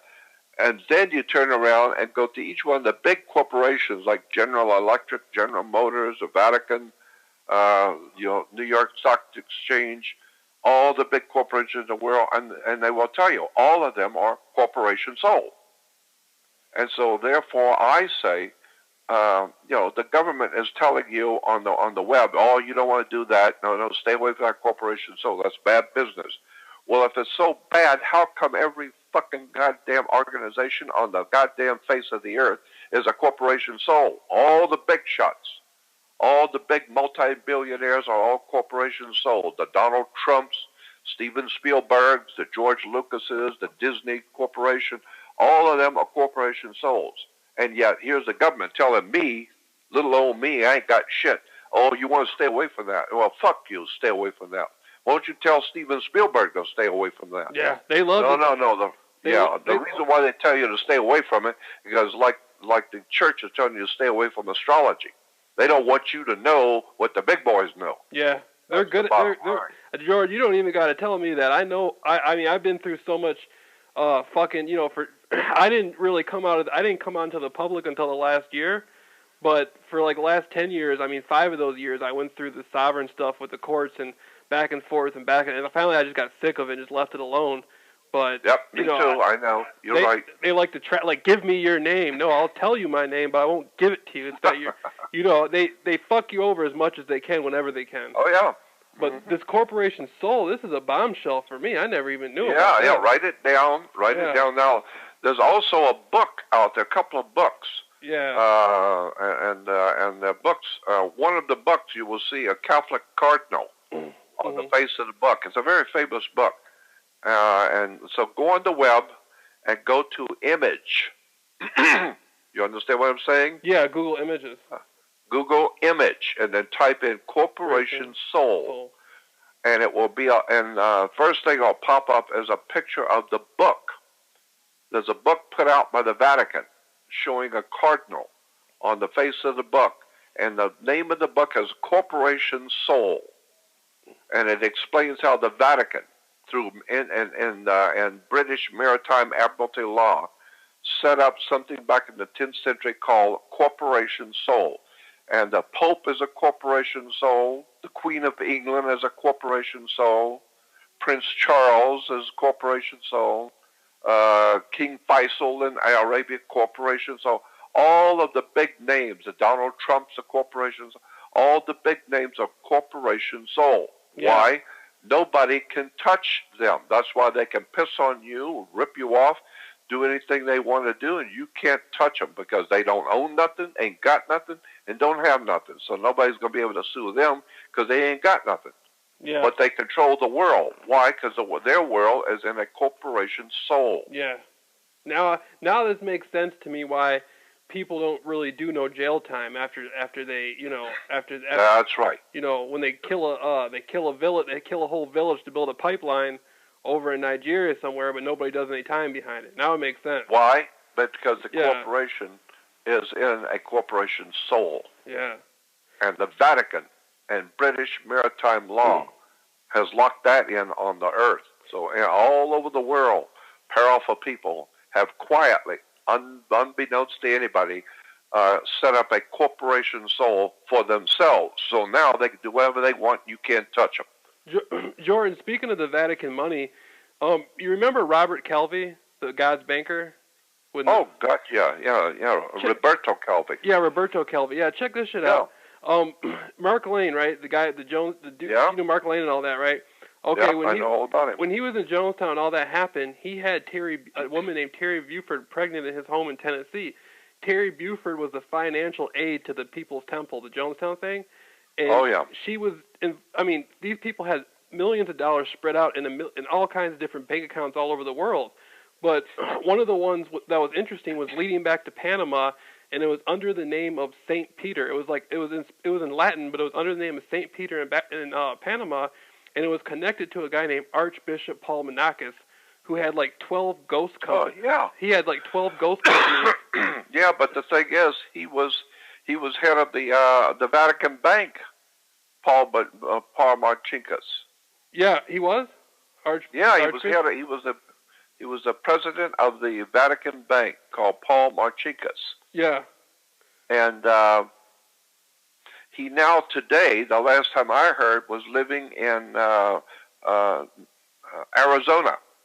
He lives in Arizona. He's got a huge, big, enormous estate in Arizona, and he plays golf every other day. And every now and then he will go to the Vatican to say hello and wish everybody a Happy New Year, and comes back and lives in his Vatican and lives in his enormous estate in Arizona. as the president and the chairman of the board of the Vatican Bank. And but he grew up in Chicago, and his best friends were Al Capone and all these gangsters. Yeah, he's an Italian mafiosi. Speaking of Capone, I saw something like that. You know that movie Godfather with Robert Duvall? He was a lawyer. I saw where I was reading about like the early 1920s and stuff, and the early 1900s and the mid 1900s, where it was Al Capone's consigliere was like calling all the shots in Hollywood as a big lawyer consultant guy. It was I forget the guy's name, but the dude who was running everything was he had been a Al Capone consigliere in Chicago for many years. Yeah, I thought that was that's right. Yeah. And I remember in the movie Godfather when the attorney went to see the old gray-haired guy at the studio. Oh, where they cut the horse? I know they put the horse. Yeah, right. Well, first of all, that gray-haired guy was a sensational actor. The one that woke up in bed with the horse's head. Yeah. Right? Yeah. Well, I used to have breakfast with him when he was filming that movie. There's a restaurant here in Hollywood called it's in the Valley in Studio City, and that's where Universal Studios is too. And he would come in every morning to have breakfast at Dupar's, and I sat right across from him. And so, we started talking one morning, and of course, every morning, 5 o'clock, I would be there. I was going to work and doing my thing. And he'd come in, and we'd sit and chat and talk. And I asked him, I said, "So what are you working on now?" He said, "Well, I'm doing a movie called Godfather." and he said, "Today they're going to put a horse's head in my bed." and so I was talking to this guy, every day. For a couple of weeks while he was working on the movie. So I had he was very, very nice guy, very nice. And there's a place called Dupar's Restaurant here in the Valley that is it's a hangout for the movie stars. It's a major, major hangout for the movie stars because it's 24 hours, but it's a very, very nice restaurant with the food's great. But it's just a nice place. And so on the way to work in the morning, all the movie stars coming into Studio City, Burbank, into Sherman Oaks, where all the different movie studios are, they have to go to breakfast first before they go to the studio. They got to have breakfast. So everybody stops at Dupar's because it's the place to go. The food is great. Service is great. And it's been there for some 50 years, and everybody knows it. And so if you go there at 5 o'clock in the morning, you'll see all the biggest name movie stars in there having breakfast. That's all. They're just coming in and get breakfast before they go to work. And there's places filled with limousines and Rolls Royces. But they're just people. They need to eat too, like you. They need to have breakfast before they go to work. Hell yeah. And so I used to go in there all the time and sit and talk with all the top movie stars. But I've known them anyway. I mean, I go back a long time in Hollywood.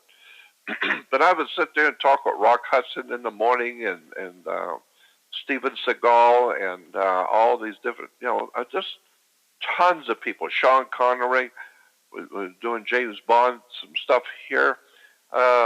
So it's an interesting place. Maybe when you come here, we'll go over there at 5 o'clock in the morning and see what's happening over there. Yeah, I'm gonna be in LA, Jordan. I get there Friday night at about 11:45, and then I already got the reservations over there at the hotel that we talked about.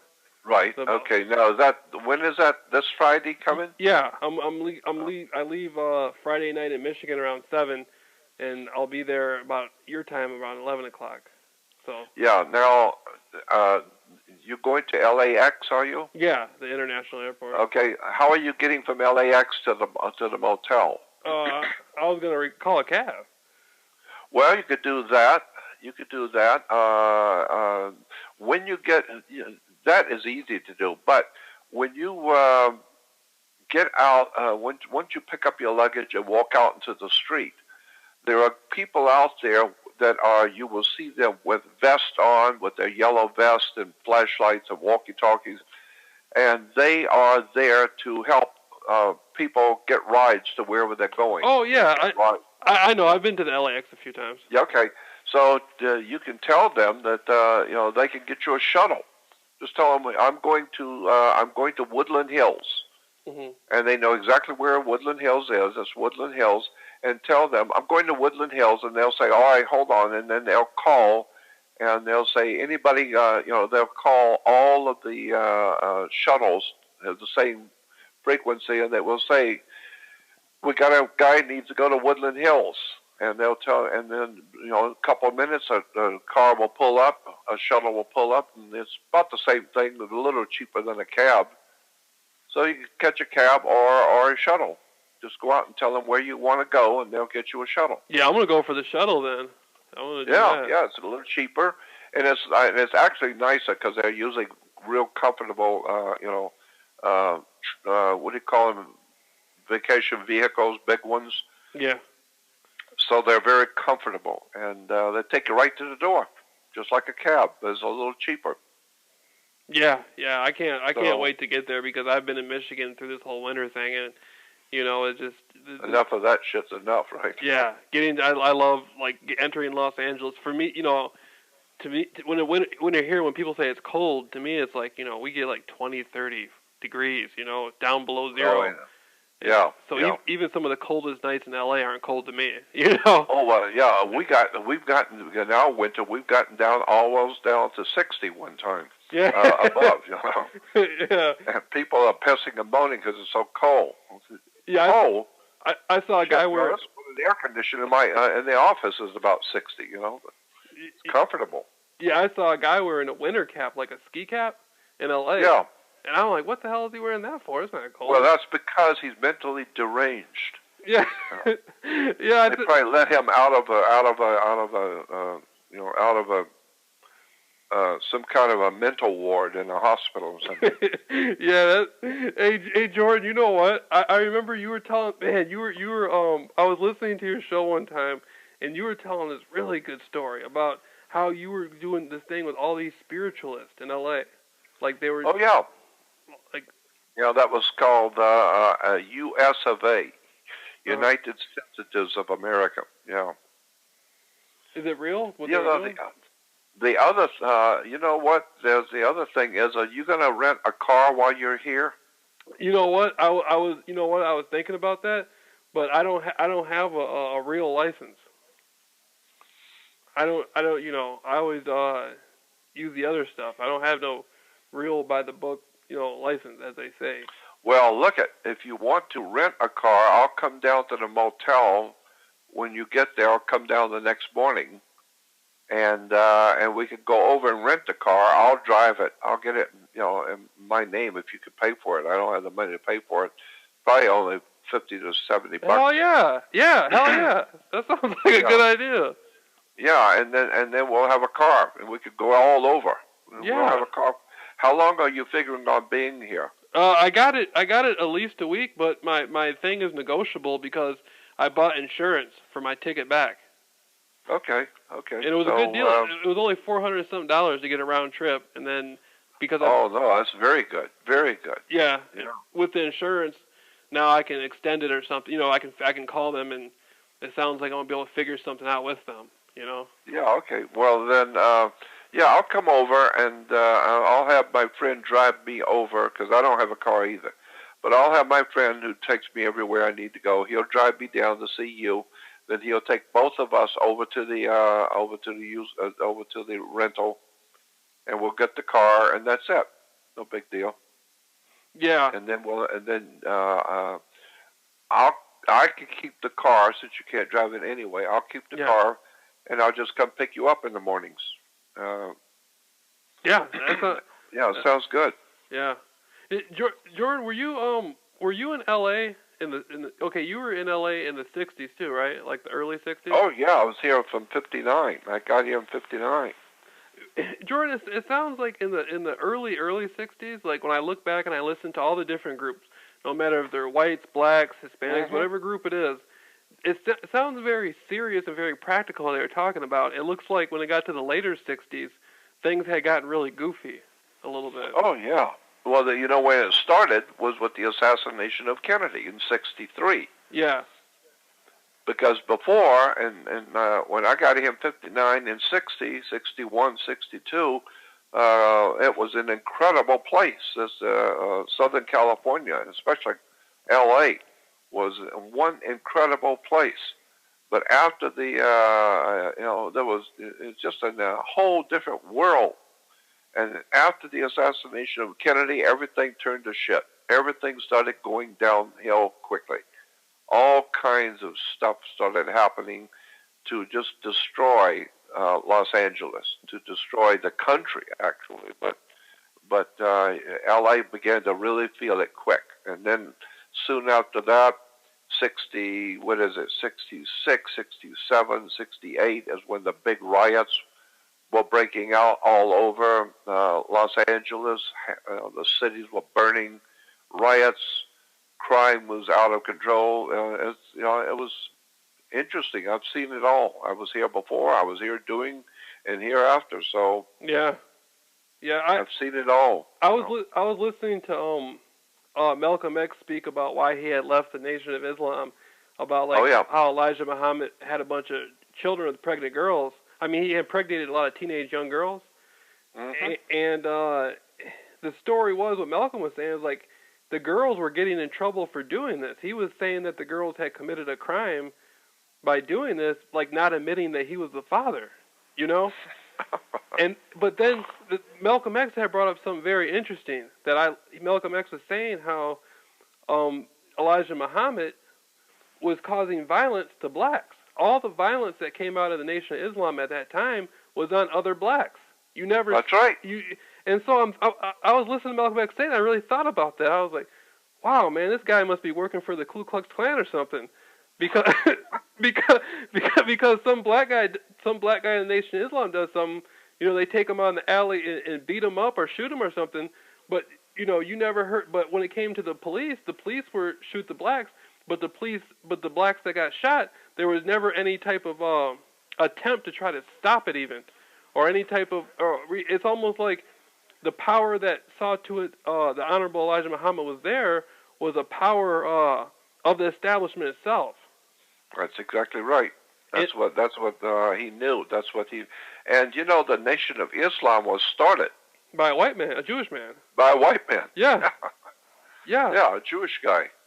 Yeah. Yeah, and Jordan, check this out. The zebra murders, I was studying the zebra murders some more, and check this out. A lot of these hits that the zebra murders were, they were meant to be racial attacks from blacks on whites, but I'm finding out a lot of these people that were dying, these were like people who were like going to speak out or witnesses at a murder trial. A lot of it seemed like the people who killed, they were killed to silence them. Same thing with the Zodiac murders. It almost looked like a lot of this stuff was like hits, like British London underworld hits and mafia hits. No, that's exactly what they were. Precisely what they were. That's it. Yeah, the serial killer, like even with like Ted Bundy and Jeffrey Dahmer, lies people. There's like an overlay that this is all serial killings, but in reality, these are like orchestrated military-industrial complex hits. That's exactly what they were. That's precisely what they were. They were orchestrated. They've always been orchestrated all the time. It's a very simple concept once you see it for the first time. It's very simple. When you've got a ship the size of the Queen Mary or the Titanic, you cannot turn that thing around like a Volkswagen. It don't work. Right. You got to plan 10 to 15 miles ahead. For every time you're going to change course, even a little bit, you got to do it 15 miles first before you want to turn and plan it, because that ship is too large, too huge, too heavy. It's got centrifugal force, so you've got to plan ahead to turn something that big. And so that's the way the ship of state, because you're on a citizen ship. So the way that the ship of state works is they have to plan things, way out ahead to turn the citizenship into the way they want it to go. Mm-hmm. So they will kill somebody, and they will purposely go out and kill some people, which will then cause the other people, for instance, the whites will go out and kill some blacks. Then, now the blacks are ranting and raving about somebody killed one of theirs, and then the government has to come in and settle all of this and take charge. It's all orchestrated. The whole thing, all of this stuff is orchestrated. Period. Yeah. And people don't see it, and it's continually. And another thing which is overwhelming and obvious to me is that every now and then, they don't do it all the time, but every 6 months they will have somebody do something, like they'll send one of their agents into an airport and have a gun on him. He'll have a gun on him. and the airlines are in on it, and so the government tells them, all right, we're going to send the guy in. Here's his name, and he's going to have a gun on him. So let him go, let him get on the plane, and then we're going to arrest him. And so the guy goes in, he's got a gun, he gets on the airplane, and then all of a sudden they find out, oh my God, this guy's got a gun, and the FBI rush in to arrest him. And then the next thing you hear is the government say, well, look, this is horrible. This is absolutely unreasonable. This guy walked in and got in a plane with a gun. We're going to have to get tougher. We're going to make these laws tougher. We're going to have to make the laws tougher. And so they got a good reason, because this guy snuck onto a plane with a gun. Obviously, somebody wasn't doing their job. And so now we got to make the laws even tougher, even more stiffer. That's exactly how they do it. So instead of making the laws stiffer every week, no, we'll just do it every now and then. We'll give it a little excuse. Somebody did something and we didn't catch it, and so we've got to make the laws tougher. Basically, all they're doing is little by little by little, they're squeezing and turning the screw tighter and tighter and tighter until one day you can't even belch unless you go to prison. Yeah. Why? Because it's so well tightened down, little by little. It was all planned 30 years ago. Well, they do that shit on me, and I always say fuck them. I told the cops that they took me to jail one time, and they were like, we're going to need your fingerprints. And I said, you can get them out of duress, threat, and coercion, but I'm not going to give them to you. And they said, well, because of the Patriot Act, we can take them. I said, well, do you have any receipts for the fingerprint machine? How do I know you didn't steal it? How do I said, what, they were trying to, the fucker, he was like, then one cop, like, kicked a basket, like, showing me he was going to kick me and shit. And I was like, I can't aid and assist you in a felony. I have a community responsibility to make sure you're not committing a crime. I was in there fucking going off on him, man. I go off. Eventually they left me alone. Now when the cops see me, they don't bother me, Jordan. But I used to fucking, they used to be like, we'll just put some drugs on you, and then we'll say you committed a drug crime. And I just said, well, go ahead, I said, you gotta carry that debt too. When somebody does something to you one day, it's gonna be because you can't just walk around framing people, they threat. They put me in jail so many times for that kind of shit. I don't even care no more. I just say fuck it. But well, I know. That's why I stay so quiet anymore. Yeah. I'm not doing much of anything anymore. I just stay quiet because at 74 years old, I'm going on 75. I give up. I know enough to know when to give up, and so there's a scripture in the Bible in the Old Testament that says there's a time and a place for everything. There's a time to build up, work hard and build up, and a time to give it up and let it go. Well, as far as I'm concerned, the time has already arrived quite a long time ago to give it up and let it go. Yeah. I don't care. I don't care about none of it anymore. I just give it up and let it go. Because I feel America is like, I feel today like I'm in a what do you call them?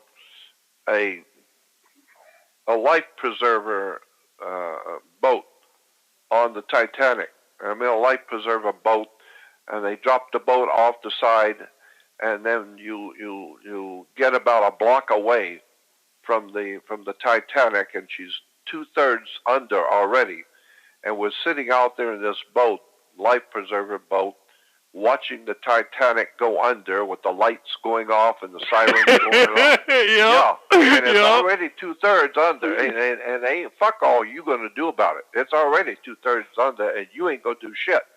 Yeah. So since you ain't gonna do shit, you just shut the fuck up and stay and keep the blanket around you so you don't freeze to death, because you ain't gonna stop nothing.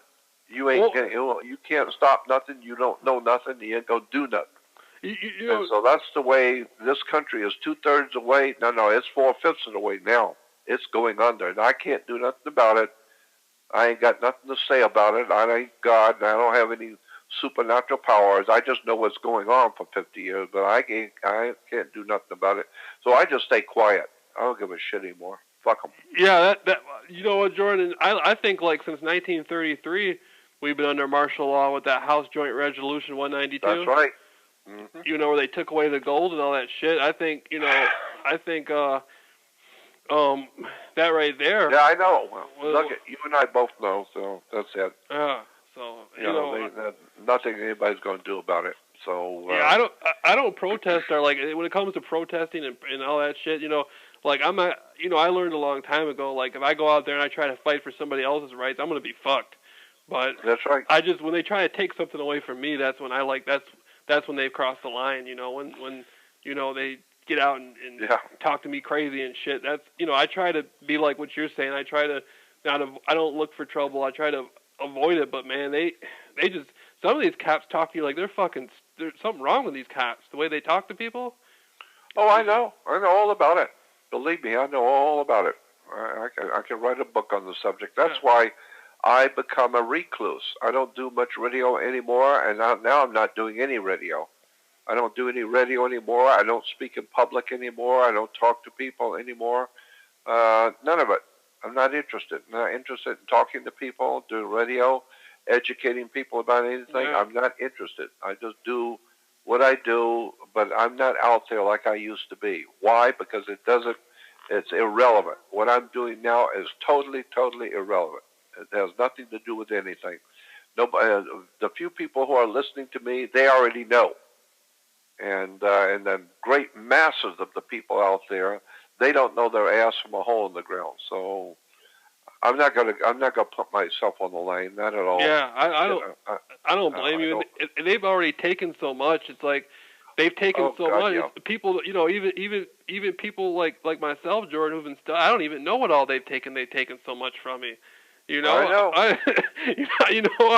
I'm you ain't the only one. I'm just, I'm still trying to. They took rights from me 100 years before I was even thought of. That's right. That's exactly right. Shit. Now we're talking about like you take this shit back to 1840s, back to 1845, just before the Civil War. The League of Just Men, the League of Communists in America, and Karl Marx and V.I. Lenin, the fathers of communism, worked in New York for the New York Times. They were Americans working right in New York City, and they were financed by the Chase Manhattan Bank and Morgan Guaranty Trust. I mean, this shit's been going on for a long time. As far as I'm concerned, no, thank you. I don't want nothing to do with this world that I'm living in, period. I know where it all came from. I know where it is now, and I know where it's going. Not me. Yeah, I want to get off the bus. Jordan, you ever heard of Dr. Z. York? Yeah, of course. And I've got some of his books, and there was a time back in the 70s, late 70s to mid 80s, where I was giving lectures all the time at Nation of Islam bookstores, Nation of Islam meetings, etc. I've given big lectures and big seminars, 2 and 3 day seminars for the Nation of Islam, and So I knew all of those authors. I mean, I could go through all of them. I knew them all. I used to go to the bookstore, Nation of Islam bookstores. I had all the books. Yeah, I know them. I knew all those people. There's something really fucking tripped out with him going to jail, because I was studying his case, and he's Dr. Malachi Z. York, but the guy that got locked up on the federal record says Dwight D. York. But that's not really what's fucked up. His trial date is set on Martin Luther King Day in the federal court system for those alleged child molestation. They try to say he was taking advantage of children or something like that across state lines. Yeah. But it was Martin Luther King Day that they said his trial was. Federal courts don't run on Martin Luther King Day. Well, this one did. Yeah, but nobody was ever in the courtroom. The most anybody ever got is they just heard the audio of it or saw the clip of it. Nobody was actually, none of his followers were actually there. Jordan, this might sound really fucked up, but I'm thinking that never really happened because they raided his compound, the Pyramid thing in Georgia, right?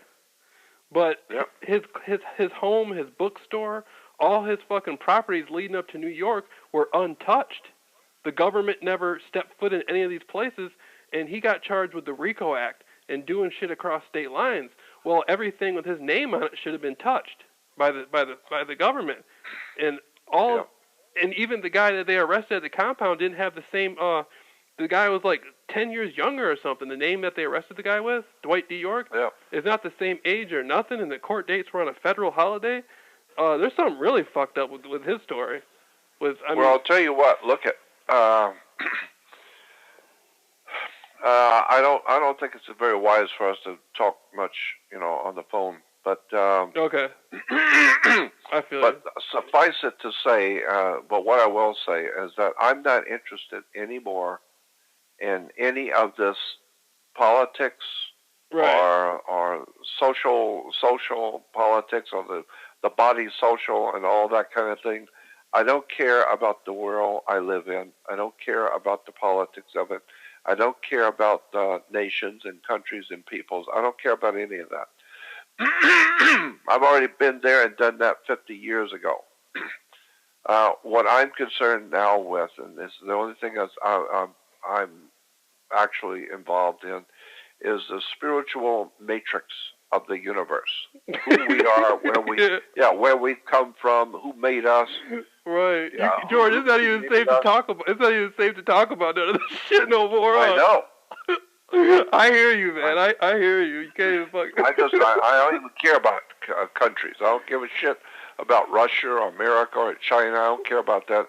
I'm wondering, where the fuck did this Earth come from? Yeah. Yeah. How is it that out of all the millions and millions of light years that we can see, we don't see any planet with water and people? And out here in the middle of nowhere, on the outskirts of the Milky Way galaxy, is a little small infinitesimal dot, and it's got all kinds of life on it, and water, and all kinds of life. I mean, cockroaches and dinosaurs and everything else. Where did this come from? Where in the fuck did we on this Earth come from? And how come the moon is the size it is, and its exact size and its exact place? I mean, everything is too perfect to just be by chance. Yeah, Jordan, I think what you're starting to maybe seeing a little bit, I think what we may have come across here in our conversation is a lot of this fucking shit that we think is real is not real. I think you're probably right. A lot of the scenarios, when you say this person got assassinated, this person, is doing time, this happened to this person, sometimes these people aren't even fucking real. No, I totally understand that. No, I mean, I've got a lot of goddamn stuff I've been saving for years showing that Muhammad never lived. There was no man named Muhammad. Right. And some of the best Islamic scholars have written, scholars who live in Europe have written books about there was no Muhammad. He never lived. There's just a story. And I know for damn sure there was no Jesus. And I can prove beyond a shadow of a doubt that everything in Judaism is a lie. None of it ever happened. Jordan, I was talking more about, like, you know, I bought a little paperback about the Civil War and about, like, Professor Thaddeus Lowe. Yeah. And the secret societies, like the Knights of the Golden Square and Triangle. And, you know, I'm starting to come across the conclusion that maybe, like, Abraham Lincoln might not even been killed. Or, you know, like, or maybe he did, but the person they said they didn't do it. Or maybe, Jordan, like, situations like, what if it turned out that some people that we think were assassinated never really were assassinated? Yeah, I know. Or they never existed. Like, you know how we talked about the prosthetic mask and stuff? The fake faces and shit? What if these people aren't really real? Well, I mean, they made television shows about that same subject, you know, many years ago. What about Wild Wild West? There was a TV show. TV show was sensational. Yeah. It's called Wild Wild West TV show. They made a movie a few years ago, but no, there's a TV show that was one of my favorite TV shows because it was so well done. Called Wild Wild West, and it takes place in the 1870s, 1860s, you know, in the Wild West in the cowboy days. But it was so well done, and it showed how the president was not the president. It was somebody who had a facelift and made him look like the president, and so-and-so, some gangster, was not really a gangster because he never existed. And that's what the whole show was all about, how all the lies, deception, and bullshit, and the great things which happen on the world stage didn't happen at all. You remember the movie called Wag the Dog? With Robert De Niro? Yeah, with Robert De Niro. I saw bits and pieces of it, yeah. Oh, yeah, you got to go back and watch that. It's about how they put together a war. And when in fact there was no war, but they went to Hollywood and got on sound stages and with the computers make it look like there was people dying here and the bombs blowing up there and all these terrible things going on. While actually in the real country nobody knew anything about it. It was all being done in Hollywood on the sound stage. That's why they call it Wag the Dog. Yeah, but in Jordan, it's one thing to talk about this stuff, but you know. Hollywood makes this stuff, but when you really start, like, catching this stuff happening, that's when it looks tripped out. I know. Because, Jordan, I catch shit, and, like, 90% of the shit I catch, I don't talk about it, because it's so strange, you don't even know what to say to people. How do you tell somebody something like that? You just, like... I know. That's why I don't talk about it. That's exactly why. Right. I don't talk about it either. It's too fucking off the wall, and half of it I don't even believe, and I'm going to try and tell somebody else about it. So I understand. And besides, now it's dangerous to talk to anybody. It's dangerous to talk to anybody about anything because they will report you to the authorities. You know, the way people are today, they're so fucking stupid. If you try and explain something to them that's intelligent, all they know is football, and they're scared. They'll call the police on you.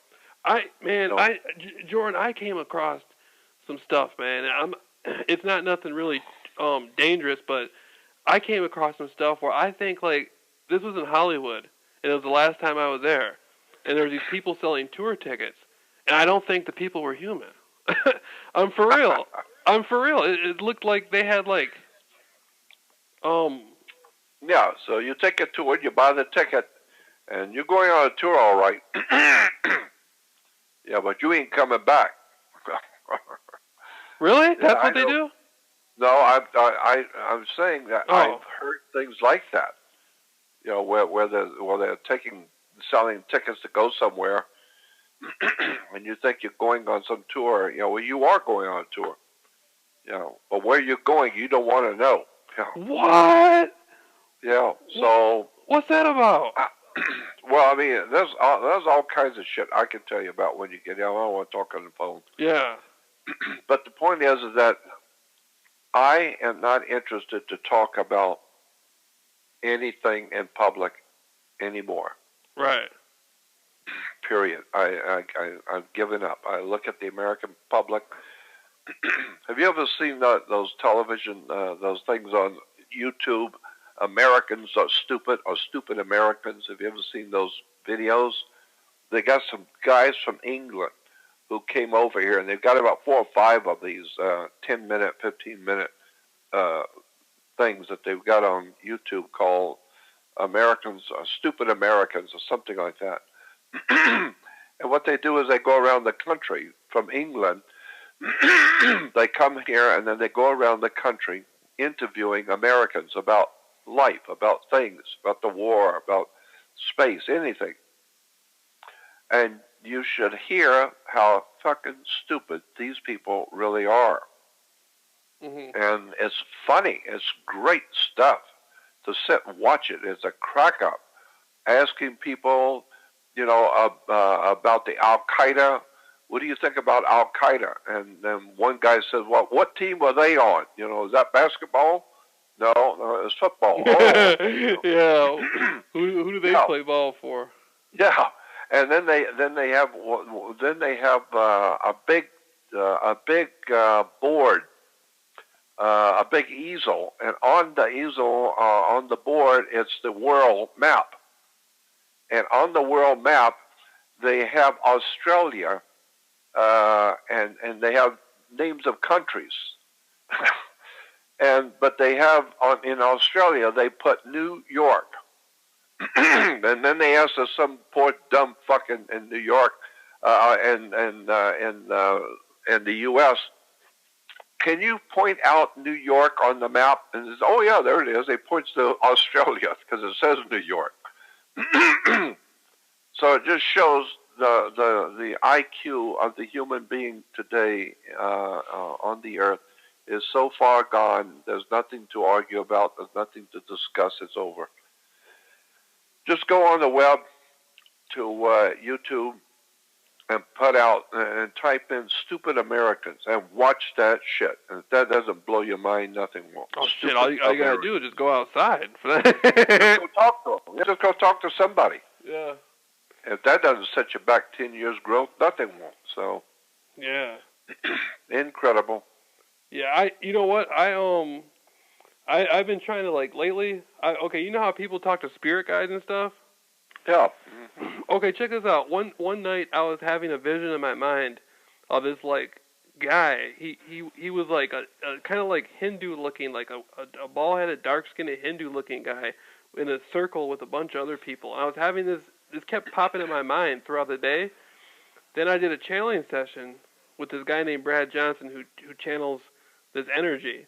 And the information comes through really good. This energy called a Dronus. He said he's channeling an energy from the star system of Sirius.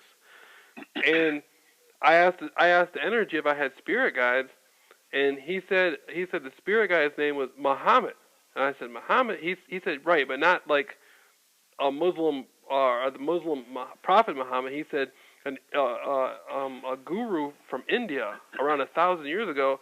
But right before he told me that in a channeling session, I was having those images a week before that. Yep. And then I've been trying to connect with my spirit. I've been trying to connect with this entity named Muhammad, and I've been getting like information. Like now I get information. I'll just be sitting here, and I'll just get information, like from the spirit. Like I'll be wondering how shit works, and I'll just get information out of nowhere. I know all about it. Me too. Have you ever tried to channel on though? I believe me. I've been channeling for years, but I don't tell anybody. Yeah. Yeah, I know all about it, and I can tell you more when you get here. Yeah. I'll tell you more when you get here. Jordan, that Bob Fernie guy, I was looking up about Bob Fernie, and I found one on like American, like where you can look for people on the internet. And yeah. There's one. They said he was in the 80s when he died. Bob Fernie, but he has a stepsister. The Bob Fernie they're talking about on Google, they're saying he has a stepsister in Muskegon, Michigan, where I am. I thought that was kind of tripped out. Oh, really? It might not even be the same guy, but I was just... Well, who knows? Who knows? But there's a. Of course, he could have died in the 80s. That's very easy because. No, they said he was in his 80s. Oh, he was in his 80s when he died. Oh yeah, okay. Because I never heard or saw him ever again. One day they left. I went over there on a Saturday morning to the house, and the house was wide open. All the windows were up, all the doors were open, and there wasn't nothing in the house. They gone, just left. The girl didn't tell me she was going. Nobody called and tell me anything. They're just gone, and never seen them again. Or maybe the house, maybe they had like a similar house, and the reality just next to your reality. And they're still in their house, but they just shifted realities or something. You know what I mean? Who the hell knows? Something crazy like, I don't know. I know that kind of stuff happens all the time. I've heard all kinds of stories from people all around the world of that. What do you call it? Realities, universes. Two universes existing at the same time. Yeah. I'm trying to remember what the term is. I've heard too many stories. Yeah, parallel universes. Yeah. Yeah. And I've heard way too many stories from older people, military people, professionals who have had brushes with the parallel universe stuff happening. So I've heard too many stories. There's no doubt in my mind that stuff happens. No doubt in my mind at all. I don't know how it works, but I know it does work because I've heard too many stories. Yeah, Jordan, I was channeling that energy, that Muhammad guy, and I was getting like the energy that like I was asking about the giants. You know the Olmec statues? Oh yeah. Mm-hmm. And he was telling me that a lot of these giants were some of the first creations of the Anunnaki coming out of like the Sasquatch people. I would be a bit surprised. It makes sense to me. Right, and he says a lot of them didn't want to go along with the program, like work for anybody, and they just kind of like, they didn't want to go along with the program, but the Anunnaki had cut their resources off in the areas they were at, like tampering with their resource, like saying, well, fuck, if you don't want to work for me, you can't get no more water, you know what I mean? kind of, and so a lot of these giant groups, they left and they went to different lands, like, and that's why there's like so many strange type of temples. But then there's also temples that were built before the creations of humans, for just temples. Oh, God, yes. Like temple, the gods, like in the book of Jeremiah, we're talking the city of the gods that was created. That's right. That's right. Mm-hmm. Yeah. You know, and all those temples that are found in the ocean, pyramids in the ocean, pyramids off the coast of Florida, in the ocean floor. Have you ever seen that? I heard about that. There's a huge pyramid sitting on the floor of the Atlantic Ocean that's working. It's got a generator in it today. You can go out and go scuba diving and go and see this pyramid. It's larger than the Pyramid of Giza. It's larger than the Pyramid of Giza. It's sitting on the ocean floor, and it's 10 miles north of Bimini in the Bahama Banks. And it's sitting out there on the ocean floor, a perfect pyramid. It's got a circle at the top with an eye, and water is being sucked into the pyramid through the eye, and it comes out the bottom. The water is coming out the bottom. So there's some kind of a generator inside of that pyramid right now as it's sitting on the ocean floor of the Atlantic Ocean. And Jordan, that's what. Okay, when I was channeling, like the spirit guy was telling me that like through sound, through these pyramids, these temple-like pyramids, that through interjecting sound, the sound would be used like to create the vibration, and then the vibration would activate certain things within the DNA, and then you could travel from different places like that, like like or like if you had a ship, like the aura of the body, your body, or the aura of several people can be used to protect you. So you like if you're moving through the air, you can breathe because the etheric aura that you have around your body can keep the oxygen, like protection. Yeah. And yeah, I'm sure. He was saying that he was saying like even 4,000 or 5,000 years ago, people in places all over the world could travel and go to like Mars and the moon through the manipulation of sound within the pyramids, the vibration and stuff. I think so. I think that's exactly right. Yeah, that makes sense to me. Yeah. And also the thing you need to do is to go on the web. Oh, there's so much out there that's good stuff. Have you ever heard of a guy named Klaus, Klaus, Donna, Dona, Klaus Donna? Oh yeah, I thought he was with you guys on Project Camelot. That's right. Yeah, Project Camelot and Klaus Donna. Yeah, he's German, right? Klaus? Yeah, German. Yeah, I remember. I think he's Austrian. Yeah, he's smart. I saw his stuff. He had the statues of the reptilian people and stuff. Yeah, it's got all kinds of stuff. Well, go on the web and watch all of Klaus Donna. He's got great stuff. No doubt about it. Yeah, and, I wonder what... It seems like he found some shit that he's not talking about, too, because... Oh, yeah, I know. And see, I spent 5 days with him in Zurich, Switzerland. 5 days. Klaus Donna and I, talked for 5 days at a hotel in Zurich, Switzerland. So, I know. There's a lot of stuff I could tell you about that. Yeah. Hey, Jordan, it seems like that dark power is kind of keeping... there's a dark power out there that doesn't really want this type of stuff spoken about. Oh, are you kidding? You bet your ass on that, boy.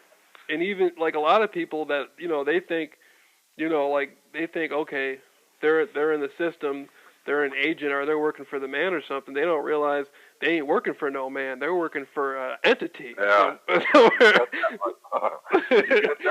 You ain't working for no man. I don't care if you're in the I don't care what position. What group? I don't care if you're in the. I don't care if you're in the KKK or the Chinese Mafia or whatever you think you're in. Doesn't matter. They're all the same. You ain't working for a man. That's right. Not at all. Right. You're gonna find that out if you fuck up. You're gonna find out. Yeah, you get wise and figure out something out. Yeah, well, you're gonna find out real soon. So that's why I don't have anything to do with any of it anymore. I just stay quiet, stay out of the way. I want to quietly leave this place with no fanfare. But anyway, let me know when you get here, and I'll come over. We'll go get the car, and then we can. I got all kinds of places that take you. I got all kinds of places that. Oh, we don't get in the car, and the car just starts. You're like, where we're going, we need no roads or something. The car goes off. Right, yeah. You're gonna find out where Jordan Maxwell really comes from. And it's like. That's right. That's right. Yeah. Where you're going, you don't want to know. Well, I got lots of interesting places to take you. A lot of interesting places. It'll be fun. Well, that has to happen because the whole world's under the camera now. So you got to go off planet to be able to talk to somebody. No doubt about it. You're right there. It's incredible how locked in everything is. Yeah, I know. Yeah, I was looking at these old videos from like the 50s and 60s. And I was thinking, I'm like, wow, man, these people aren't on camera. I mean, in the movies they are, but in real life, there's no cameras out there that they know of. But. Yeah, right. Well, but like I said, there's so much we could talk about. But when you get here, we're going to go to a lot of places.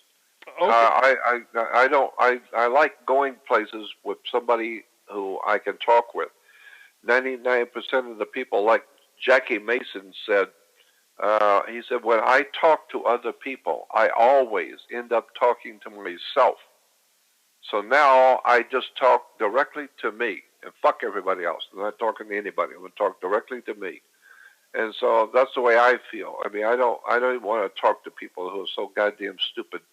So when you get out here, we'll roam around the city and I'll show you shit you've never seen. Oh, I'm ready. Okay, Jordan. Well, we got today's Sunday.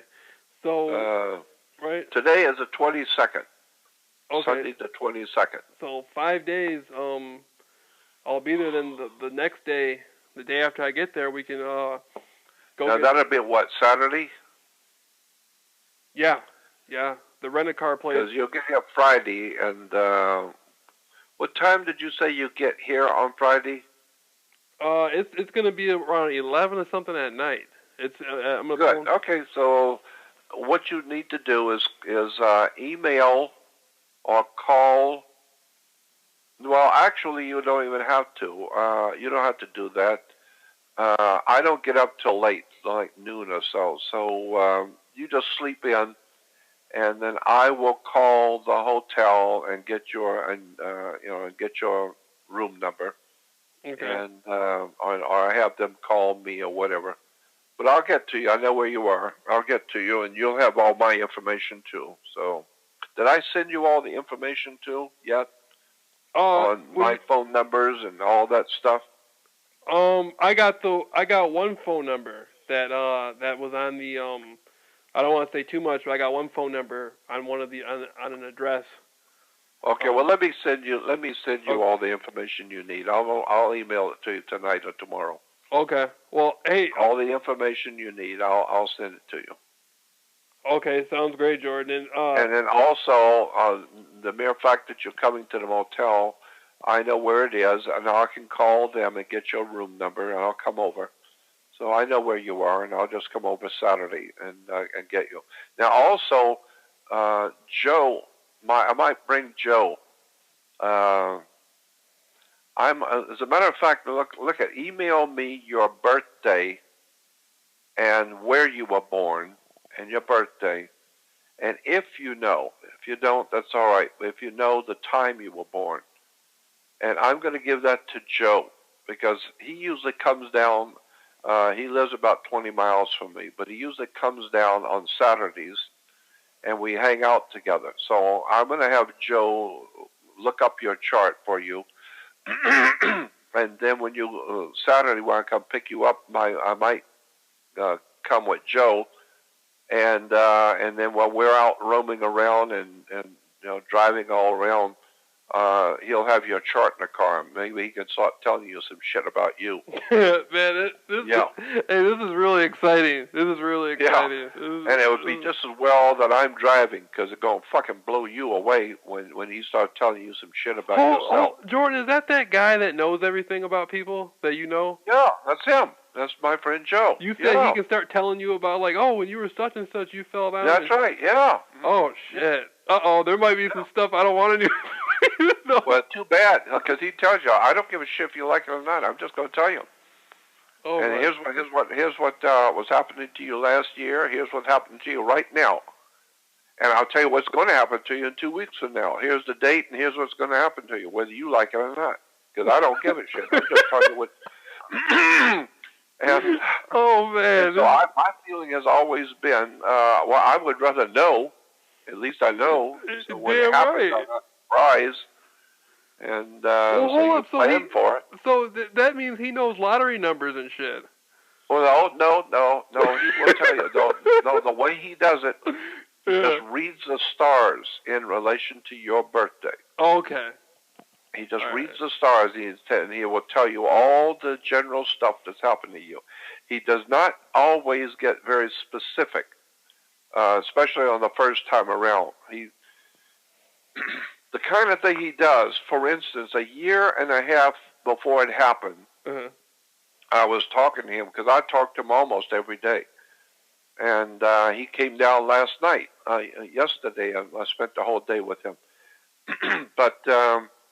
he told me, he said, in a year and a half from now, Jordan, it's going to be in September, a year and a half from now. That was, 8 years ago, whatever it was. But this is the kind of thing he does. He said, in a year and a half from now, there's going to be a TV show or a movie or a video or something that's going to be released to the public that's going to be completely and totally based on your work. But you won't know anything about it. Somebody else is doing it, and he's in New York, and he's going to be putting together a TV show or a video or a movie or something. And it's all based on your work, and it's going to make you famous, and it's going to be very, very big. It's going to, lots of people are going to be watching it all around the world, and it's all based on your work, and it's going to make you famous. And I don't know who he is, but he's in New York, and that's going to happen in September, which was a year and a half from then. And that following year and a half later, in September, Zeitgeist came out. Did you ever see Zeitgeist? Yeah, I did. That was inspired by you. That's right. Yeah. All of it. Yeah.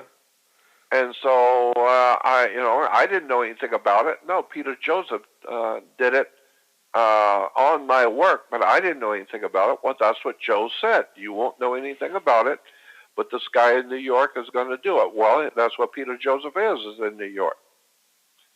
And it was a year and a half before, and he told me the month it was coming out. So, I mean, that's just one of thousands of things he's told me. But that's the way he will do it. So anyway, I'm going to have him come down, and we'll go eat and go out to the ocean, sit out the ocean, and I'll have him bring your chart down. And, that's really exciting right there. Yeah. That's really exciting. Okay, look, I'm going to go, and okay. I know where you're going to be Friday, so I'll contact you Saturday. And if you can call me on, and I'll send you all the information. I'll email it to you tonight, all the information, and then we'll talk when you get here. Okay, and I'll be sure to email you the information for the reading thing. And, no doubt about it. Okay. Okay, Jordan, I'll talk to you later. All right, bye-bye. Bye.